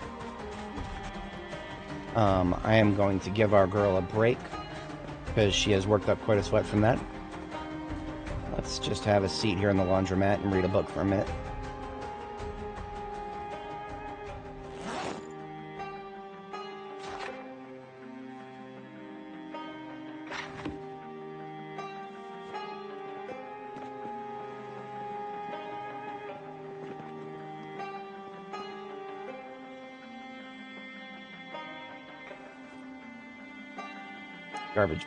Garbage can that I've not actually checked yet.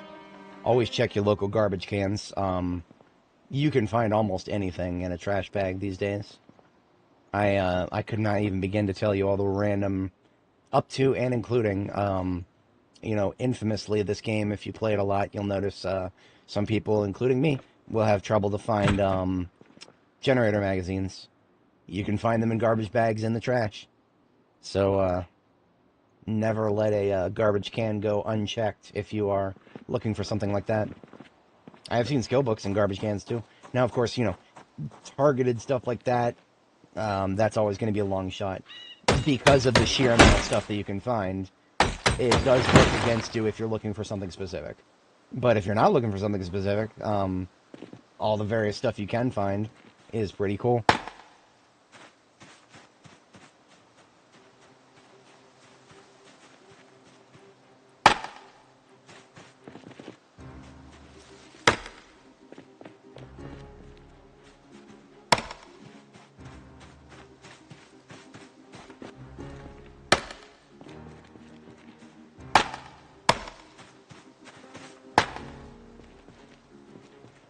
Look at that, we just basically just made another road.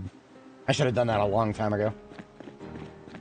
Now, of course, by August, basically a month from now, we will start noticing some more saplings growing. I do believe that starts up again. I think it basically just starts the same time every year, August through December.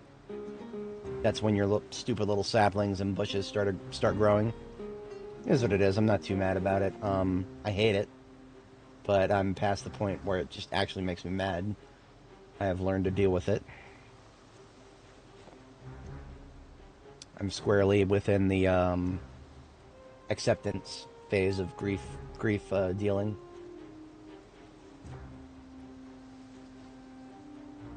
That's a clean backpack right there and a full garbage bag. Most excellent.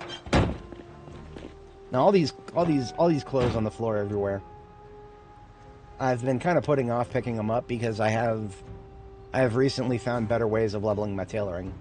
I could get maybe I don't know, 5 or 6 tailoring experience for dealing with some of the stuff I've left on the floor from zombies that I killed here a very long time ago. I'm long past the point where 5 or 6 experience will help me unless it is lots of instances of that 5 or 6 experience. Therefore, yeah, I don't know if I'll ever pick that up. I'll just call it a decoration at this point. Now, as nice as that little cut through is, actually don't need it at the moment. At the moment, what I need is to finish what I started in that neighborhood. Before I can do that, we got some zombies out here in the road. Let's get rid of these uglies here. We got a nice fence to deal with it.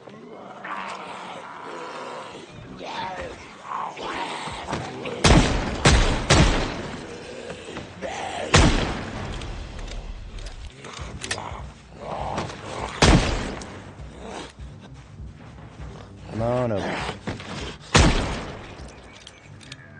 I have no idea if there's any in this backyard.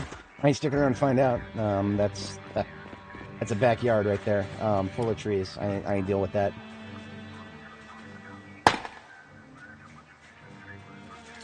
The devs make trees grow in backyards at an outsized rate because they don't like the fact that we use fences. So they make backyards less strategically useful by ensuring that lots of trees will get spammed in the backyards, therefore making them more dangerous to be in and less strategically useful. Because remember, we can't have good things. We cannot have good things.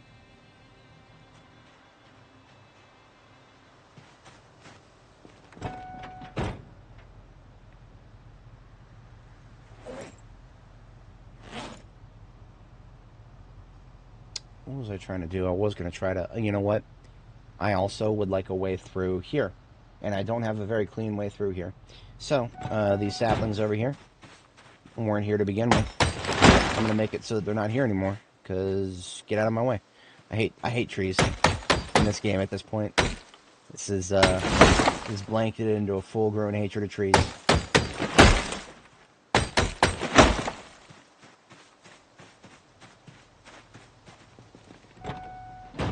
Looking good, looking good. Any sharpening I can do. Do some of that.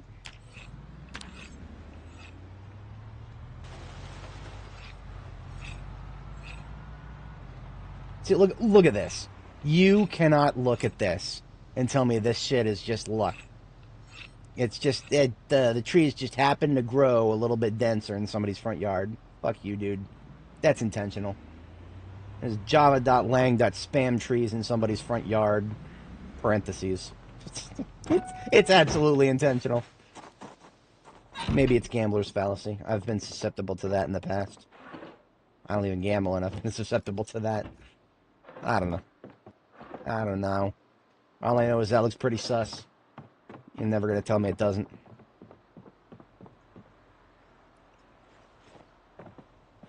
I'm gonna steal your TV.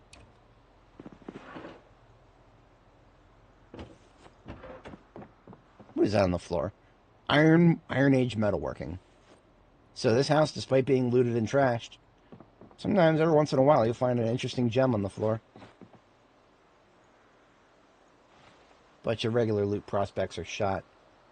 So these cabinets will be dead empty. A bottle of whiskey, sure, why not? Let's hope it's Fireball. Was Fireball even around in the 90s? I don't think it was. If it was, I never heard of it. I was a kid in the 90s, so I wasn't exactly well versed on liquor back then. I didn't have my first real inebriation until I was 19. Most kids will try beer long before that. I think I tasted it once, and I've never liked beer as just in terms of its taste. You would have to look very hard to find a beer that I actually like. Shock Top is okay. Angry Orchard, I'll drink it if it's put in front of me. I would never go out of my way to buy it, but if I'm at an event and there's Angry Orchard available, sure, why not? But if I had to go out of my way to actually drink a beer, it would be Not Your Father's root beer, because it's literally just root beer with 7% alcohol in it. Great, I love it. I'm a big fan of root beer. So root beer with a kick. Pretty good.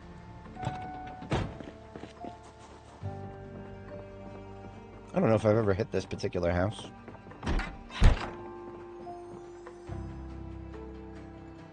A pretty high turnover in my stream today, so if anybody's joining, welcome. We're just doing a clearing of houses in Riverside. There's quite a few of them that we've peeked at but have not fully cleared. Therefore, in order to say that I've fully cleared an entire chunk of Riverside, this is absolutely necessary. I would like to be 100% certain that there's nothing of potential use sitting around just in a loot container within spitting distance of my base. Then that is an interesting question. Out of early access. Wow. There are so many aspects of this game that are... I don't want to go as far as to say unfinished, but they are nowhere near as in-depth as the rest of the game. Vehicles are the perfect example. Vehicles were added, I don't remember what build, but they were added, and from what I hear, this is just hearsay, so take it with a grain of salt. From what I've heard, vehicles were added, the devs had to have their legs pulled in order to add vehicles to this game. Apparently they never wanted to do it, and they still don't want to do it, and that's why we've never gotten any new vehicles. We have gotten recolors of existing vehicles, and the devs have been churning those out like crazy for Build 42, but we've not gotten any new vehicles, and I am starting to wonder if we ever will. There's a reason that almost everybody who plays this game will go on the Steam Workshop and get a bunch of vehicle mods. I don't do it, that's not my style. I play vanilla games on stream, but I understand completely why people would do that, because we get like 6 vehicle types, that's it. It's pathetic, it really is. There were a lot more vehicles like that in the 90s, but are the devs ever going to add more? I don't know. Is the game just unfinished? Or is that really all they're going to add in terms of vehicles? And so the question really has to be put to the devs: are vehicles finished? If so, then there's just one more thing I'm not allowed to complain about. So it's really hard to answer that question. Like, there's so many things that feel unfinished, but maybe they're actually finished, and I'm just not satisfied with them. I won't know until the devs kind of make a strong decision and be like, yeah, we're done with this, we're done with that. They don't do that. They don't fucking communicate with us at all when it comes to intent. Yeah, no. I literally can't even answer that, because the devs themselves will never tell us if something is finished or not. They'll just leave us permanently in limbo wondering if it's finished or not. Vehicles, I just think, are just a really good example of that. The crafting system that we're getting right now for Build 42, it seems really cool. There are massive gaping holes in it, though, And because of the aforementioned things I was talking about just now, I have no idea if those holes are just, maybe it's an unstable beta, bro. It's not finished. Or is it intentionally being left that way? Because at this point, I mean, like I've talked about tobacco a lot. Tobacco right now, tobacco, as far as I can tell, is 100% impossible to grow. If we look at our recipes here, I just want to point this out because it's been this way for a very long time. If we look at the tobacco recipe right here, I'm going to zoom it in so that anybody with who's not playing in 4K, you can see this. Average time to grow, 180 days. What is 180 days? That's 6 months. I've said this a billion times. 180 divided by 30. That's 6 months. Planting season, April, May, June, July, August. That's 5 months. What happens if a crop exists outside of its planting season? It fucking dies within 2 days. So right now, anybody who plants tobacco, your smokers, there's a trait for tobacco users in this game. That's why tobacco was added as a growable thing.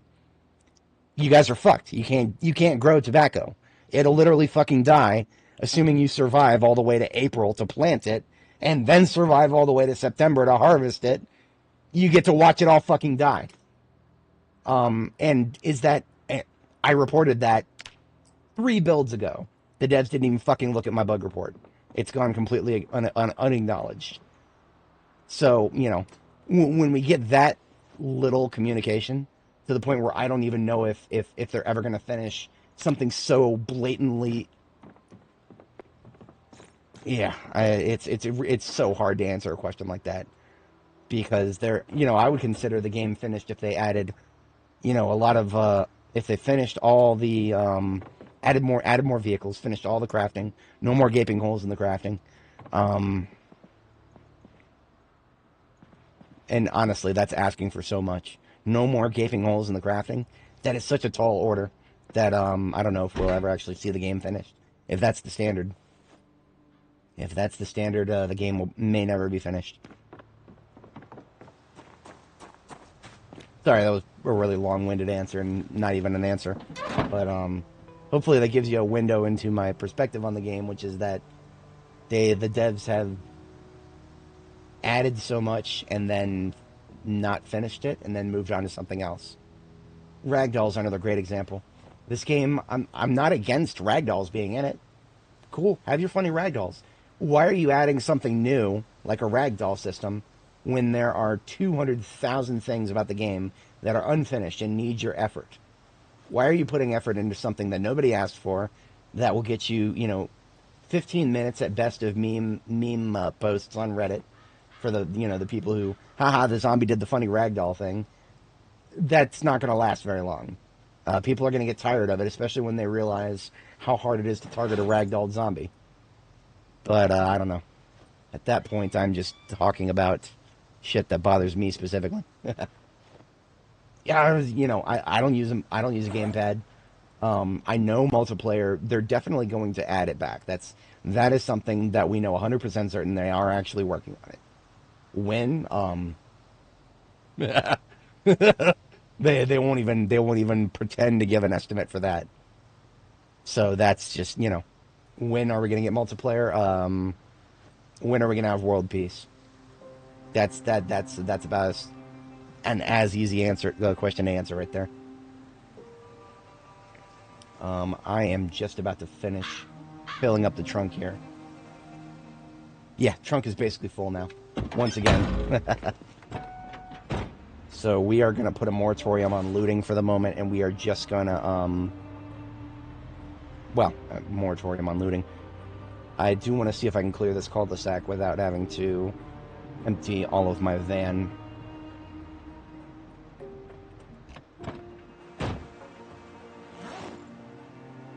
I even talked about this before. Multiplayer is, it's an interesting thing. In fact, I just posted about this a little bit earlier. Here's my my Reddit history here. It's relevant. I really do think it is.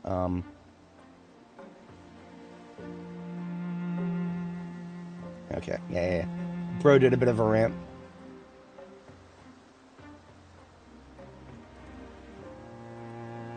Oh, I can't even post that. I can't even post that on a YouTube chat. It's way too small. This is a direct link, isn't it? Yeah. So I was answering the question of what do you want. Somebody asked, what do you want most in the game? And this was my post. It was a poll. They said, do you want NPCs? Do you want multiplayer? Or do you want the crafting system finished? I really did want to talk about the crafting system in that post, but that would have required so much more text that I just talked about the question of NPCs versus multiplayer. And I really came to the conclusion of I'd much rather have NPCs because my friend group is not going to play this game for more than like 2% amount of the time that I play it. Like I have more than 300, close to 300 hours on this character right here. Most of my friends don't even have more than a dozen hours total in the entire game.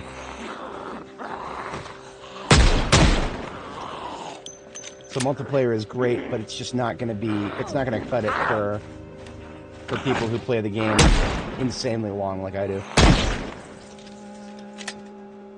Maybe someday I'll have more friends who play the game really, really long term. I could do a community server or something like that, maybe. I don't know.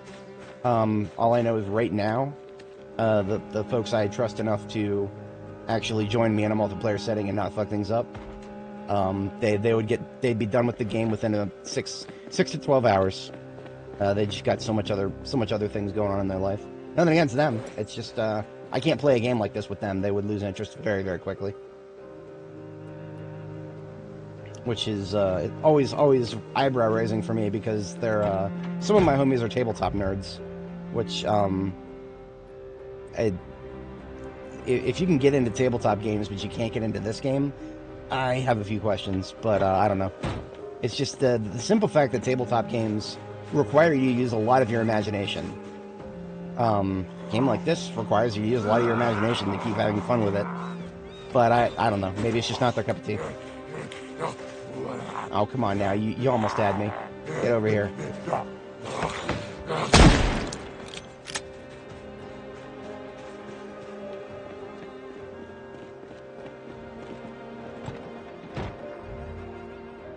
I don't know why I keep getting in the van. I need to check the houses further up the street there. Yeah. Did I completely skip the other 3 houses on Lincoln Street? I don't know why I do that. This is not the first time I've skipped those houses. On other characters, I would have been going down Lincoln Street. But then for some reason, my brain just starts wanting me to move down to this cul-de-sac, even though I'm not done up here. I want to say there's not much of interest in these 3 houses, but I want to confirm. I'd like to get that red X on the map. Okay, no. We have the key to this car because we've cleared this house. I think I was just busy yapping. I was busy yapping. I've cleared all 3 of these. And something did feel off about that. It's just, you know, that once you've been to 20 houses that all look the goddamn same on the inside, it does get a little hard to start telling them apart from a bird's eye view. Okay, all 3 of these houses get the red X. Before I forget again. X, red. 1, 2, and 3. Lincoln Street is done. Nixon Lane. This should be Nixon Court, but whatever. I guess the devs,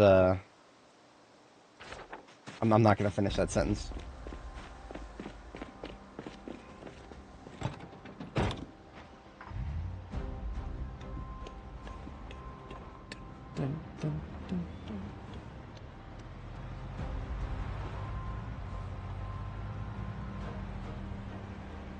So what is it, 9:30 right now? I was gonna try to cut myself off before I get to the 12-hour mark, obviously. I'm not gonna do a 12 hours. Those are a bit rare. I don't know if I'm gonna... I did for a little while. I would do like several back-to-back 12-hour streams. That was an anomaly. I'm not gonna be able to do that sustainably. Ooh, opportunity here. All of these guys are now on the same side of the fence. Let's go, guys. Hop on over for me, would you? Thank you. Being aim level 7 I still shouldn't have to be using fences. But good luck one-shotting these guys without them. Despite being aim level 7 and constantly clicking directly on heads, if I don't use a fence, I might as well be wasting ammo. Because it takes multiple times as many shots per zombie. It doesn't make any sense. It really doesn't. The ammo expenditure just doesn't, why would I do that? If I could kill them in one shot versus 3 shots, there's no math there. I'm going to kill them in one shot. And fences are my only way to kill them in one shot right now. That's just how silly the current aiming system is. Aiming level 7, by the way. This was really hard to get this far. We spent a lot of time with the guns to get this far. Because we have no innate skill in it. Just books. Books, we made sure to read before discharging a single round if we could manage. But otherwise, yeah.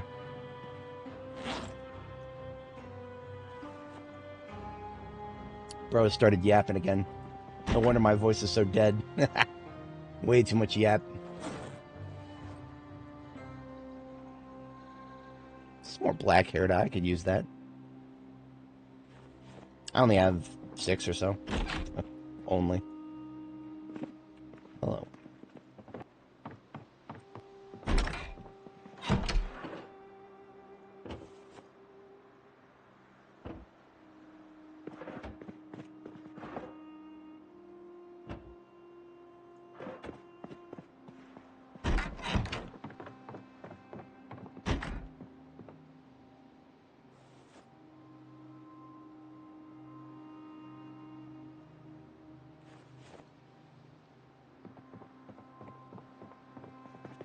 Oh, all the blood on this wall. There was a birthday party in this room.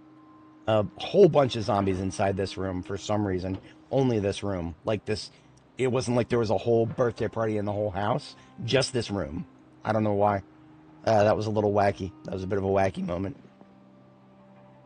I jumped in this window and had a very interesting time after I got in. But we made it out. Didn't take any damage.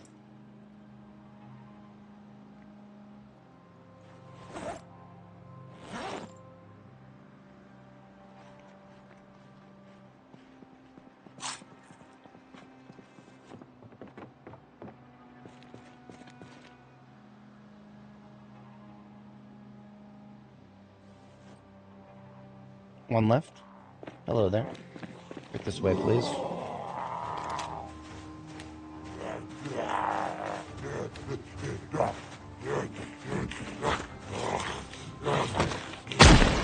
Thank you for participating in the one-shot program. Come again. Are we doing this now? How many are in this woods? Looks like we do have a number of them. Let's see. South is going to get to me first, I think.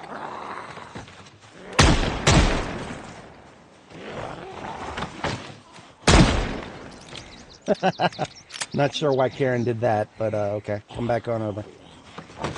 There's at least one to my right somewhere. Right in that tree, right? Yeah. Oh no. It's hard to hear. That is the sound of a zombie scratching at a door. Listen to that carefully. That is the sound of fingernails attempting to scratch wood. The devs felt it very necessary to add that to the game for some reason. And now sometimes the zombie will be on a door, but you won't hear the really loud, obvious thump. You'll just hear that subtle little, like nails on a wood surface, as it were.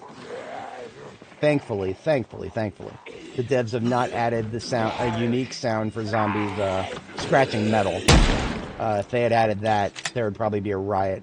Because the sound of something scratching metal is almost worse than nails on a chalkboard. Oh, I have an idea for this.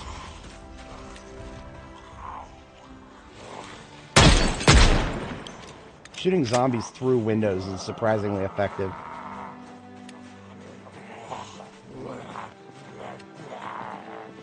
I don't think we killed him though. He's still scratching away at that window, at that door. That was a bandit zombie. Or a, I don't think I have...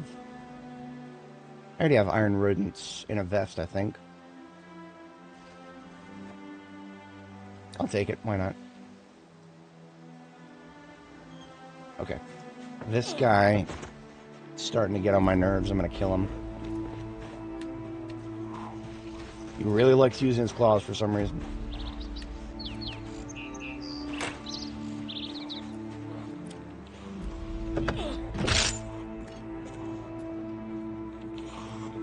Hello, Claus.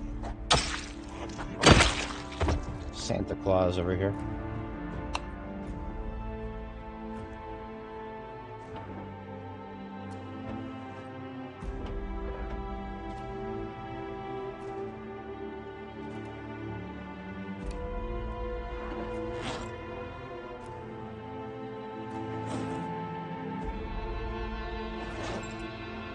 Okay, trunk of the van is full. Main backpack is full. We're now putting a backpack in our hands. We got a Chucky out here. Get away from the window, please.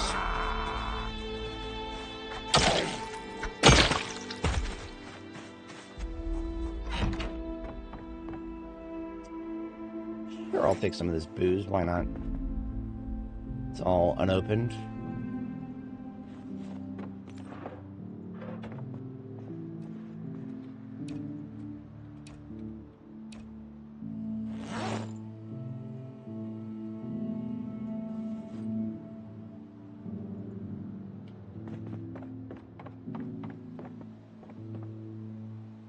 Cereal. Super cereal.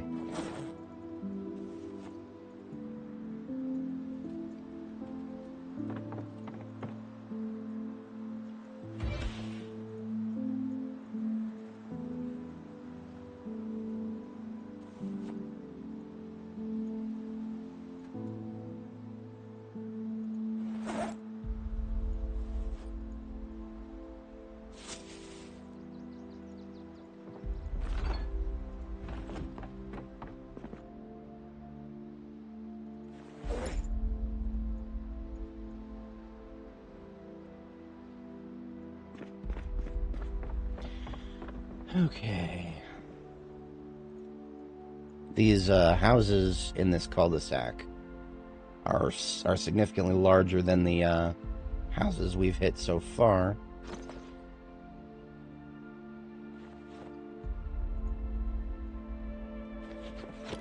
After this house, we're actually going to be pretty full. I don't know if I'll be able to fit much else. Because I could do a third military backpack. That's kind of starting to push the reasonableness of this operation. In fact, right now, the most prudent course of action for me would be to head back to base before I get tired and just start reading the electrical books so that I don't have to keep taking this stuff with me. Okay, so I did leave a bed here intentionally. I should have looted the rest of this house before I did, but I left that bed here specifically to make this a secure place to sleep. And then, of course, I went and had a survivor house to the south.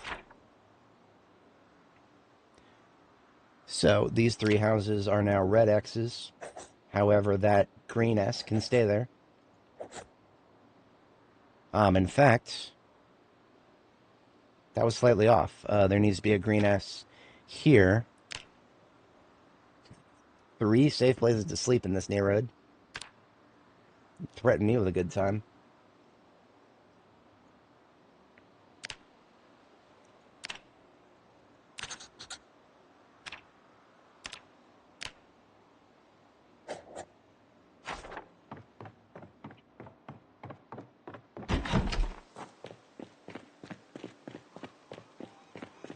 Any of this can go in my trunk.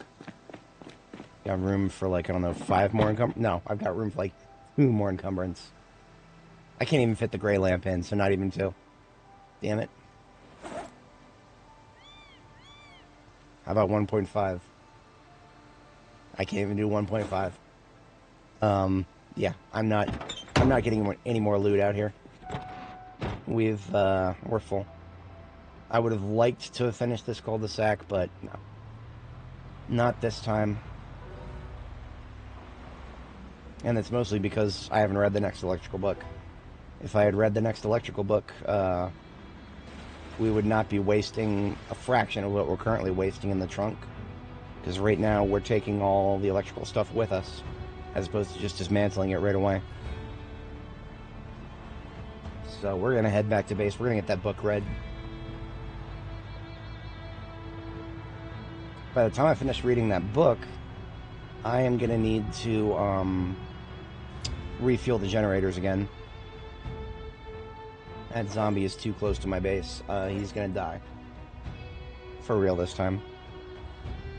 He's not going to be getting back up again and wandering around as a corpse. This way, sir. Let me put you on the ground.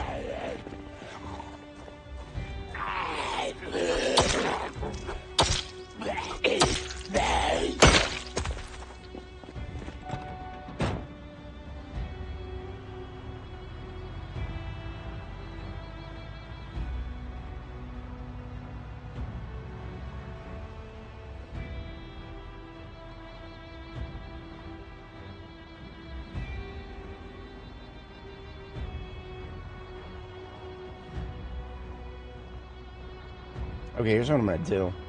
Park the van over here in front of this table, so that when the time comes to dismantle the electrical stuff that's in it, I'll have a table that can dismantle the TVs right here.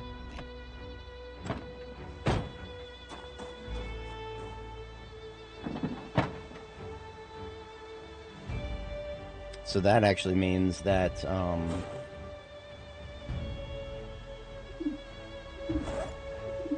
I'm putting this backpack in my primary hand and emptying stuff out of the trunk that is not electrical related.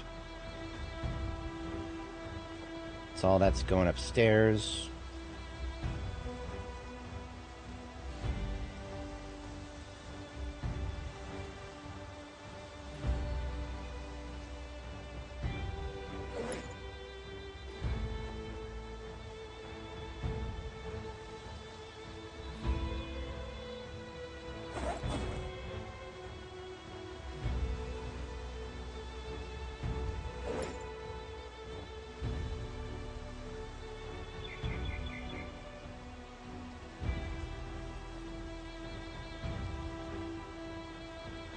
Still can't fit another TV.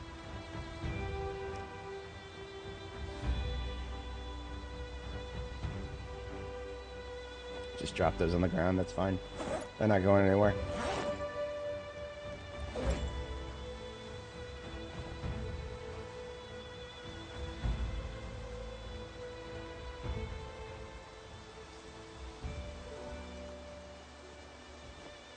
Okay, so all the stuff I just put back into the trunk is stuff that I can just come out here and start dismantling when I'm ready to do so. Everything else is coming inside with me.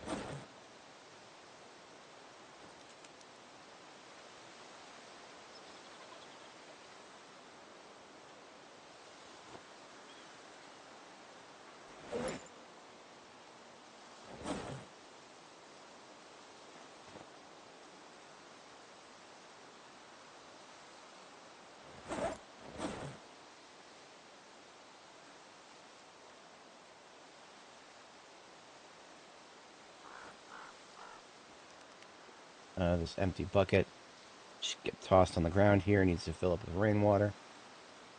And the rest of that up into my primary backpack.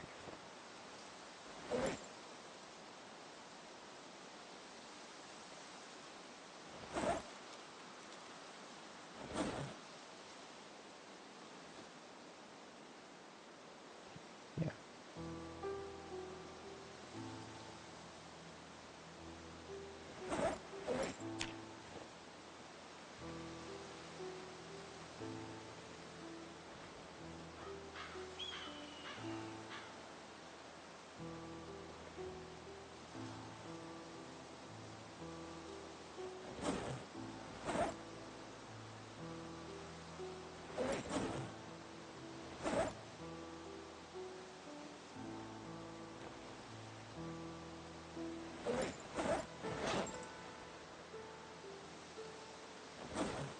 Okay, I can say I've gotten rid of one of the garbage bags. I'll come and get the other one later.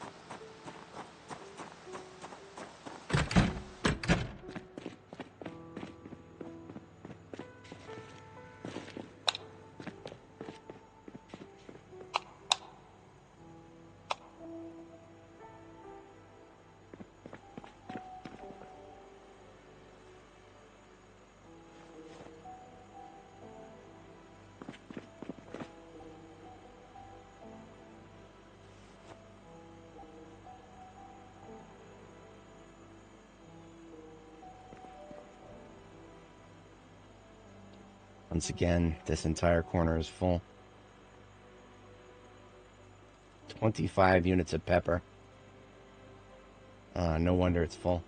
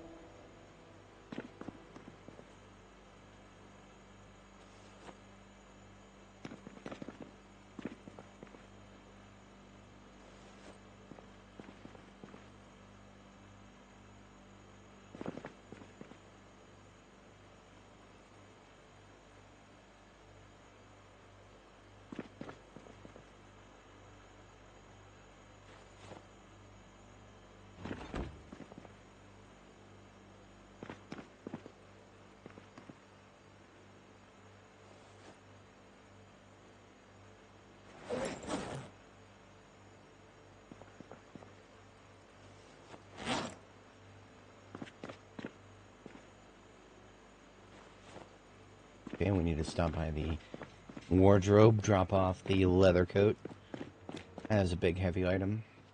And then we got some pink paint.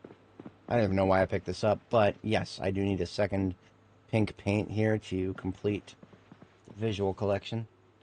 Wouldn't make sense to have two of everything except the pink, would it? No, of course not. Got some black hair dye. Goes in the shades over here. We got some hairspray for the hairspray god.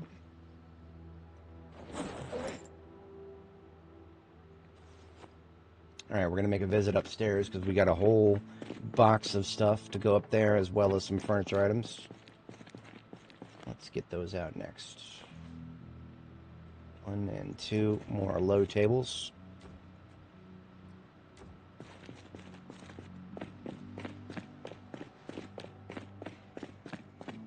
A whole bunch of liquor and mixers and beer.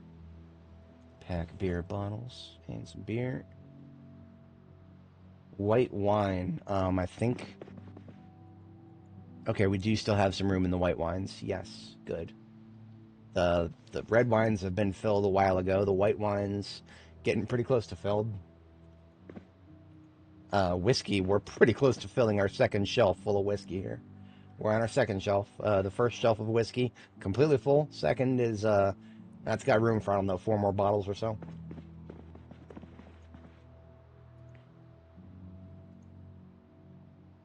Apple juice into the mixers. A trophy. It's technically a drinking glass, so I could put it up here. Why not?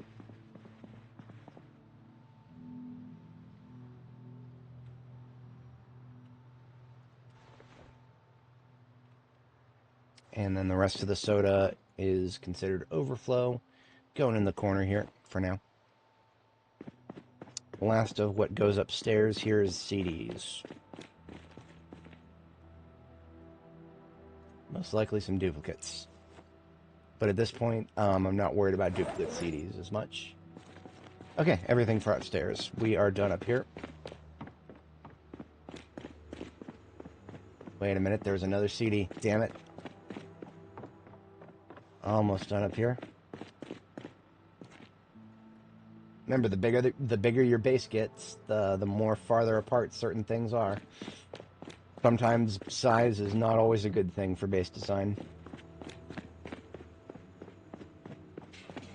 But when you have as much stuff as I do, sometimes you ain't got much of a choice. Okay, so we did pick up some clothing that needs to get washed before we can fix it up. So I toss it in the laundromat here. I don't usually bother washing clothes that I pick up until I have a pretty, like, you know, like a full wash machine. So it'll be a while before I get to those. It's fine. I ain't in no rush.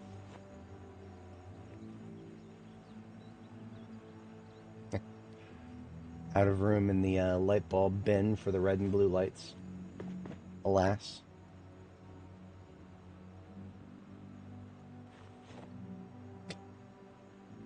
Fuck. It's so full of everything here. I'm gonna have to move the rubber ducks elsewhere.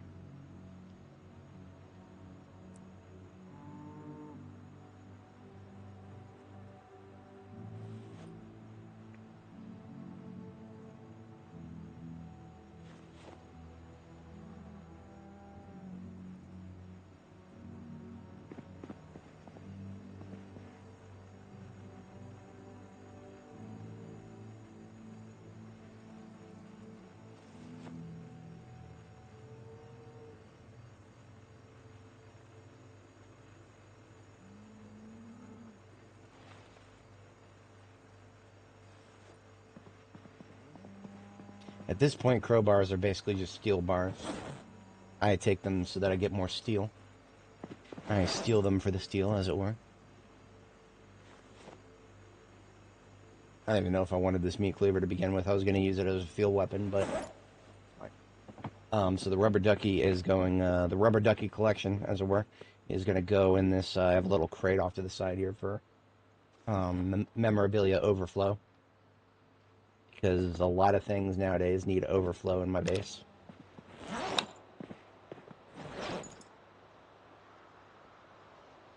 Catalogs and Heidi Z go in there. Duplicates for the magazines. Comic books have their own dedicated box for the moment. Okay, that is my backpacks all sorted. We're a little bit past our bedtime, but we did good things today. We are going to hit the sack. And as an overnight activity, we're going to start reading electrical volume... What is it? 1, 2, 3, electrical volume 4. For that, I need to unpack the set of electrical books. Because I figured back, it would be so long before I was ready for the next book that I went ahead and packed them all in the sets. And the same thing is going to be true after I finish 4. It will be so long before I'm ready for 5 that I will probably, for the sake of making it easier to scroll through this, I'll pack them back into a set after I finish 4.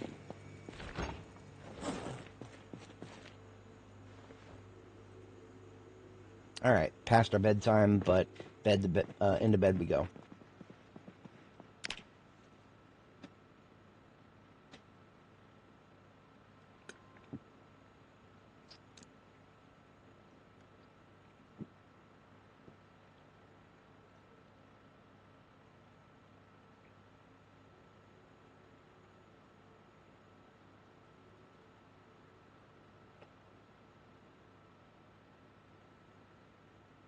Alrighty then.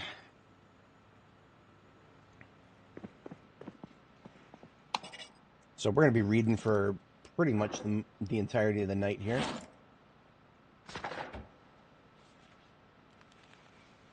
So I just turn on the night light there and read until about 4 a.m.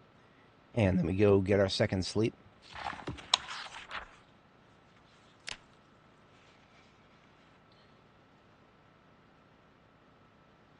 Now my proteins are starting to get a bit low. Until I get to strength level 10, I'm going to want to be very careful about my proteins.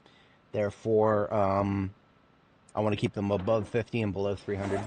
So one of the best ways to get proteins, if you're not worried about calories, which I'm already at a deficit of about 1,700, that's fine.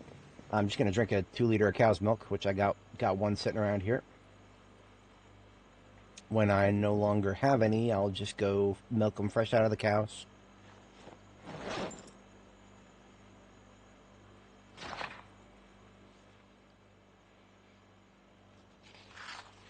Alrighty then.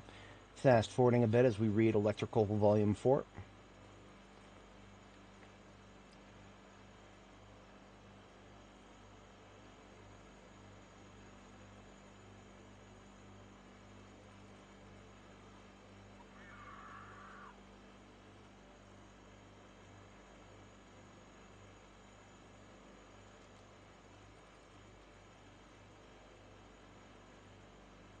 I actually do need to eat some of those foods that restore 30 hunger.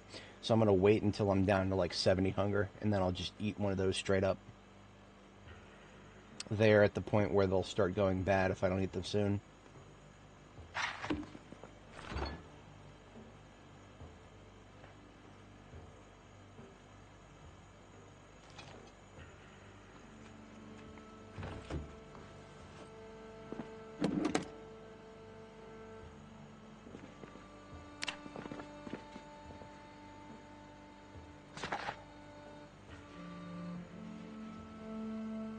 Because we took the slow reader trait, we're basically just spending an entire day reading a book here.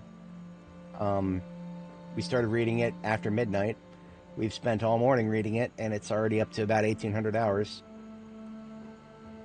I'm thinking we'll definitely finish it before the end of the day, but yeah, we're spending close to a full day on it. It's fine. I usually don't start reading book cover to cover until after I've already finished a lot of the stuff that the game would be holding over your head as a ticking clock. So I'm not worried about spending a long time reading. That's more or less free points for my playstyle. I am patient, I can wait.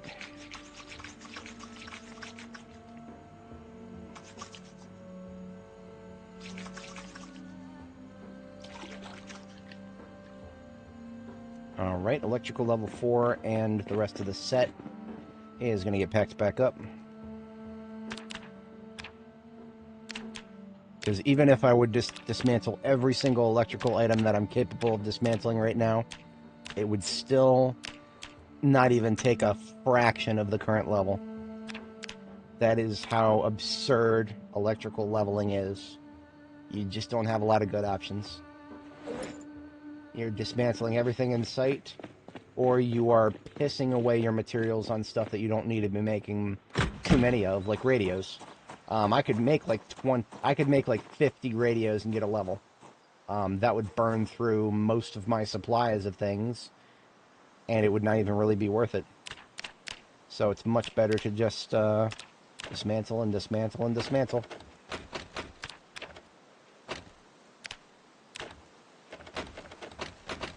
So I just dismantled a literal ton of TVs, and now I no longer need to find a place to store them.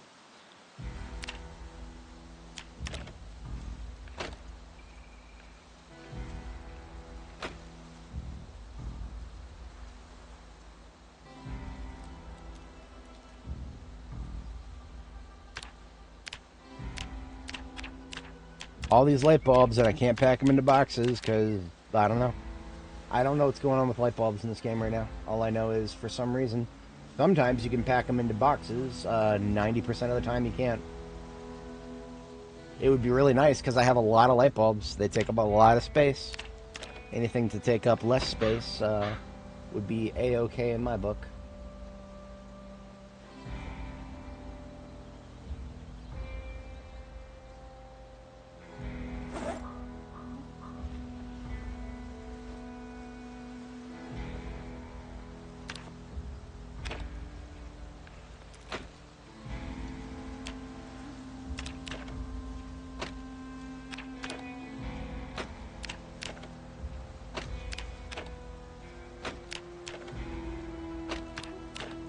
Ooh, wait a minute. I am not dismantling angle-headed flashlights. Definitely holding on to those. Angle-headed flashlights are rare enough that I will not be pissing them away on just 7 experience.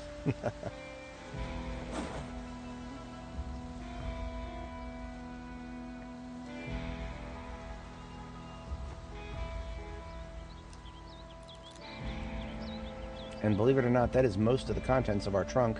Now we are just getting rid of these lamps. I do have to take them out of the trunk and put them down in order to actually dismantle them. You cannot just pick them up and dismantle them in your inventory like televisions. Is that intentional? I don't know. More things I have no idea if it's intended or if it's just because the game is just that unfinished.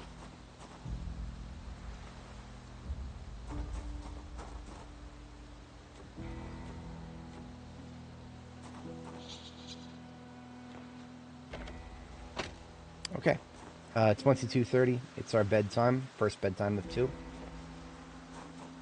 Not quite done out here. That's fine. We'll come back. Let's get our first sleep in.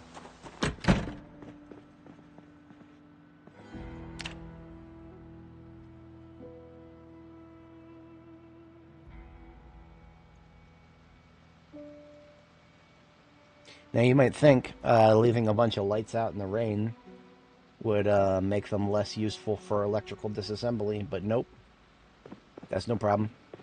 We'll still get plenty of electrical experience for dismantling lights. In fact, dismantling lights is so easy, we don't even need to have light to do it. You can do it in the dark.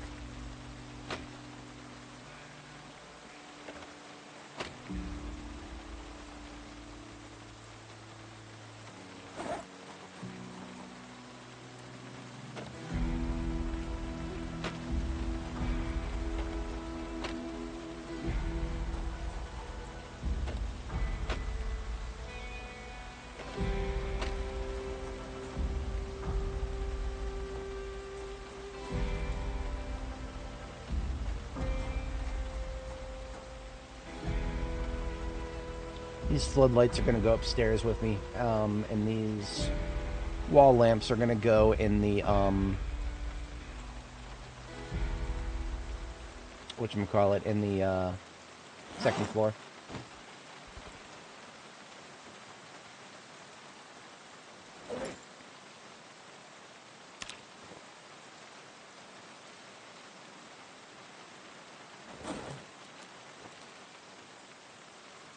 Okay, that's the ambulance completely emptied out. I can return it to its parking spot.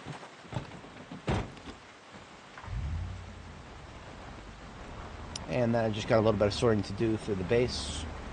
Hopefully I'll be done with all of it by the time we hit our second bedtime. That's my hope.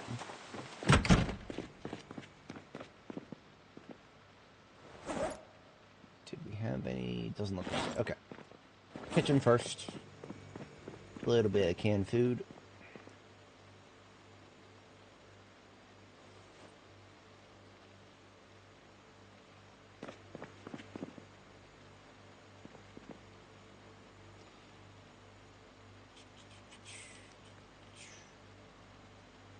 Cans of oats are going over here for now.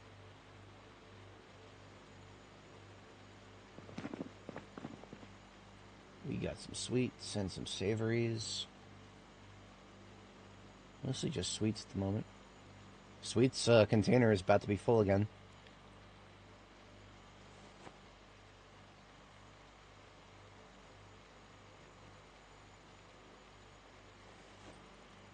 Oh, that's alright. Everything else goes into small form, actually.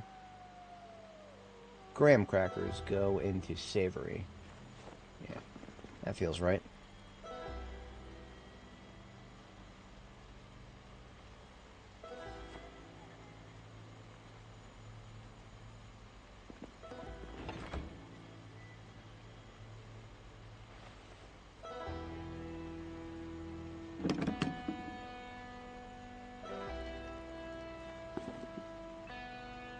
Unlabeled can of food. Doesn't show up in the alphabetical list with the rest, so I always miss it first. I've only found 2 of those. Some mystery meat.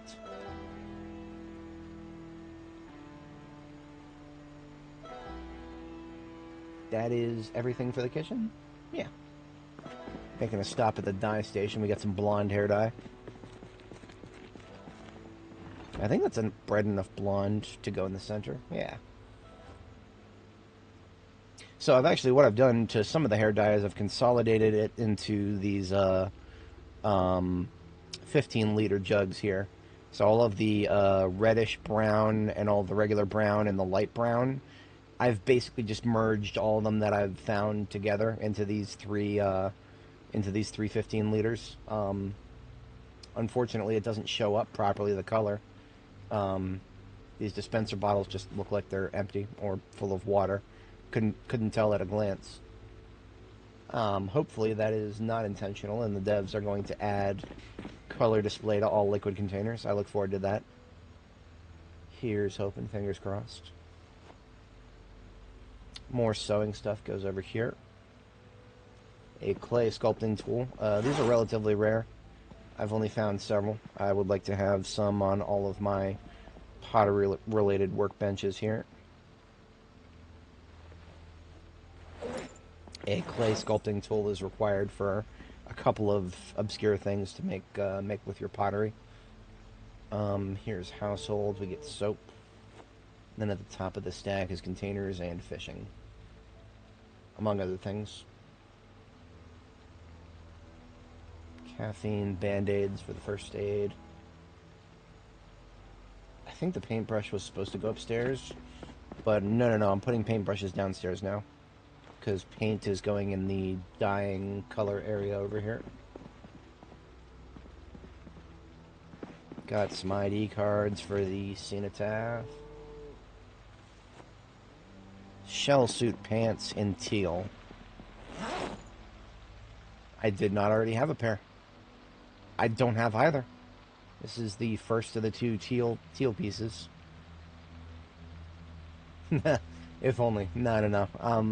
I don't go that nuts with it. I have gone over 12 hours before, which is not something you want to do on YouTube, because YouTube, for the recording, will cut you off at 12 hours. So YouTube will let you continue streaming past 12 hours, but the recording of your live stream will get cut off at 12 hours. So there's actually a 2-hour segment in this character's series, part 15, I think it was. I don't remember exactly off the top of my head. I had to take that from my offline footage, cut that section out, and re-upload it separately, because I accidentally went over the 12-hour mark for that particular part. Skill issue. I really should make 100% sure that I never let that happen, because if I do, it takes a long time to recut that footage, and FFmpeg didn't do it properly, so I had to do it in Premiere, and man, Premiere is so godforsakenly slow for some reason when it comes to just really large 4K videos. Like, even if there's no reason for it to be so slow, all it should be doing is just taking one file, splitting it into a couple of parts. I don't know why FFmpeg couldn't do it, and I don't know why Premiere was so slow. But man, I don't want to do that again. That was a lot of time that I could have spent doing something else with my GPUs. I don't talk about this a lot on stream, but I actually do spend a lot of time screwing around with AI, generative AI. Just as a hobby, I like to screw around with image generators, see what kind of wacky stuff you can actually get them to do. I'm not the kind of guy who would ever, do that instead of commissioning an artist. When it comes time to get artwork done for my the book that I'm writing, I absolutely will actually pay for an artist proper. No, I would only ever use AI for stuff that I would never actually want to pay somebody for. That kind of slop stuff. It's exactly what AI is for slop. Quite literally is slop. If you think about it, it just takes everything in its training data and churns it all together. Nothing will ever exceed its training data. It can only combine.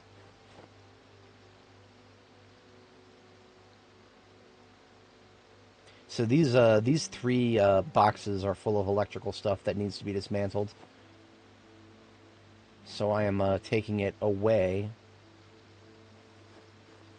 from these boxes and dismantling it elsewhere,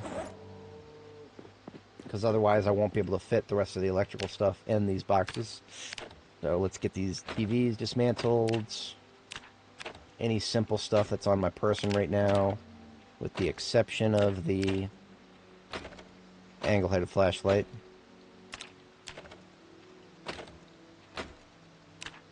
Okay, you know what? A couple of these handheld gaming consoles will survive the purge just for entertainment purposes. But these power bars and lamps are about to go.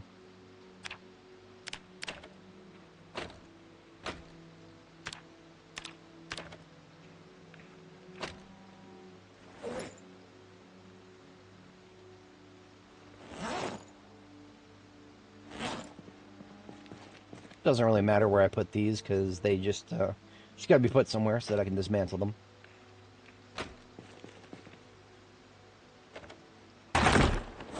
Even if you fail to dismantle it, you still get the same amount of experience as if you succeeded. Don't tell the devs that. They'll probably nerf it.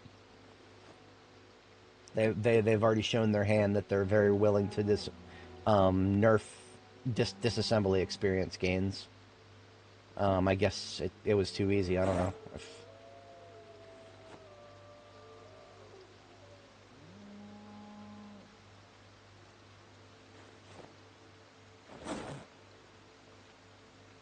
Please tell me I can pack some things into boxes here. Yes, I can pack a box of batteries. You pack 2 boxes of batteries.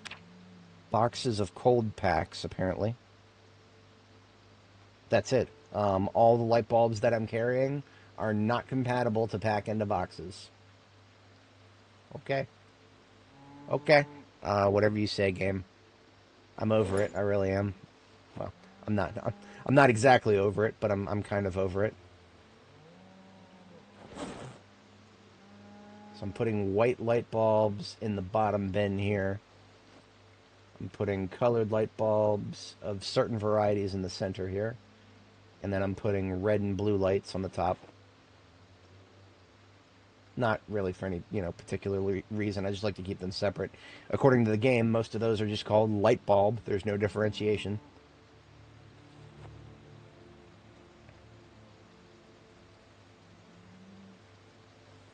What kind of light bulb am I trying to put into this particular thing? I don't know. It just says light bulb.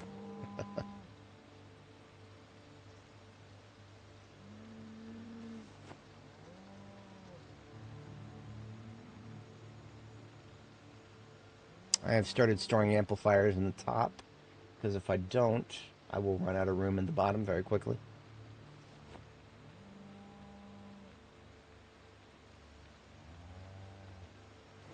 Okay, with the exception of what I'm about to dismantle, that's all of the electrical stuff. Now I just got to dismantle what I need to dismantle here. 2 TVs. Disposable camera. Heavy duty. Another heavy duty. Regular flashlight.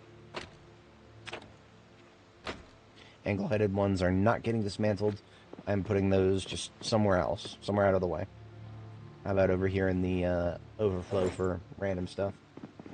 Dark wall lamps are furniture that I might want to use. I'll put them over here in the furniture containers.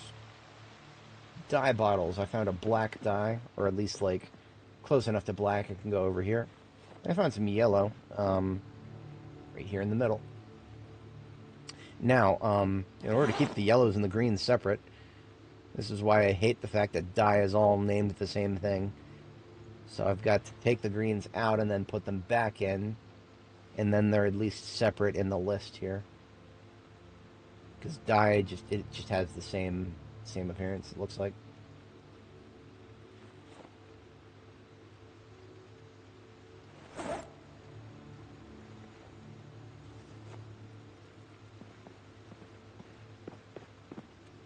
Okay, we still have a garbage bag full of electrical on the floor here. So I need to sort through all of that, dismantle what I can, store the rest.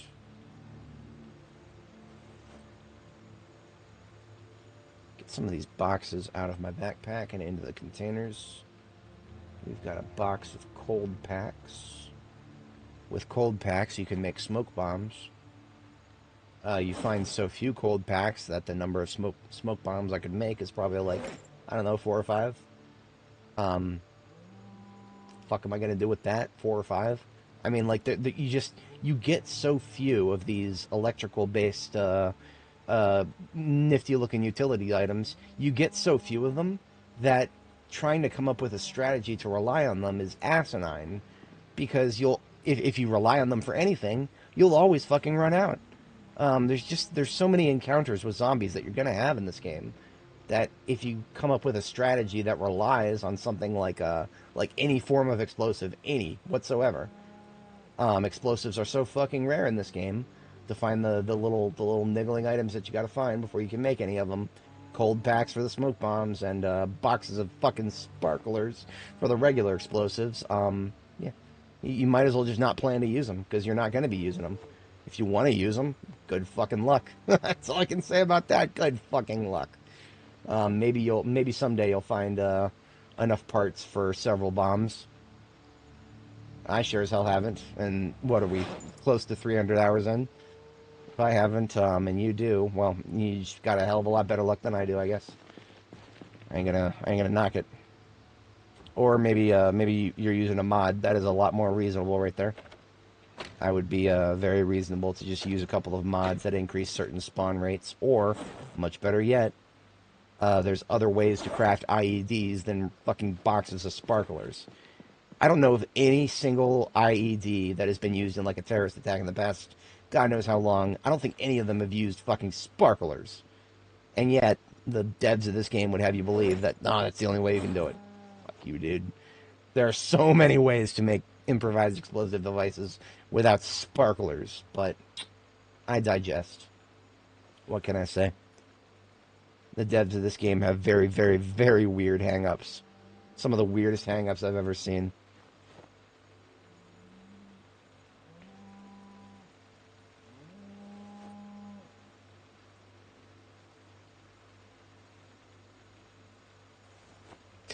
Top box is completely full now. Middle box is not going to last long, but I'll start putting amps in there for now. This Valuetech radio, hair, iron, and dryer need to be dismantled. And then I can say, beyond any shadow of a doubt, that my electrical stuff has been fully sorted. And that will make looting things out in the field much easier, because we can relieve houses of their electrical stuff completely.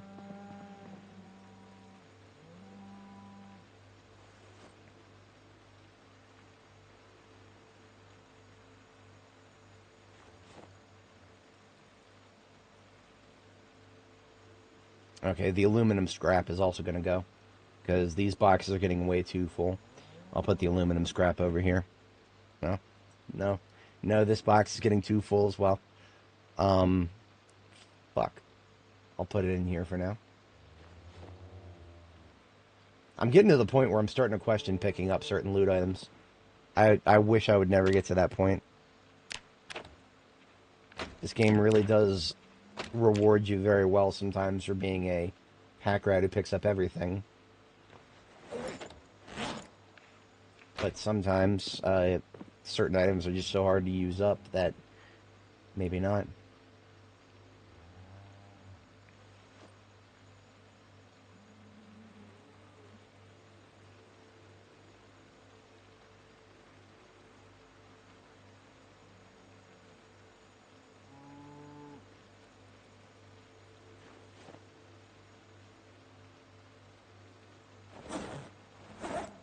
Okay, this hand axe on my belt needs to be replaced, like, nowish.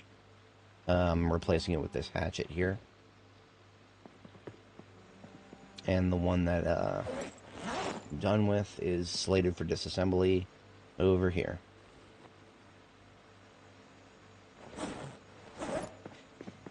What have we got left to sort? We've got some stuff that I'm going to put upstairs here. Replenishing our milk supplies.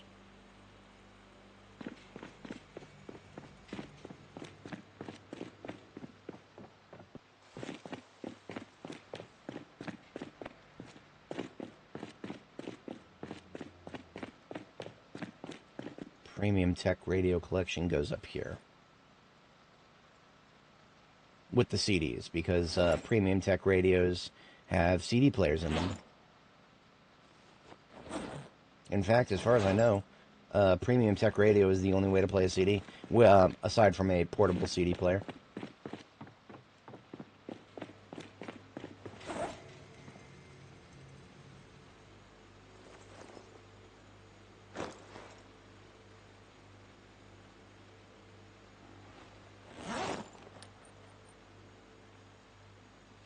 Oops, that doesn't go there. That goes in there.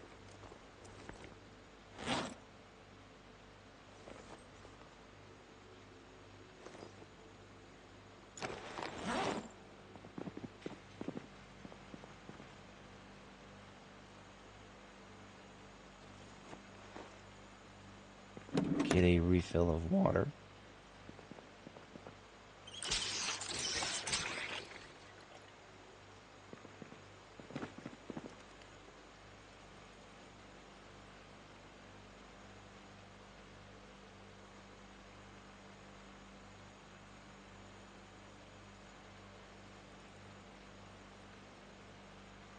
We started some stir fries earlier. I'm gonna finish what I started there.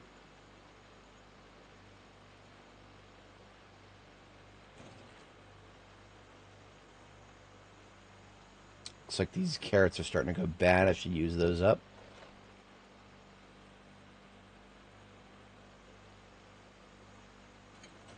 Thyme, basil, and chives. 5 each.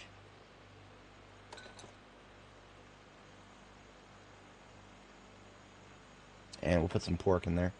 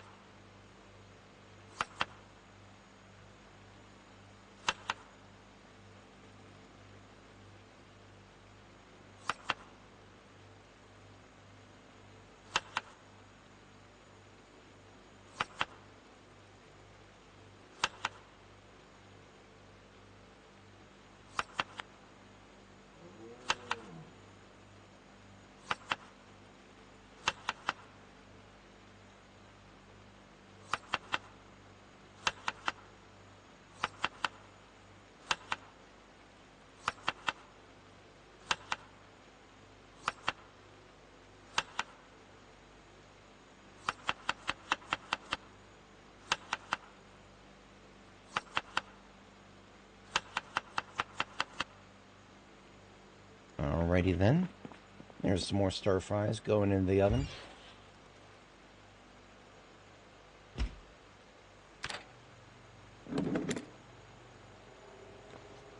I like to do stir fries because they are pretty straightforward. You can only fit 4 ingredients in them.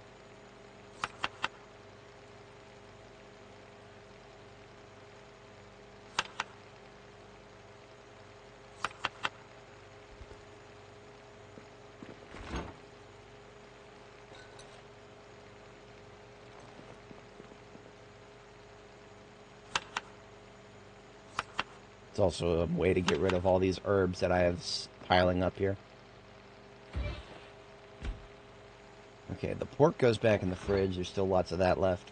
Everything else goes into the trash.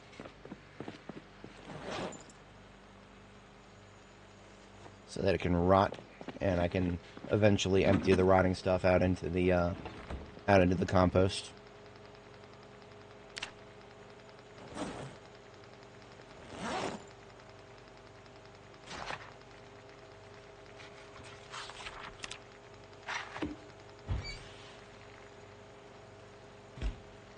Looks like these are all close to 60.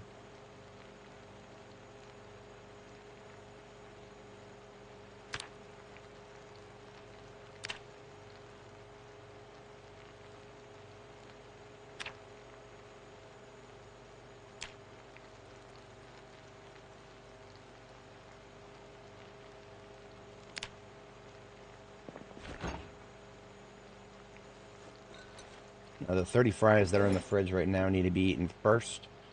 I'm going to straight up eat one of them now because...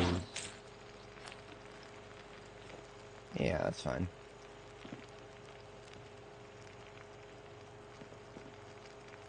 Oh, that's already done. That was starting to burn, actually. There's another 40 fry. So the 60s and the 40s don't need to be eaten anytime soon. I just made them. The 30s need to be eaten sooner than the others, I guess. Otherwise, nothing else in the fridge is at risk of spoilage anytime soon. The onions will last a long time. That's just how onions work in this game. They don't go bad anywhere near as fast as anything else.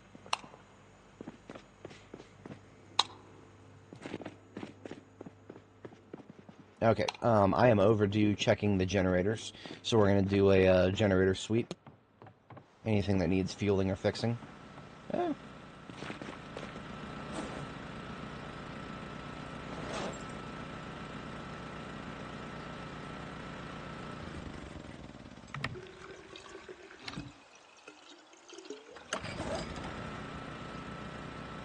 That finished off that gas can. And it didn't even fill it all the way up. Glad I did that now. See if I need any fixage. Just one. Wait a minute, hang on a second. That was more than one. Okay, now it's good. Every time's a charm.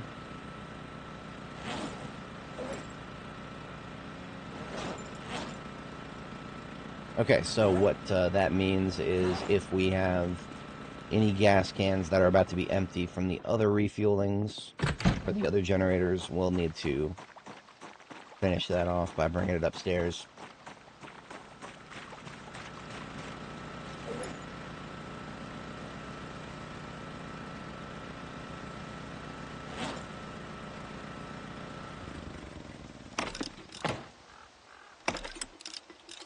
We have 4 generators because keeping the freezers on different circuits means we have to do this a hell of a lot less often.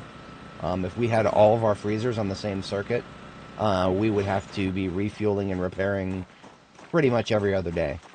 Otherwise, we would run the risk of either running out of fuel or, much worse, the condition falling below 20%. You don't ever want that to happen. If the condition falls below 20%, you have a risk of generators booming.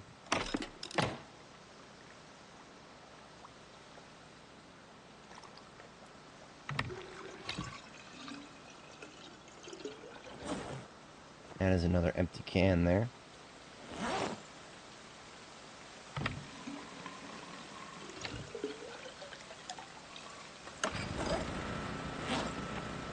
A little bit left in this can. We'll see if we can finish it off.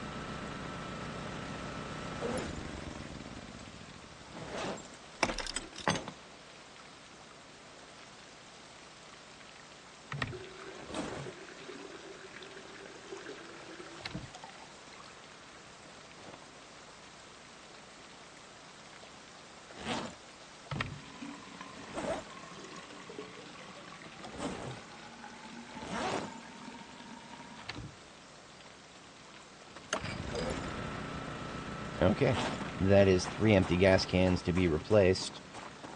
I don't think I need to actually go all the way back to the gas station for that, because I have a refueling vehicle now, a dedicated refueling vehicle.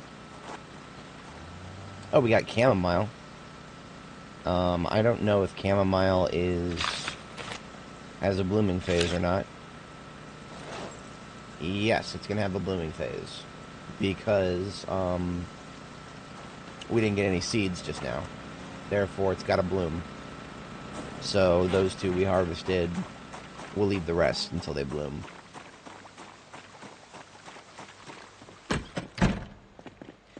So this last can of gas is still mostly full. We're going to top off the upstairs generator here, and then leave this can up here, and replace all 3 of the ones downstairs.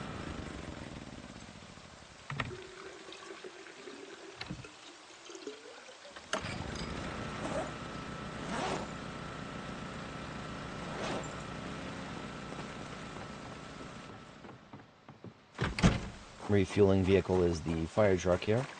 Should have plenty of gas cans in the back.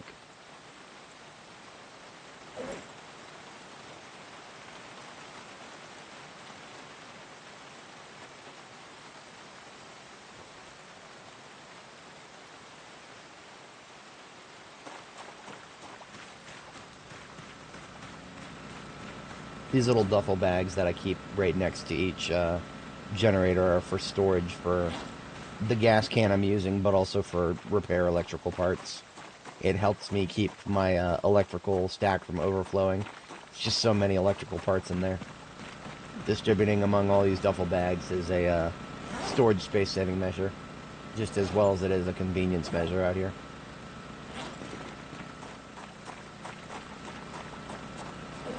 Okay, there we go. Generator maintenance complete. Animal maintenance cannot even be performed right now. I would like to replace those troughs full of feed but you cannot actually put food into an empty trough while it's raining. Can't do that. While it's raining, water will instantly start filling up a trough. You can never put more than, you can never put anything into a trough with food until it is emptied of the water. And while it's raining, it will always fill up with water. So basically, you're at a checkmate.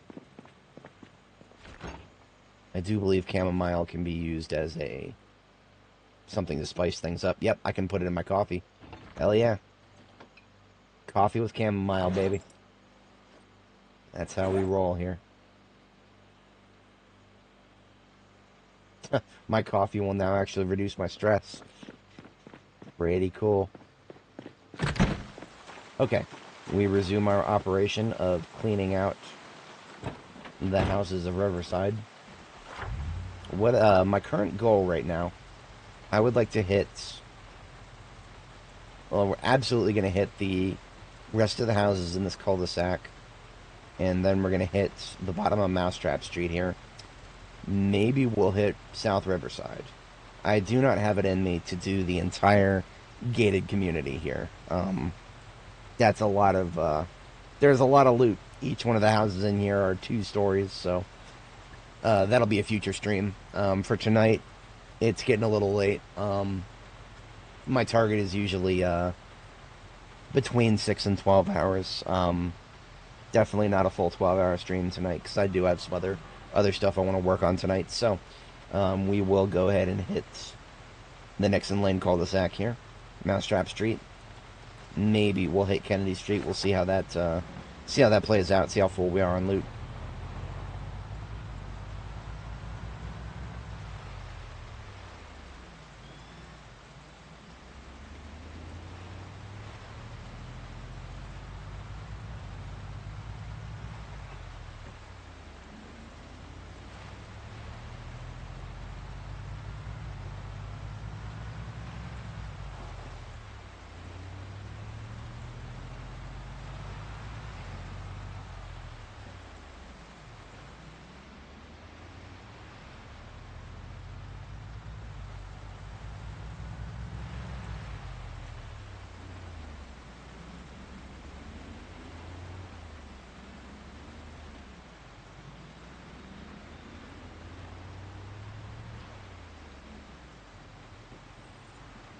Hello, friendos.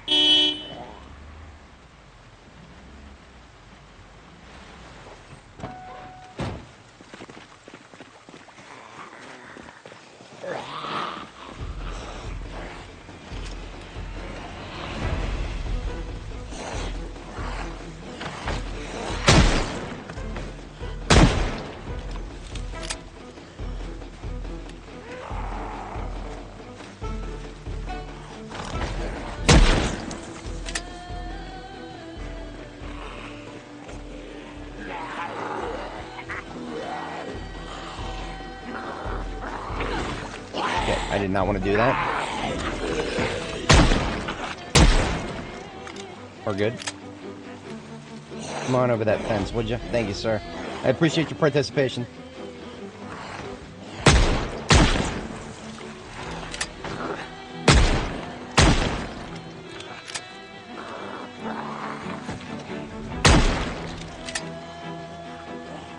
Check 6, check 6. We're good.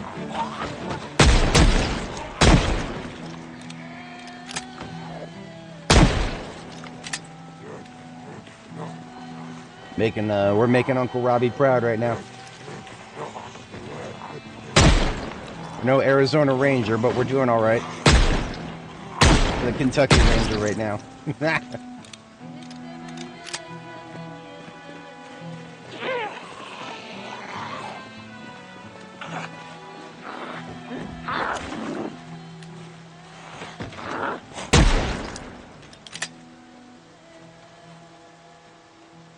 Alright.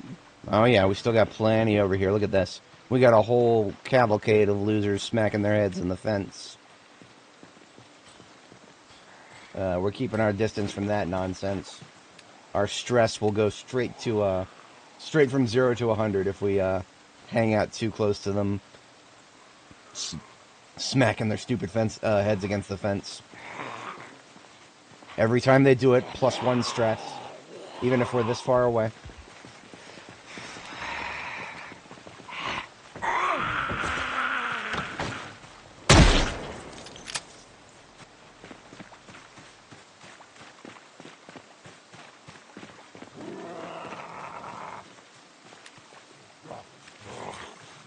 See our stress going up? It's a little hard to see. It's on the stat bar over there to the left. She's constantly going up just because there's a bunch of idiots smacking this fence. Like we've never heard the sound of a zombie smacking a goddamn fence before. We've been at this for well over a year at this point.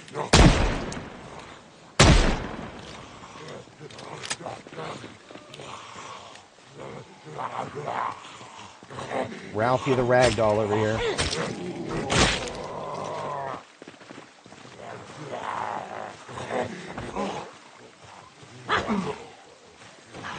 Come on over, take a seat. I heard somebody off to the right there. I'm not chancing that for a second. Leaving that forced nonsense there. Yeah, so look at that. Whole group of them out there. Fuck that noise. I ain't going in there.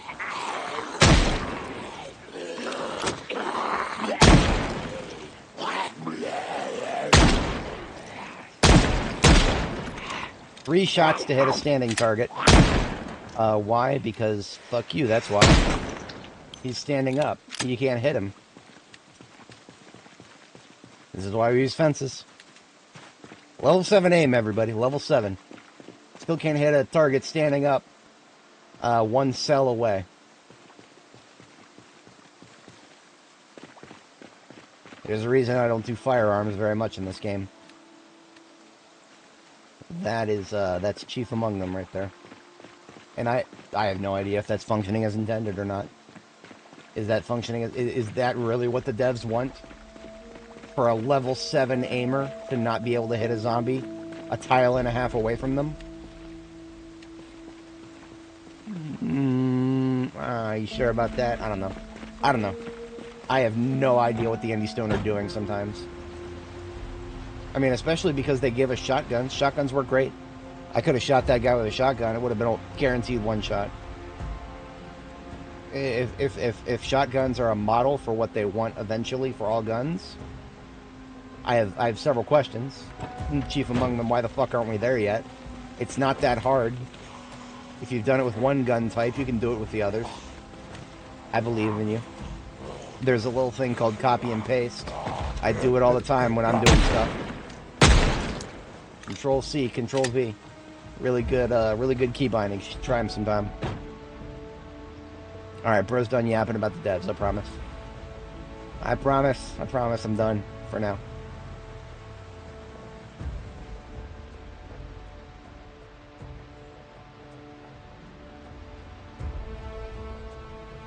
Okay, we need to come back up there and swing around to get into this cul-de-sac here.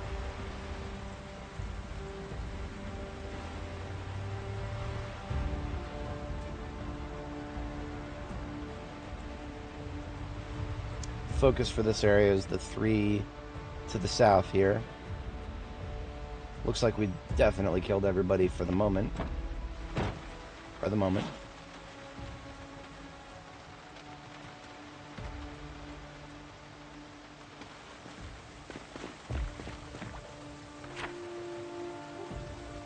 All these houses on the south of the cul-de-sac are just green X's, which means I did check the basement, but that's about it. I hear a mouth breather just inside there.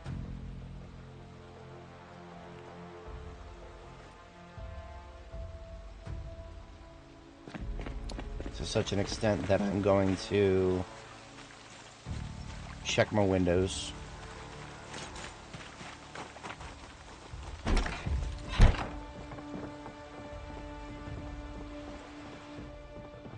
Door scratcher.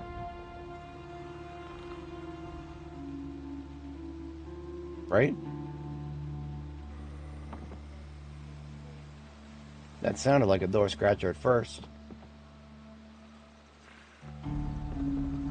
Alright, fuck you, I'm knocking on the doors. There he is. Multiple. Multiple, I'm using the sword.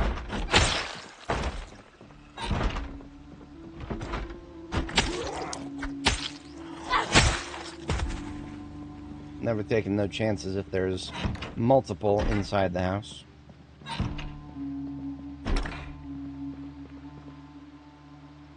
Now, I know I've cleared out this house before. Those are not respawns from inside the house. Those are people who spilled in through the window.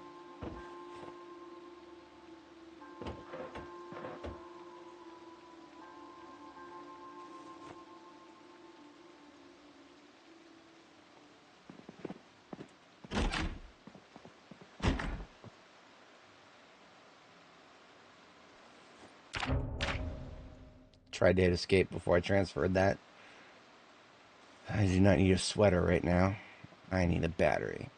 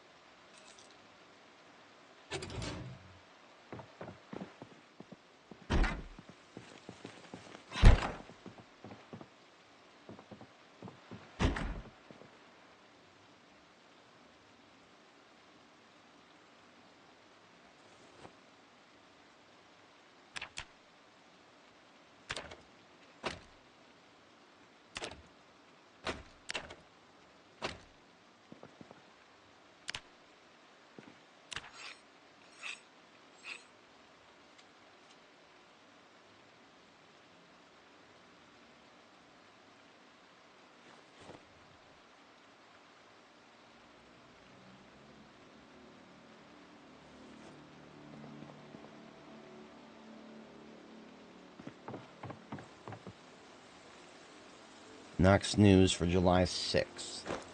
Do I need that for the collection? Negative.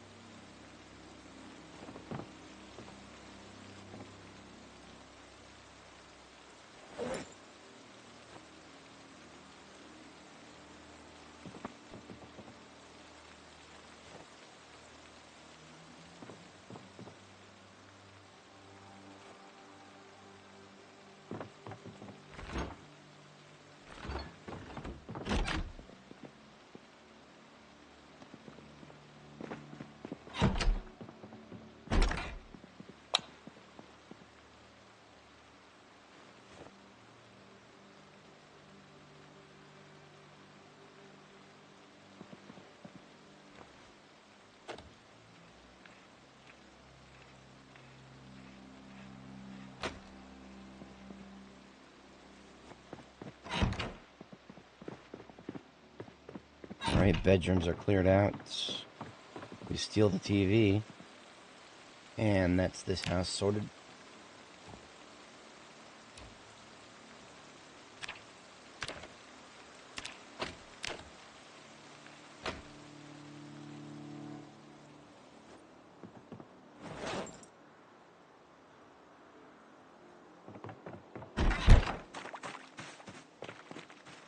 One nice big red X.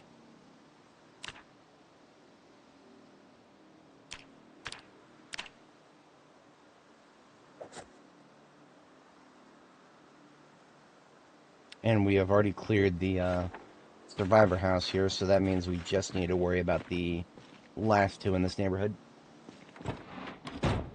Yeah, I don't bother ever trying to find sledgehammers in the world. I just have integrated into myself at this point metalworking and blacksmithing. You get to level 8, you can make your own.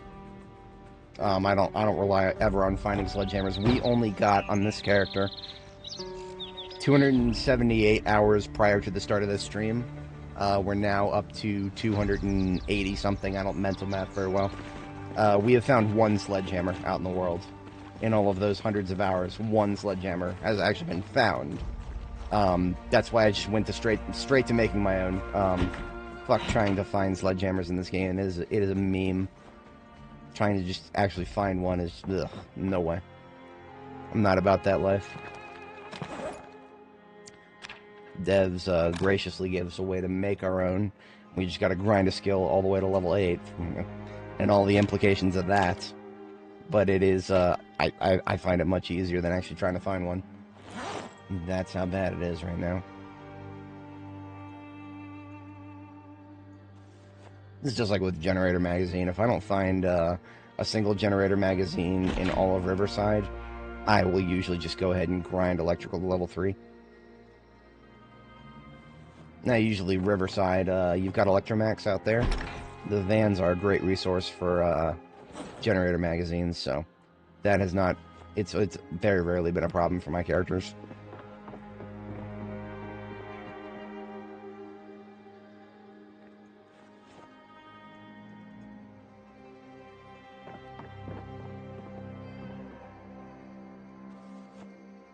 Hey, a box of sparklers.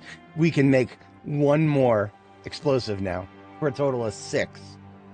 300 hours of looting. We can now make 6 explosives. You know, it's great. The devs gave us explosives. We have fuck all to make them with, though. It's like, you know, the devs they'll highlight, oh, look at this, explosives use the ragdoll system now. They're actually effective against zombies now. They're not going to mention that you can only make 6 after 300 hours of looting. They're not going to talk about that. They're just going to be like, look at the funny ragdolls. Isn't that cool? Please keep buying our game. Fucking assholes. I know I said I was done. I'm never going to be done talking about the devs of this game. I have so many opinions. So many opinions. And the best part about my opinions is I can generally validate them with things that I can show you right on screen in front of me. Namely, 6 boxes of sparklers. That's it. Hang on a second. There's somebody in this house. Yeah, I hear you gargling.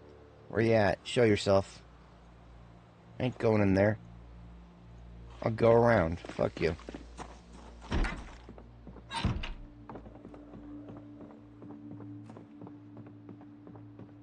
Bathroom? Smells like bathroom. Most likely bathroom. No, that was to the south of me. Laundry room or bedroom? Thinking laundry room. I'm going to check it from the outside. Yep, laundry room.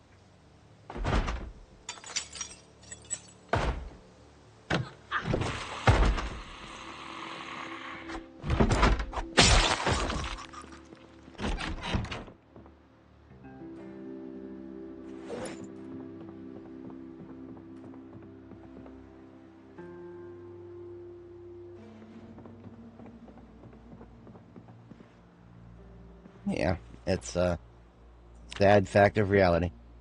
The devs of this game, they go a long ways back with sledgehammers. They do not like us having too much fun.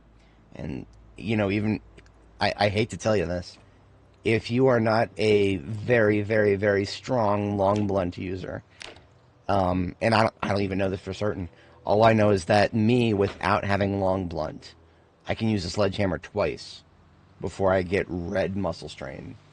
What does red muscle strain mean? You hit tier 2 threshold of pain, which means you can no longer sleep, but that also means your damage has been cut down to 1/3 of what it would be without it. So if you use a sledgehammer more than twice, you're not going to be very combat effective for the following several hours. That's how much the devs fucking hate us. They gave us a way to make our own sledgehammers. Okay, if you're a crowbar hammer, I think it's dependent on long blunt as a skill. Now, as you see, my long blunt is, I've got like 16 experience in the entire skill. Long blunt is one of the few skills I just neglect because it ain't that good if you don't have any innate bonuses in it. So if you don't have, I would never recommend using long blunt if you don't have the traits for it. But if you do, pretty effective. You can make it work pretty good.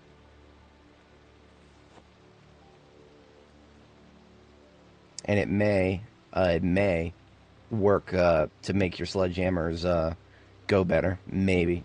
I genuinely don't know. Because you see, one of the things that's similar to a sledgehammer has the same swing pattern are the wood axes. I am axe level 4. I can cut down 3 trees with a wood axe before I will get red muscle strain. So I'm not 100% sure if it scales the same way. You might need to be pretty high level long blunt if that is the case. Makes sense. Axes will serve you really good long term. You get that crit rate really high. I think once you hit level 7, you get a super good bonus to crit rate. I'm not 100% sure on that.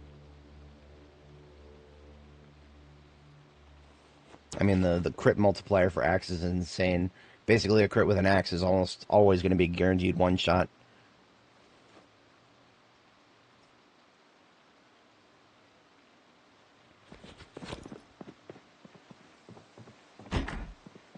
I'm not the biggest fan of the new sharpness mechanic when it comes to axes, because all the best axes still use sharpness.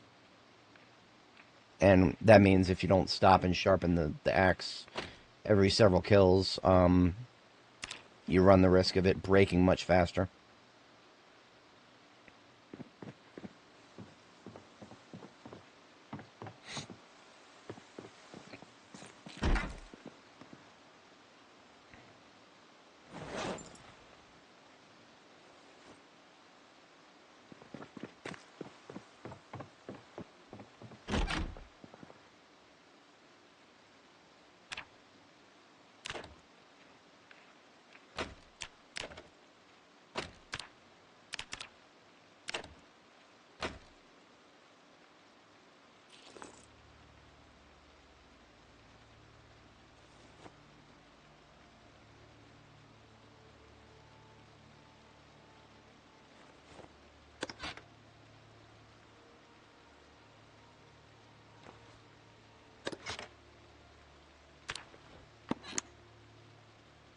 Alrighty. That's 2 more houses I can mark out.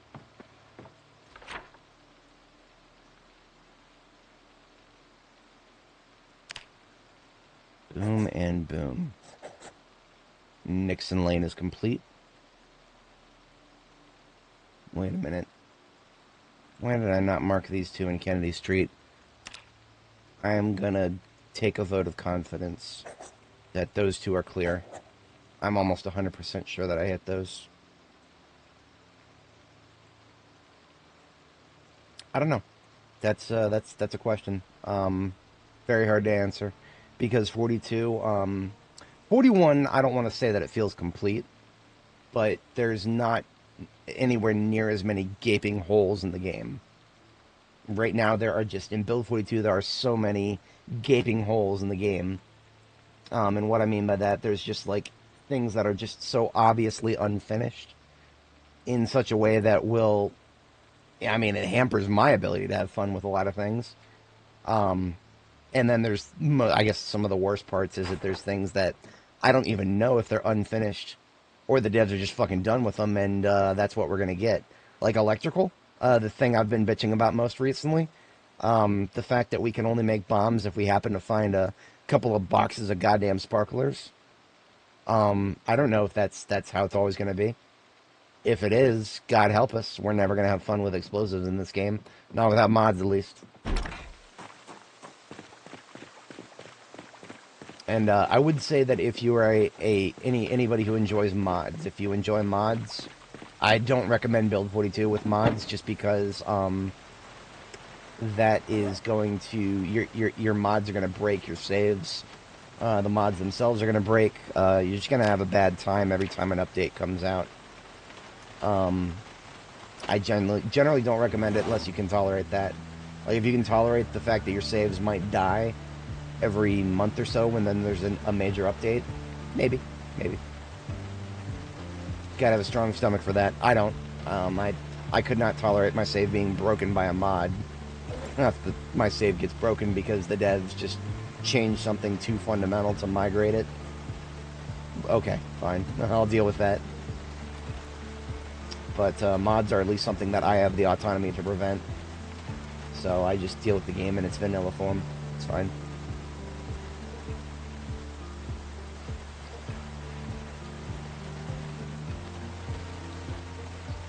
put all this in here, it's fine. There's no need to be too discerning. We've got loot from all over the place at this point.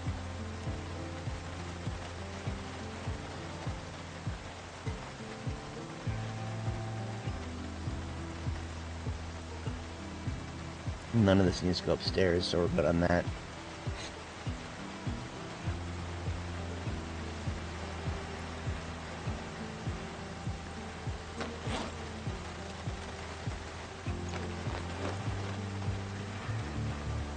Okay, that looks good. 2100, we're about ready to sleep. I'm gonna swing around and come down the next street that I want to hit. I'm gonna come at it from the north. By the time I get up there, we should be a little closer to bedtime. Basically just going around the school here.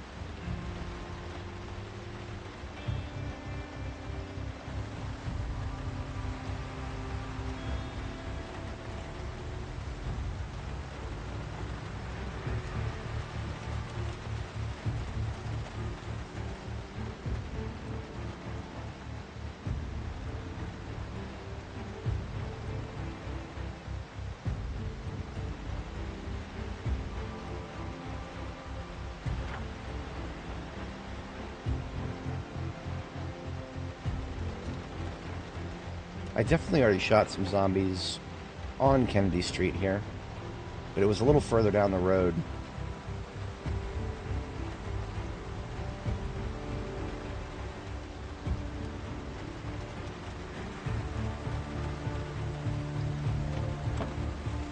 It's avoidable. Muscle strain, generally speaking, means that, I mean, regardless of the source, as far as I understand it, muscle strain means that you are using a weapon skill, or you're using something. You're doing something that you have no skill in, or not enough skill in. That's basically what muscle strain is in a nutshell. So the way I play, all of my characters are construction workers. As a construction worker, I start with +3 to short blunt, which means right off the bat, I have a weapon type that doesn't generate any muscle strain, even if I get killing hundreds of zombies with it. So I have a fallback. If other weapons start causing muscle strain, I switch to short blunt, and I'm good. So muscle strain, generally speaking, for my playstyle, is not really a problem. If you try to take a person who doesn't have any weapon skills at all, you're going to be having a real bad time with muscle strain. I don't know if there's a really good answer for that. I would never play a character with no skills. That's a level of tedium that I am not prepared to accept. Maybe other folks are like, oh yeah, let me give myself an extra challenge. No, this game is a challenge enough as it is for me. Maybe that's not enough for others, but definitely enough for me.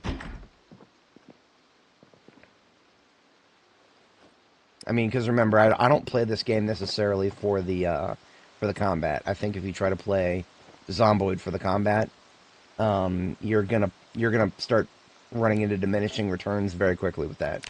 This game is just not designed from the ground up to be a horde shooter. You know, you can start adding your sprinters, but if you have sprinters, where's your other fast movement mechanics? Like, if you go to YouTube, you look at the footage of these people who play with sprinters, and you see these zombies sprinting up and grabbing them and fucking stun locking them. A game with really fast-moving enemies does not need stun locks. A 1 second stun lock when a zombie grabs you, that does not belong in a game with sprinters. But you can't really turn off the stun lock. In fact, I don't even know if you can mod that out without changing the Java files.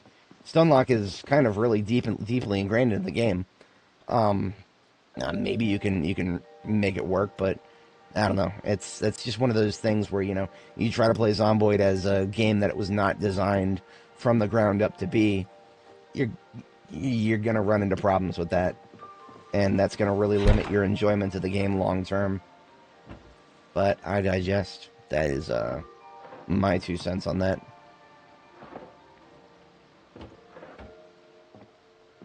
Actually, this is perfect. Dismantle a couple things, and it will be bedtime.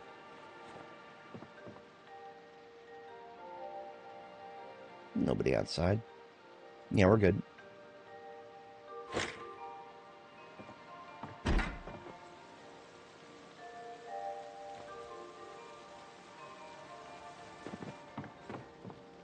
That was all the other containers in this house. So we can give this an S and a red X.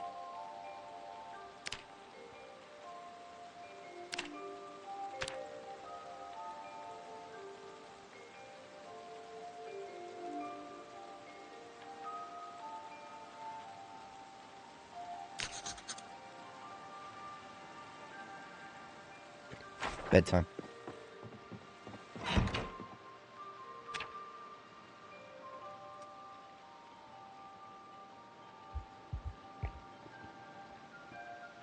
Barely an hour of fucking sleep, and we're already hitting nightmares. Guess I'm gonna try that whole sleeping thing again. I'm gonna sit down in the van for a couple of, just read for an hour. It's fine. Instant nightmares are always just a big old middle finger from the devs as a restless sleeper, because you're gonna have trouble getting back to sleep right away.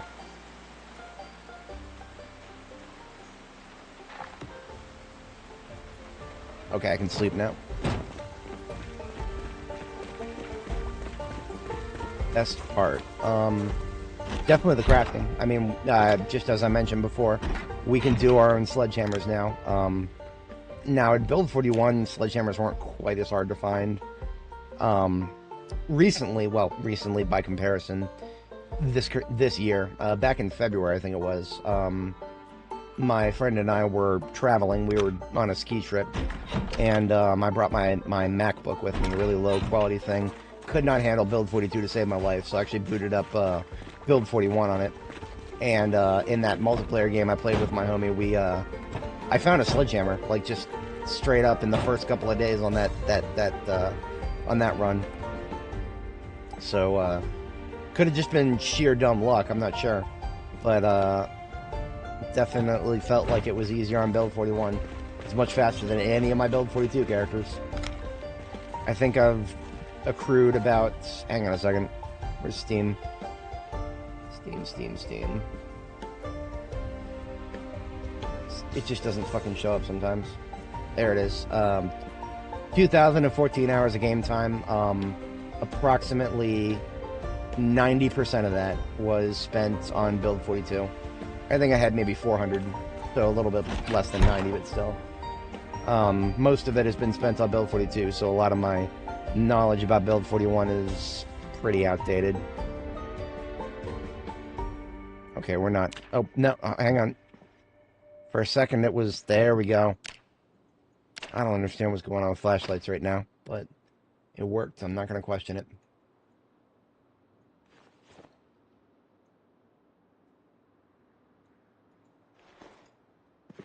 It's already bedtime again. Can I sleep? No, can't get back to sleep. That is the game giving me a middle finger. I'll take it. I got thick skin, I can take it.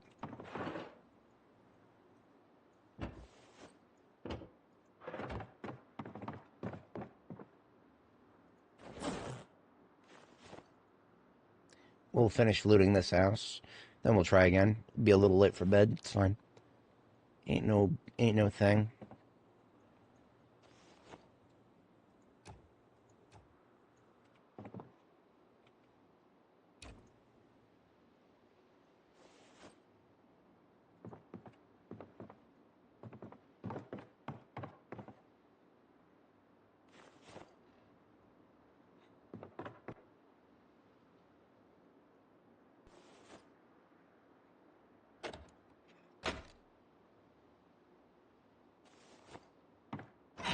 Okay, that is this house cleared out.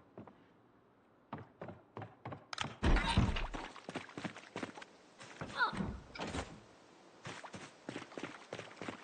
don't know why I left the van on. I was not going to be going very far.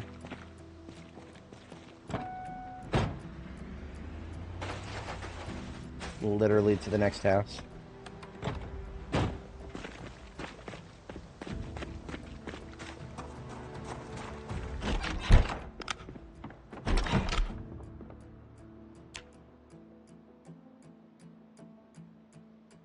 Sleep schedule successfully maintained.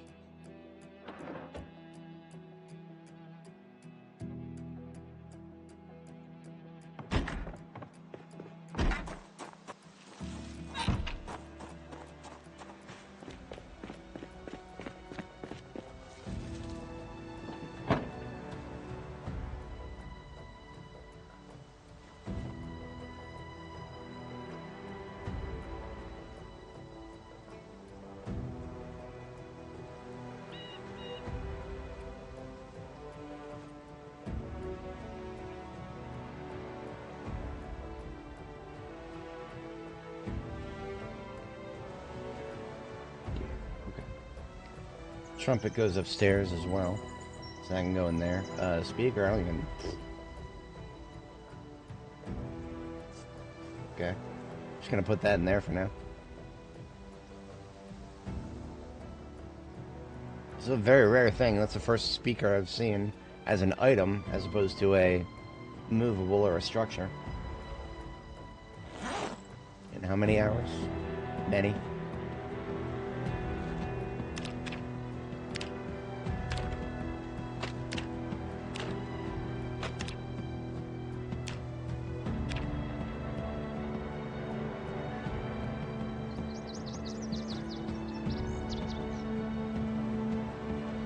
One of my favorite tracks right here.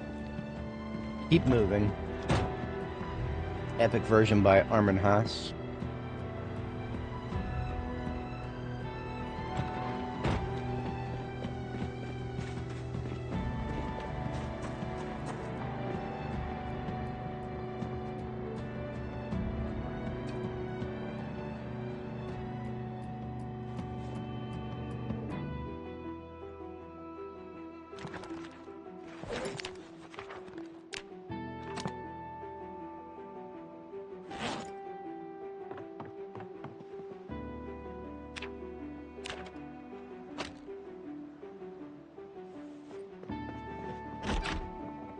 Hey, it technically was a crate full of books. It was just books of the comic variety instead of the skill variety. For anybody watching, if you are not familiar with my meta goals here, we're hitting every single potential loot crate in Riverside that may have skill books in them. And that includes cardboard boxes. Cardboard boxes have a pretty low but non-zero chance of being a box full of skill books. Boxes full of skill books, chance of getting to level 5. That would fill some of the gaps in my library. We have actually, so far, all the houses we've looted in this 6-hour live stream, we have found one such crate full of skill books that did in fact have a level 5 book.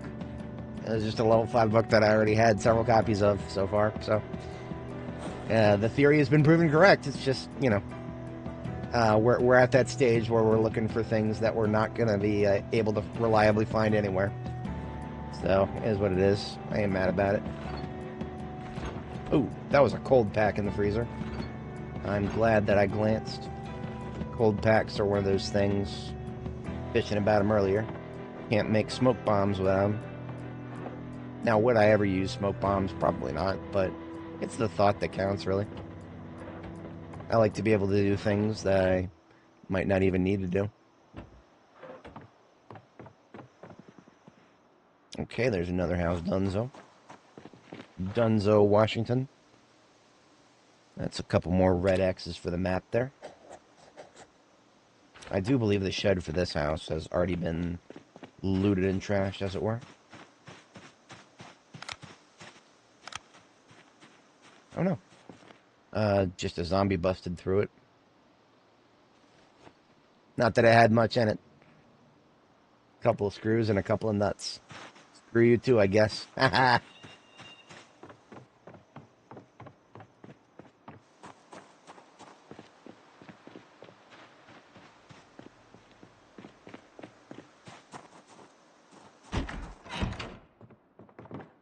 This looks like a house I have not hit.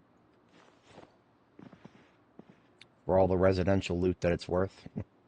Residential loot tables are, you know, 1 year in, you're not really looking through them for anything other than the sake of full clearing, which is what I'm doing now. I would just like to just be able to say, for beyond any shadow of a doubt, that yes, my hometown has been fully combed, fully cleared.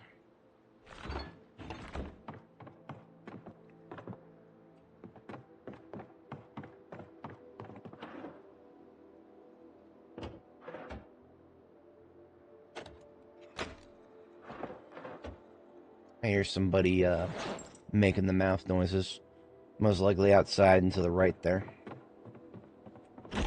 Ask them a question, shall we? Huh? No?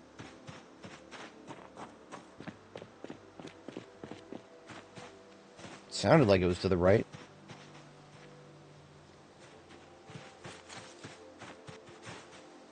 Alright, I'm gonna do something I wouldn't normally do. I would like to get anybody's attention who's in the area. That was my backup sidearm. Probably should have used the big iron instead, but that's fine. So if there is anybody in the area, that should have woken him up. Yeah, that was unintentional. Negligent discharge. ND. We're good. See, if there was a Zed out here in between the trees, we would have noticed him by now, most likely. No, I'm hearing something. Ah, scratcher on the door. Fucking scratchers, dude. At least we found what we were looking for. They came from behind.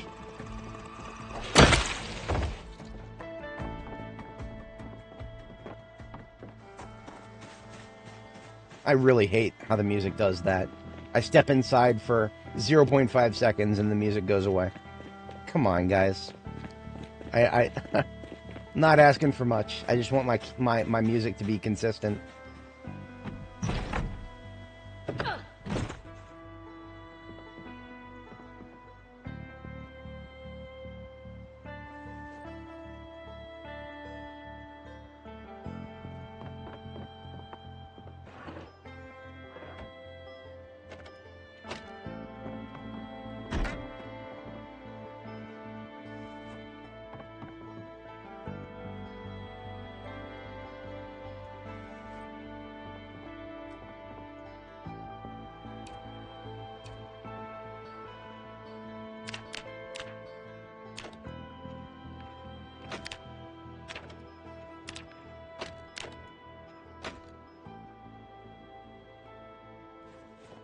And there goes the music entirely, unless I go outside or start sprinting or something.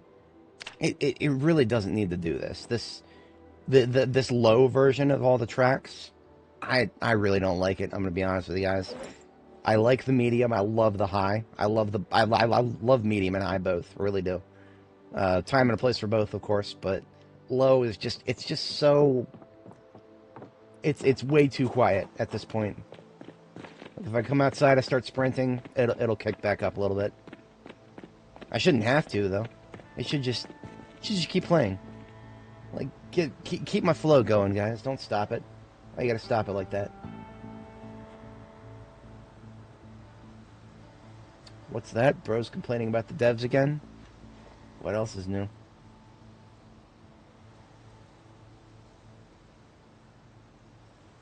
Okay, that is a full garbage bag of loot. Let's open another.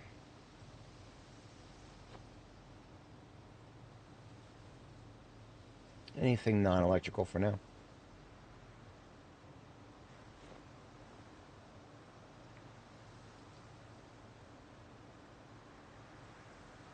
The coffee stays with me. Okay. I never did put a green X on this house. This is a potentially unexplored basement up here.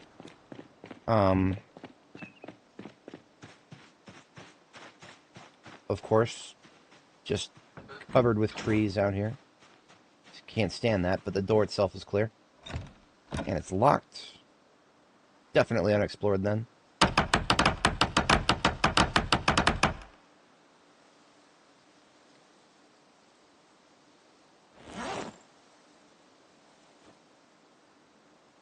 Alright, down we go.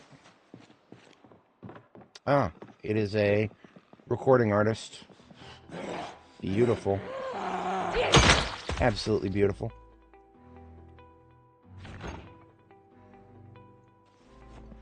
This means we've got more of the black speaker cabinets. 4 more of them, in fact. Oh no, just 3. There's an odd number out here for some reason. Nothing but office loot tables in here. Another black table as well. I will most likely be coming back here for some of these as just decorations for my base. So I'm going to go ahead and mark that as a recording basement. Damn it. Why would you... Okay, that's fine, actually. Rec is fine. I would have done green. I usually do green to remind myself that it has something to do with the basements.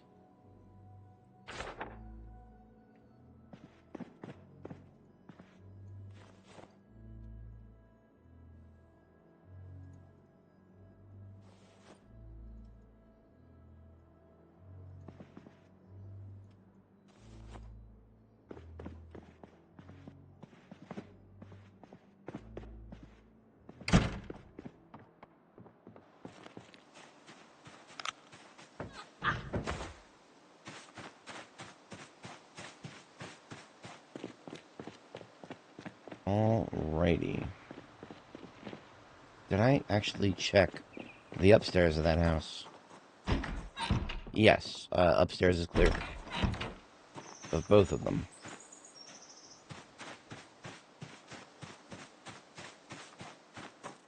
Yes. Okay, both of those get X'd out.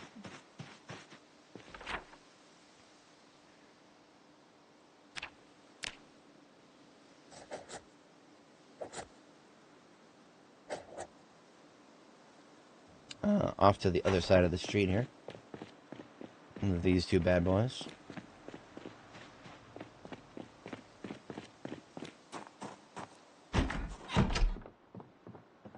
This is also a starter house that I've started in before.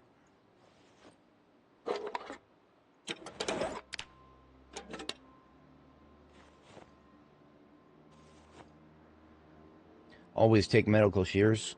They're like scissors that can do a little bit more than just what normal scissors can do. Up to and including scrapping metal jewelry. Medical shears are strong enough to cut jewelry. That is a very useful thing to have in the field with you. The scissors that I carry around are always shears.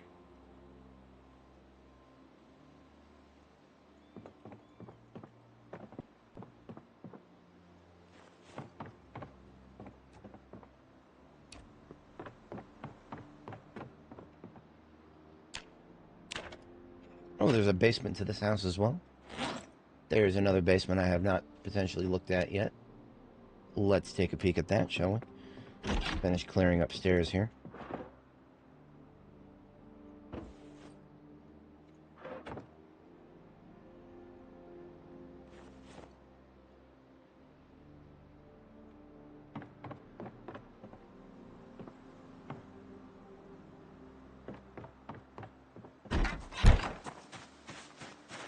Oh no.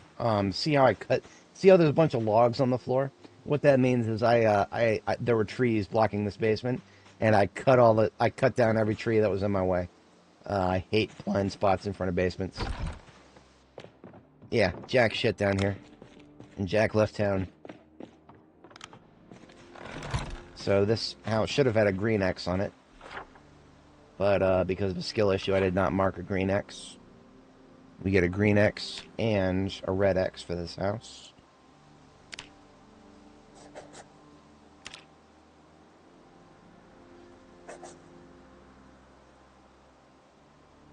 Now, I do not recall if I ever took a peek into the shed of the safe house over here. So we're going to take a quick peek in there. Chance for a generator spawn in here. Not that I particularly care about that right now, but always fun to know.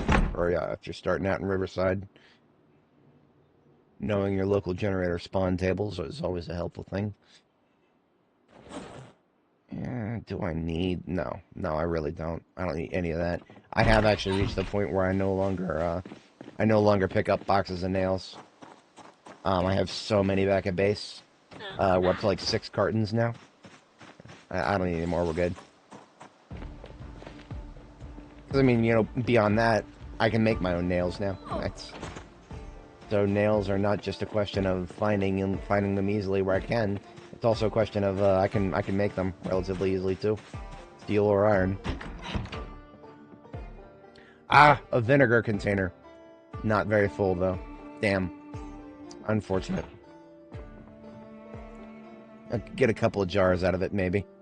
If you're not familiar, vinegar is the wear item to making jars of produce. Spawn town, hands down, Riverside. And the reason for that is Riverside is the only place that I know of that has a gas station right next to a river. What is a river? It's an infinite source of water. If you're into fishing, infinite source of fish. But most importantly, right now, for the current state of the game, it's a place to build a base that does not spawn zombies. The random spawns, as we've already seen just in this stream, they go pretty hard, the spawns right now. But we don't have any inside of our base zone because our base zone is literally outside of the map, technically speaking. The Ohio River is outside of the map, so we don't have to worry about zombies spawning inside of our base. Right in front of it, maybe, but not inside. That is a major quality of life concern for someone like me. I don't want no fucking zombies in my base. Alright, kitchen's clear. Bedroom about to be clear. Pink formal shirt. Sure, I'll take it. Why not? Always on the lookout for more pink.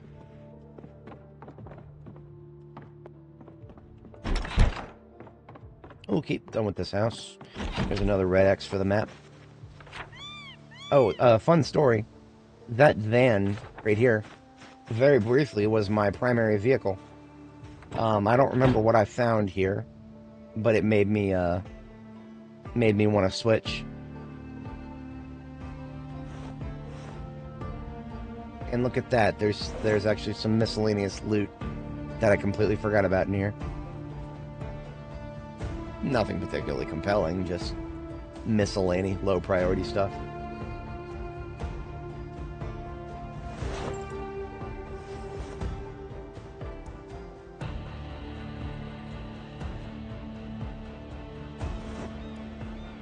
I do definitely want these sacks, though.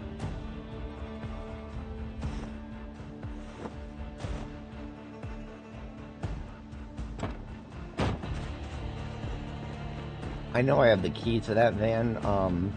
It's been so long since I've needed a Franklin Voline. It's probably in my deep storage somewhere.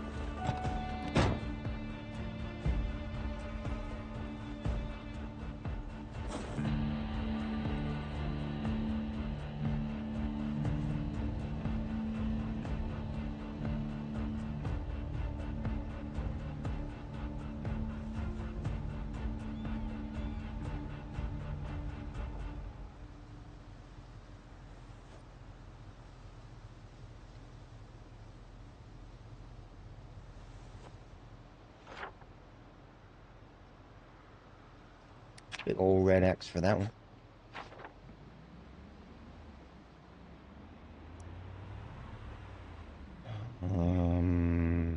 Yeah, we got houses on both sides of the street here. Yet another basement that I checked.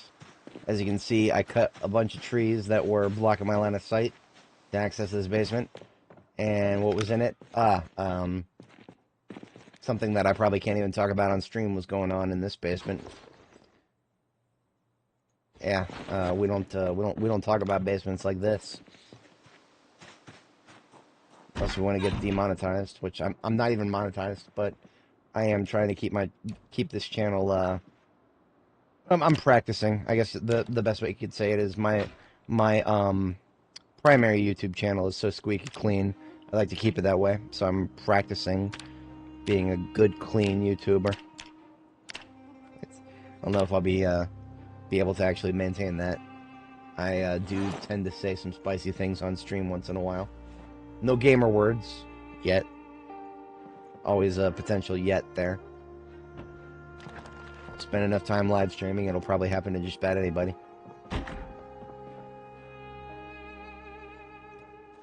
Especially the people who think it'll never happen to them. Those, in fact, are probably the most likely to have it happen to them. The ones who think they're immune to the gamer moments. Nah, nobody's immune to it. It's just a question of how you handle them when they come along.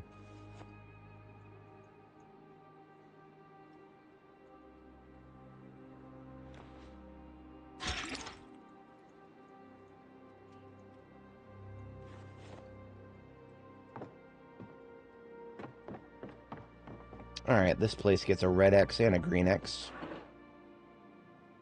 Momentarily.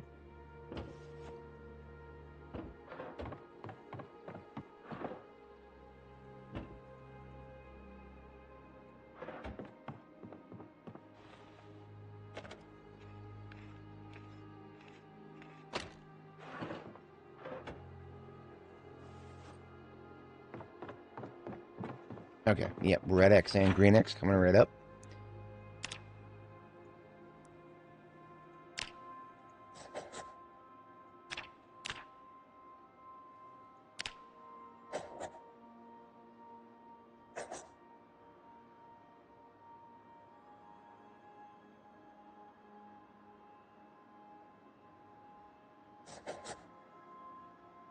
We're looking great. I'm really proud of today's progress.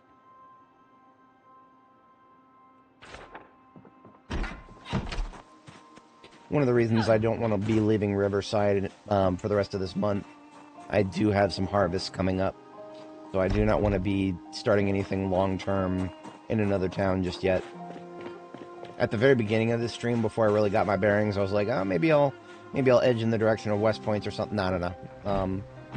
I'm going to be staying in the Riverside area for at least, I mean, obviously the rest of this stream, but possibly most of next stream, depending on how far we get at the beginning. Because we want to get any of the potential crop harvests out of the way before we start going further afield. That's a lot of photos.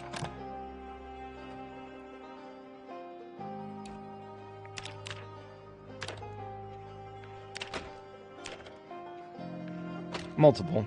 It's really a question of what order to execute them in. I mean, obviously, what would solve all of my book problems would be a visit to LSU, Louisville State University. That is in the beating, festering heart of Louisville. Therefore, if we're doing that, that is we're going all in. That's basically all hands on deck for that. Like I'd be bringing a couple cows with me, and I would completely abandon any sense of coming back for agriculture or anything like that. That would be not to say that we're never coming back to Riverside, of course. It's just that would be such a substantial operation that we would be building a fully fleshed out base just in the area around Louisville, just to get the area cleared out. So that is such a substantial undertaking that I usually don't want to even bother getting anywhere near starting it until I have finished with pretty much the rest of the map. Like, Louisville is, because it is so much more stringent than the rest of the map, I usually would want to finish the rest of the map first.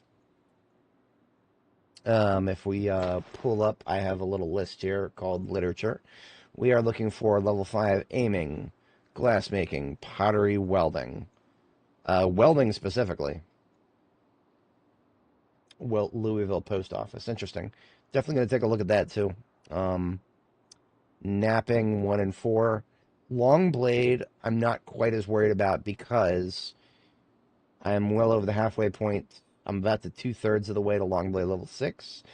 I've already got the 4th book, so finish this level of Longblade, read the next book.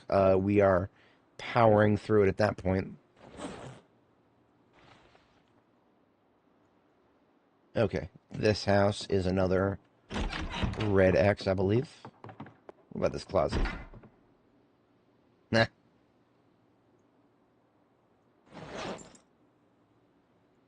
I did find some burlap. That's neat. Okay, that is a full backpack and a red X.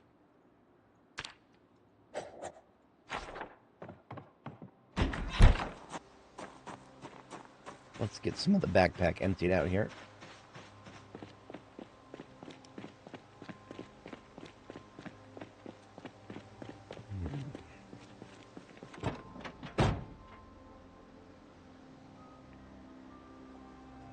Yeah, I don't think there were very many, if any, weapon skill books back in 41. If there were, I never found them. Yeah, definitely a thing that they've added. So not all weapon classes had them. Don't ever get the assumption that they're going to do it for all weapon classes. I don't think they will. It is for select types only: aiming, reloading, long blade. Those are actually the only weapon types that I know of. Yeah. No other weapon type actually has a skill book. Better than none having them, I guess. I'll take it. I will not complain about that. I'll take it and I'll like it.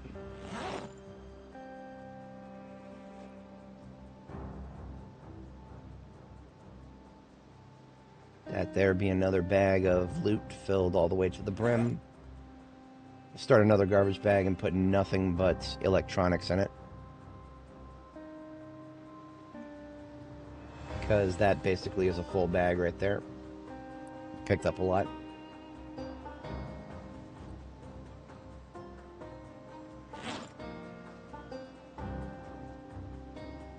And then there's another garbage bag for regular loot. And we have so much room now. We don't need to go running back to base every couple of houses because we're not picking up TVs anymore. We're just scrapping them. Okay, the two houses to the north, and then the last one to the south. And then we're done with Kennedy Street. That is all of South Riverside.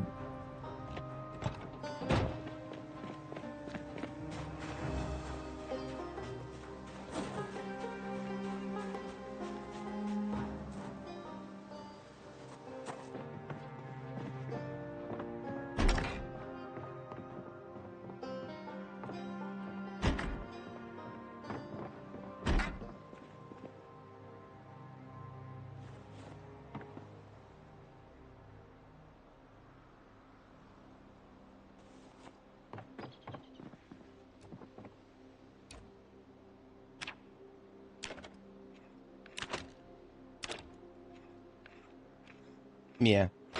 Thankfully, you can now make your own. So, if we look on my, I got my own goddamn sword right here. Stats are equal to the katana. The katana is basically just a reskin of the sword that any blacksmith can make when they get to level 9 and find the right magazine. I can make these out of a single steel bar. You can get a steel bar from something as simple as a crowbar. So, if you have enough charcoal, you have enough skill, you can turn a crowbar into a sword now, basically speaking. That's one way to think about it. You just gotta have a high enough blacksmithing, which right now, not too hard. I have a feeling the devs are gonna nerf that into the ground. The ease with which I've been able to level blacksmithing is unacceptable for the devs' mindset. They will, they're gonna hit the nerf. They're gonna take the nerf bat.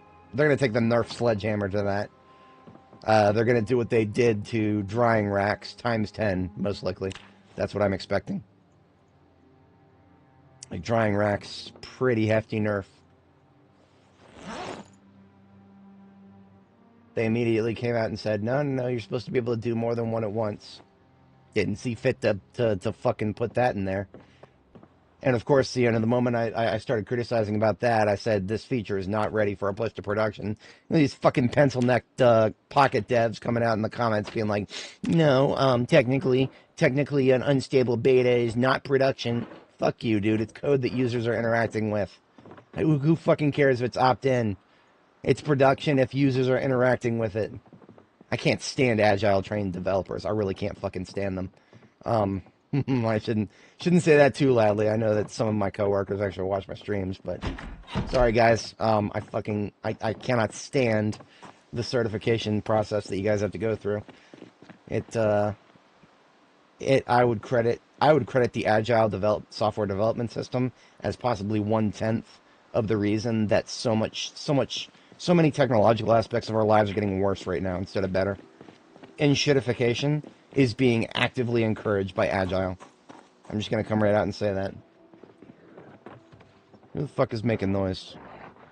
Is there just one of you or more? Excuse me, sir. Ask you a question.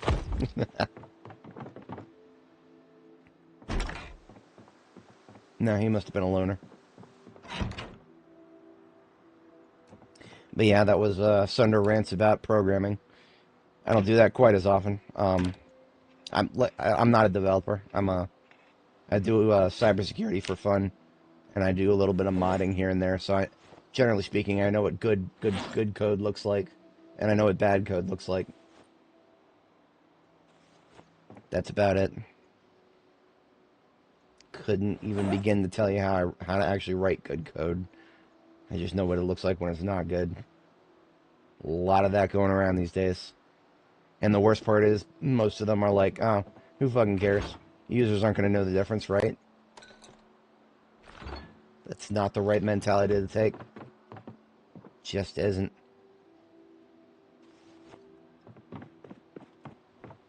Two TV remotes. Two more long-range detonators for bombs that I'm probably hardly ever going to be able to make. Hasn't stopped me from holding on to hope. I will hold on to hope forever. Yep, cheers, mate. Where we do good things here. There's another house we can mark an X onto.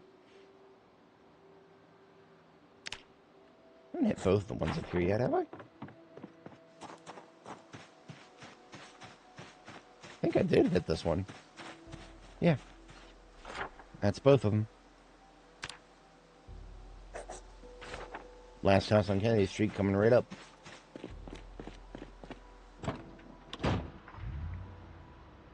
You guys may have noticed that my, yeah, it's very true. My ambulance always starts up 100% of the time. Never fails to start, gives me engine revving sounds. No, that is because we have here an engine quality of 100 in this lovely thing. Very, very rare thing. Good luck ever finding one like that. This ambulance has been a godsend. And it was actually, originally, it was a wreck. But we repaired it because I looked at that wreck and I saw that it had a 100 quality engine. And I was like, yep, we are going to go through whatever it takes to fix this bad boy. And we did. 100% worth it. I used to think that vehicles just always were going to fail to start in Zomboid. But no, there's that nifty little engine quality stat.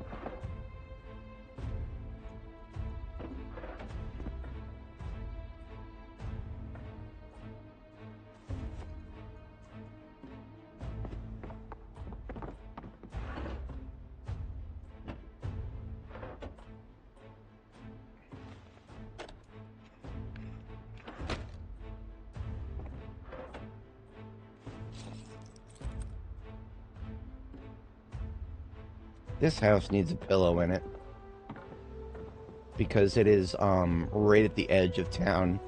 I would like to have a sleep house accessible right at the edge of town. That's strategically useful to me.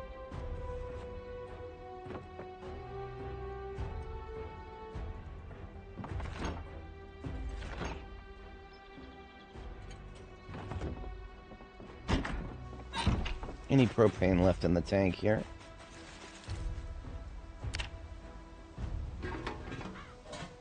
Yeah, look at that.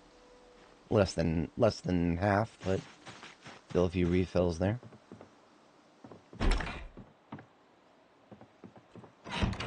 Alright, so I'm gonna steal a pillow from a neighboring house, stick it on the bed here, and then mark this as a safe to sleep in house.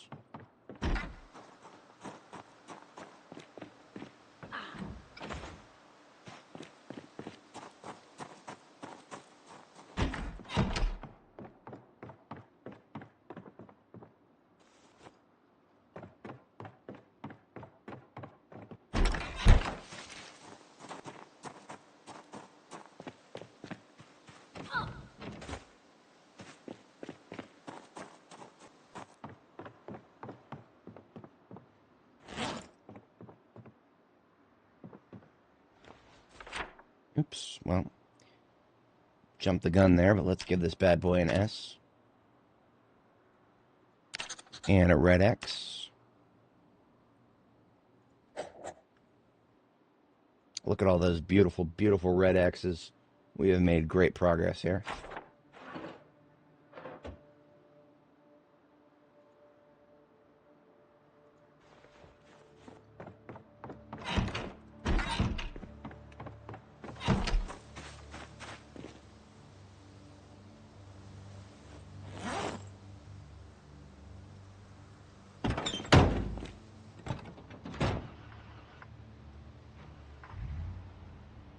It just failed to start. Solomon's curse up in this bitch. The moment I talk some shit about the van never failing to start, it failed to start once just now. That engine quality still showed up as 100%, doesn't it? Yeah. Now, interesting, it was a different kind of failure to start up. It was the kind that doesn't make the loud noise. There is, I guess there's a, that objectively means there's a difference now. That is actually telling me that I want to look at the code for that at some point. I want to look at the code for starting vehicles. Can I do that right now? How hard would that be? Game directory. Zombie. Vehicles. Base vehicle.class. That looks really small. Base vehicle.class. There it is. I have a little link here for that. Fuck is it? There it is. JavaDecompilers.com. Just drag and drop.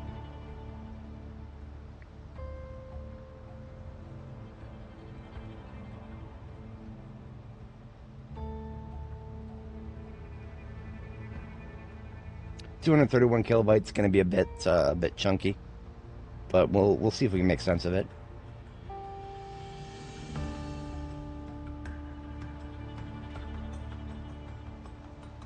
Fuck.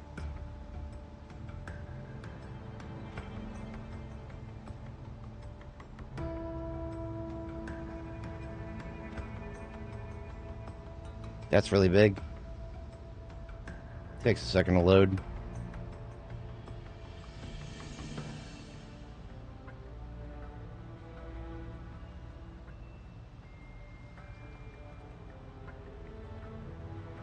I'm putting that in a decompile for 42.11.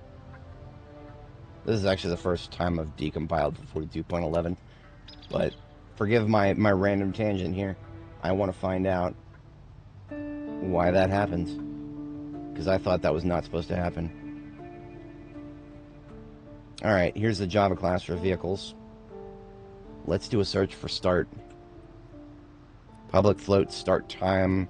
Alarm start time. Siren start time. On spawn vehicle start.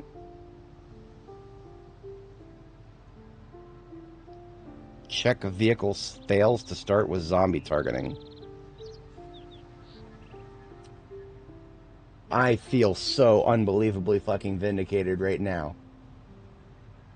I don't know what the fuck that was, or what this actually does, but just the name of it. Vehicle fails to start with zombies targeting. So there is code in the game that has to do with making the vehicle to fail to start because zombies are nearby. Okay, here we go. If this.engine state equals engines running, if the engine is running, basically. Engine get condition if it is less than 50. Okay, the vehicle will, this code basically just means if the engine is running, if the condition is lower than 50, random chance for it to fail and shut off. We knew that. That was a thing. All we learned just now is that the threshold is 50. Yeah, it really does. That's just imagine naming it that. That makes me laugh.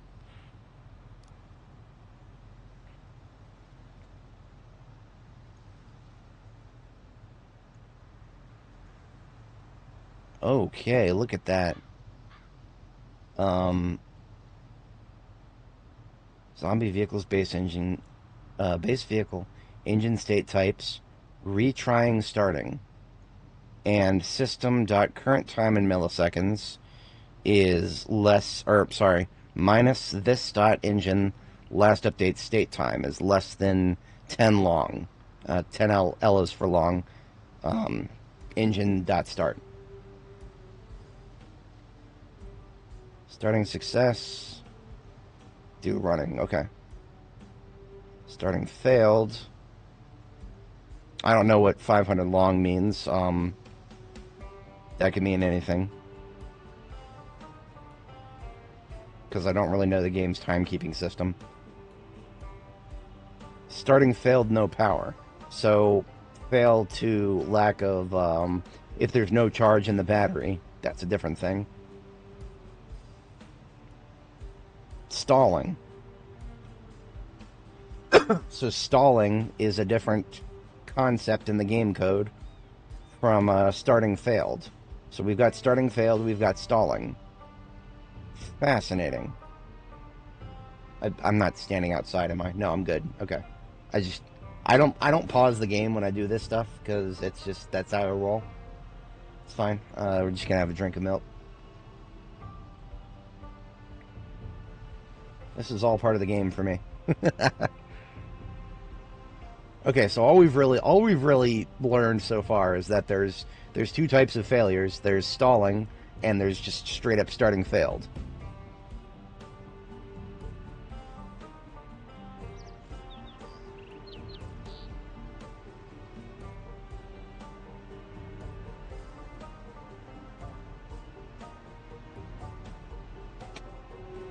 Impulse from squished zombie.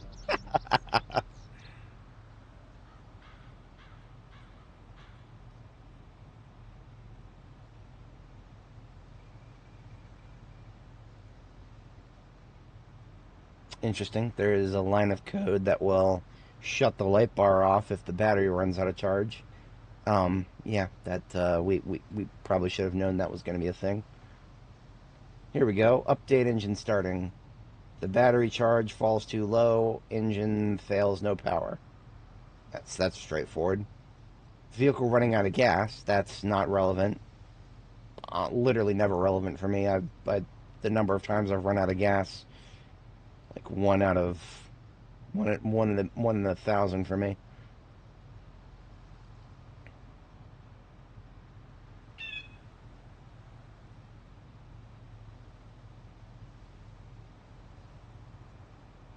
Okay, here we go. If rand.next is I'm sorry, rand.next this dot engine quality not equal to 0, starting success. Else engine this dot engine do retrying starting. This has the unique sound that I keep listening for. The really loud failure to start the vehicle. It played a different sound when I failed just now.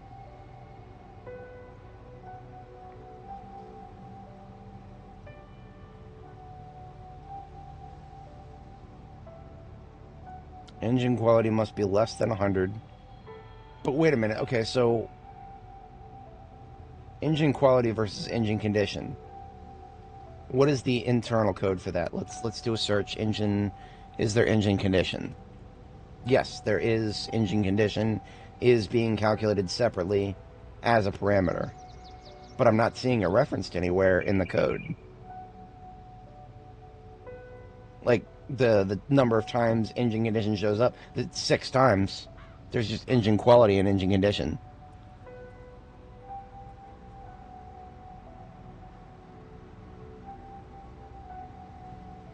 Engine quality is clamped 0 to 100. That we knew. Engine quality cannot be above 100.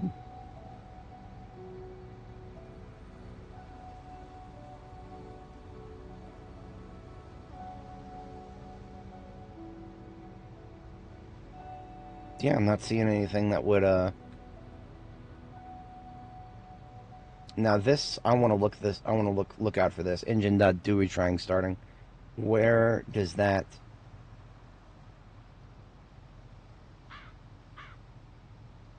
What are all of the conditions where that can show up? There's only two. There's only two conditions, so it really is, in this instance, it's only engine quality that determines whether that should happen. So as far as I know, it shouldn't have happened. And yet it did. You guys don't believe me, scrub back in the stream, it happened. This van started to fail, or sorry, it failed to start once. That's once more than it should have, as far as I understand the game. That's why I'm looking through this.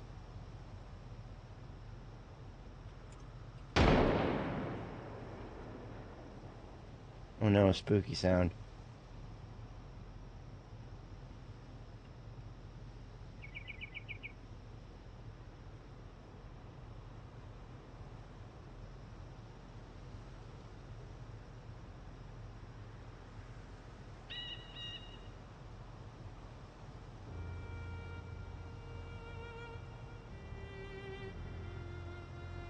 This is the only thing that I could possibly think of.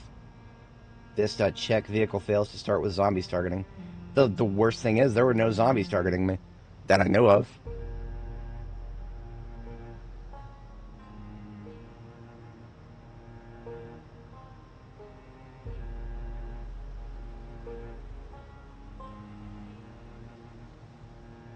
Yeah, it was really loud. Like that was one of the closest ones I've heard in a long time.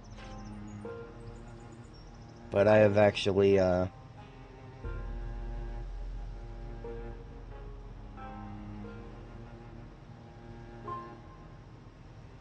so this.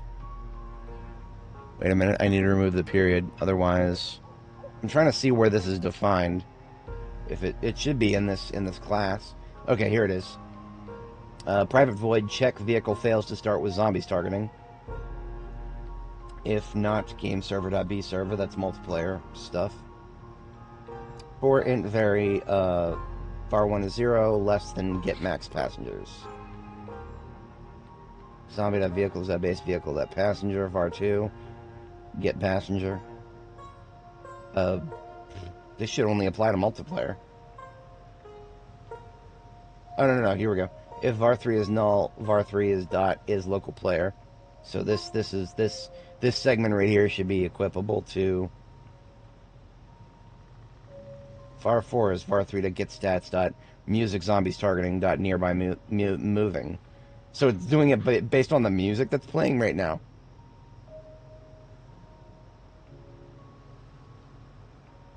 Huh.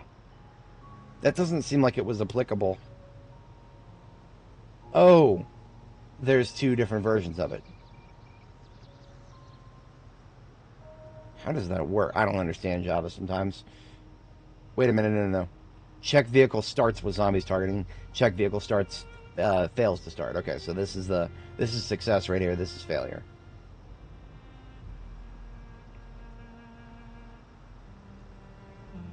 I don't really get this. I don't think this is what failed us. I don't know.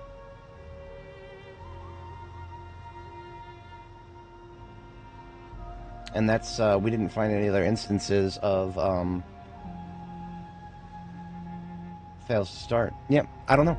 I'm just gonna have to declare that unknown. I did my due diligence. I checked the code. I got nothing.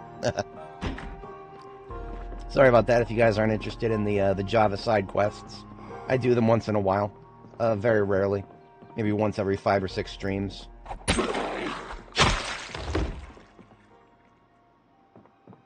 This is a very unfinished game, and sometimes the only way to get an eye into the developer's mind, because they don't fucking respond to me on Steam, ever.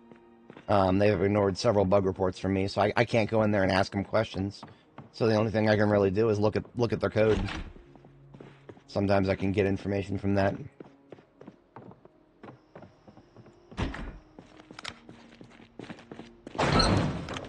Got a little bit of stuff here. Some brakes. Ooh, some windows. Yes, please.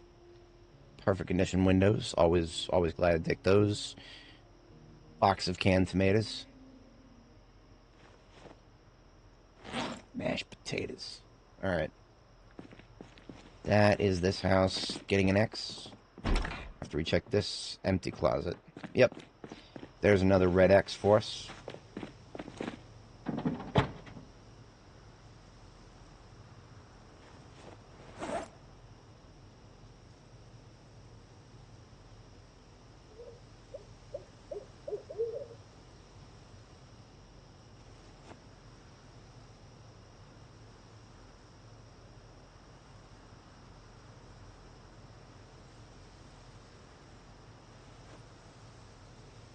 Got some soda that's going upstairs. Vehicle parts, keeping that separate. Oh, the garbage bag I set aside for electrical parts is 100% full.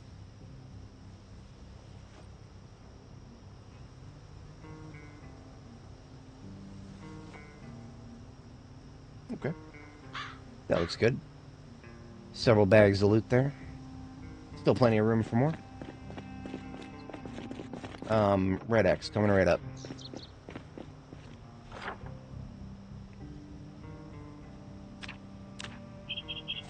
About that shed up there. This is not looted and trashed. It's just been busted through by so many zombies. Potential, I think, this is a potential place for generators to spawn too. Sheds like this, not very common in Riverside, but there's a few of them.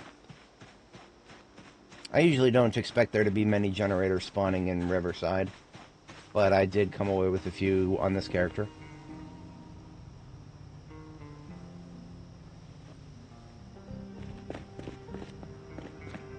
Alright, these two houses right here. And that will be the last of the standard size houses in Riverside. Now, then there's North Riverside beyond the base area of mine, where there's like an area with gravel driveways and gravel roads. Sort of a extra Hicksville. A double Hicksville, as it were.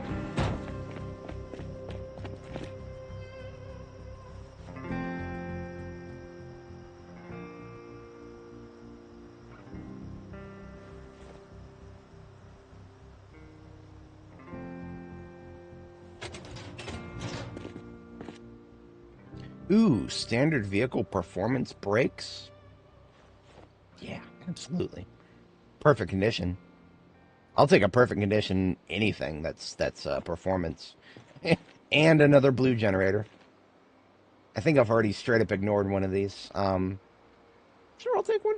I might actually leave it outside of one of my nearby field sites, just for reasons. Because it's right around the corner, actually. I have a field site in one of the houses in the start of the gated community. Looks like there's a bit in here. Some wine. Maybe not.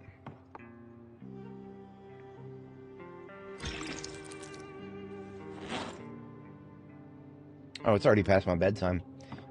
Maybe there's a place to sleep in this house.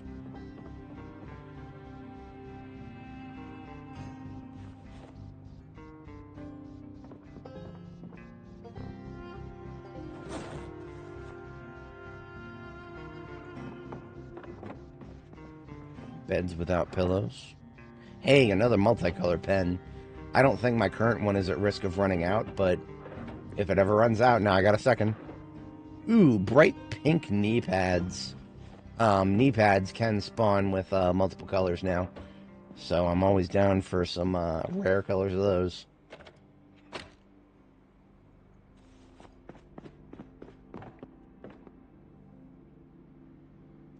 Oh, you know what? We're getting the audio glitch. Notice the lack of sounds. That's right on time. We're about 7 hours into this stream. Basically, all that means is we gotta close and reopen the game. You know what? I'm actually gonna go ahead and end the stream soon here, because it's easier than closing and reopening the game. We have accomplished pretty much everything I wanted to accomplish in this session. So I'm just going to finish looting these two houses, and yeah, we're going to hightail it out of here, because it has been a very productive session.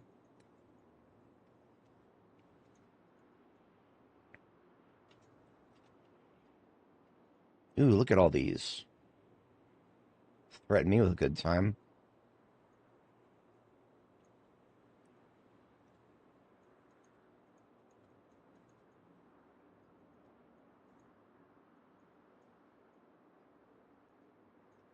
Bunch of paint that I do not need.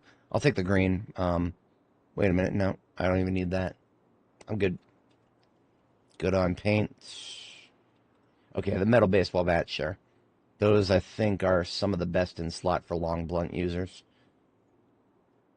Long blunt is a bit of a meme for me, but might be able to make use of it someday.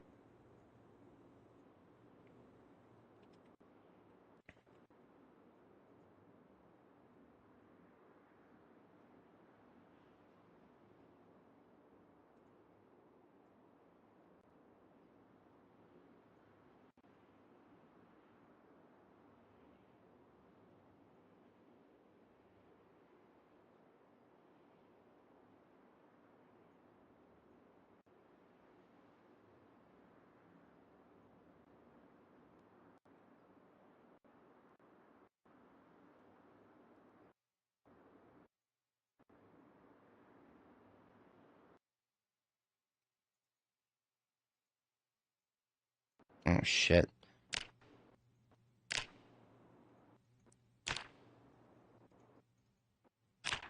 Even the crafting menu is starting to lag severely. That's unfortunate. Okay, you know what? Here's what I'm going to do. I'm going to go ahead and end the stream after we sleep for the night tonight. It'll be fine to call it here because we can actually continue at the beginning of next stream. We can continue with some looting. We're not full yet.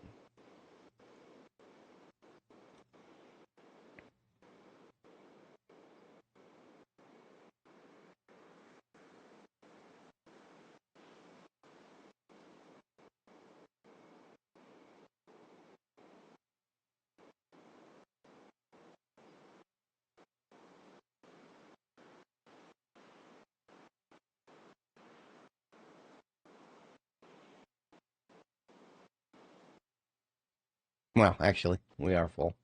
Shit. That's fine. We'll get a sleep in. We will return to base next time.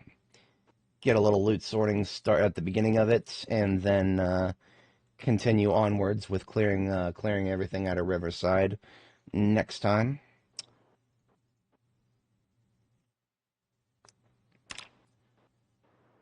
Oh, a 300 milliliter milk drink. I don't actually know the calories off the top of my head. I just know that it is very insufficient to actually try to put on weight that way. Actually, we can test that right now. So, 300 milliliters of milk, we're at negative 2,200 calories. That is the floor. We're drinking one, and now we're at 2017. So we can actually see 2,200 minus 2017, 183 calories, roughly. That's what we're looking at. Because all I do is drink milk when I'm at low, oh shit. Okay, we're good, we're good. So,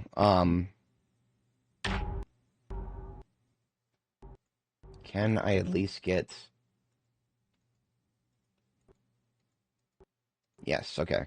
I'm going to try to get my next sleep in so that I can end the stream on a morning note.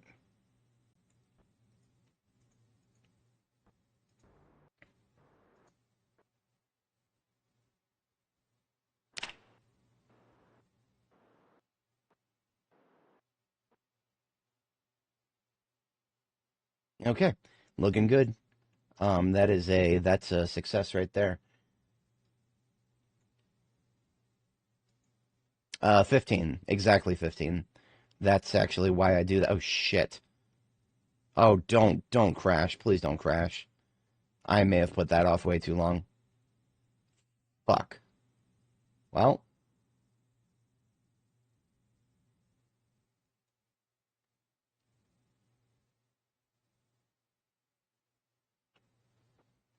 okay, so when it, oh no, we're good. We're good. We're good. We're back. Okay. We're good. We're closing it now. We're closing it now. We're good.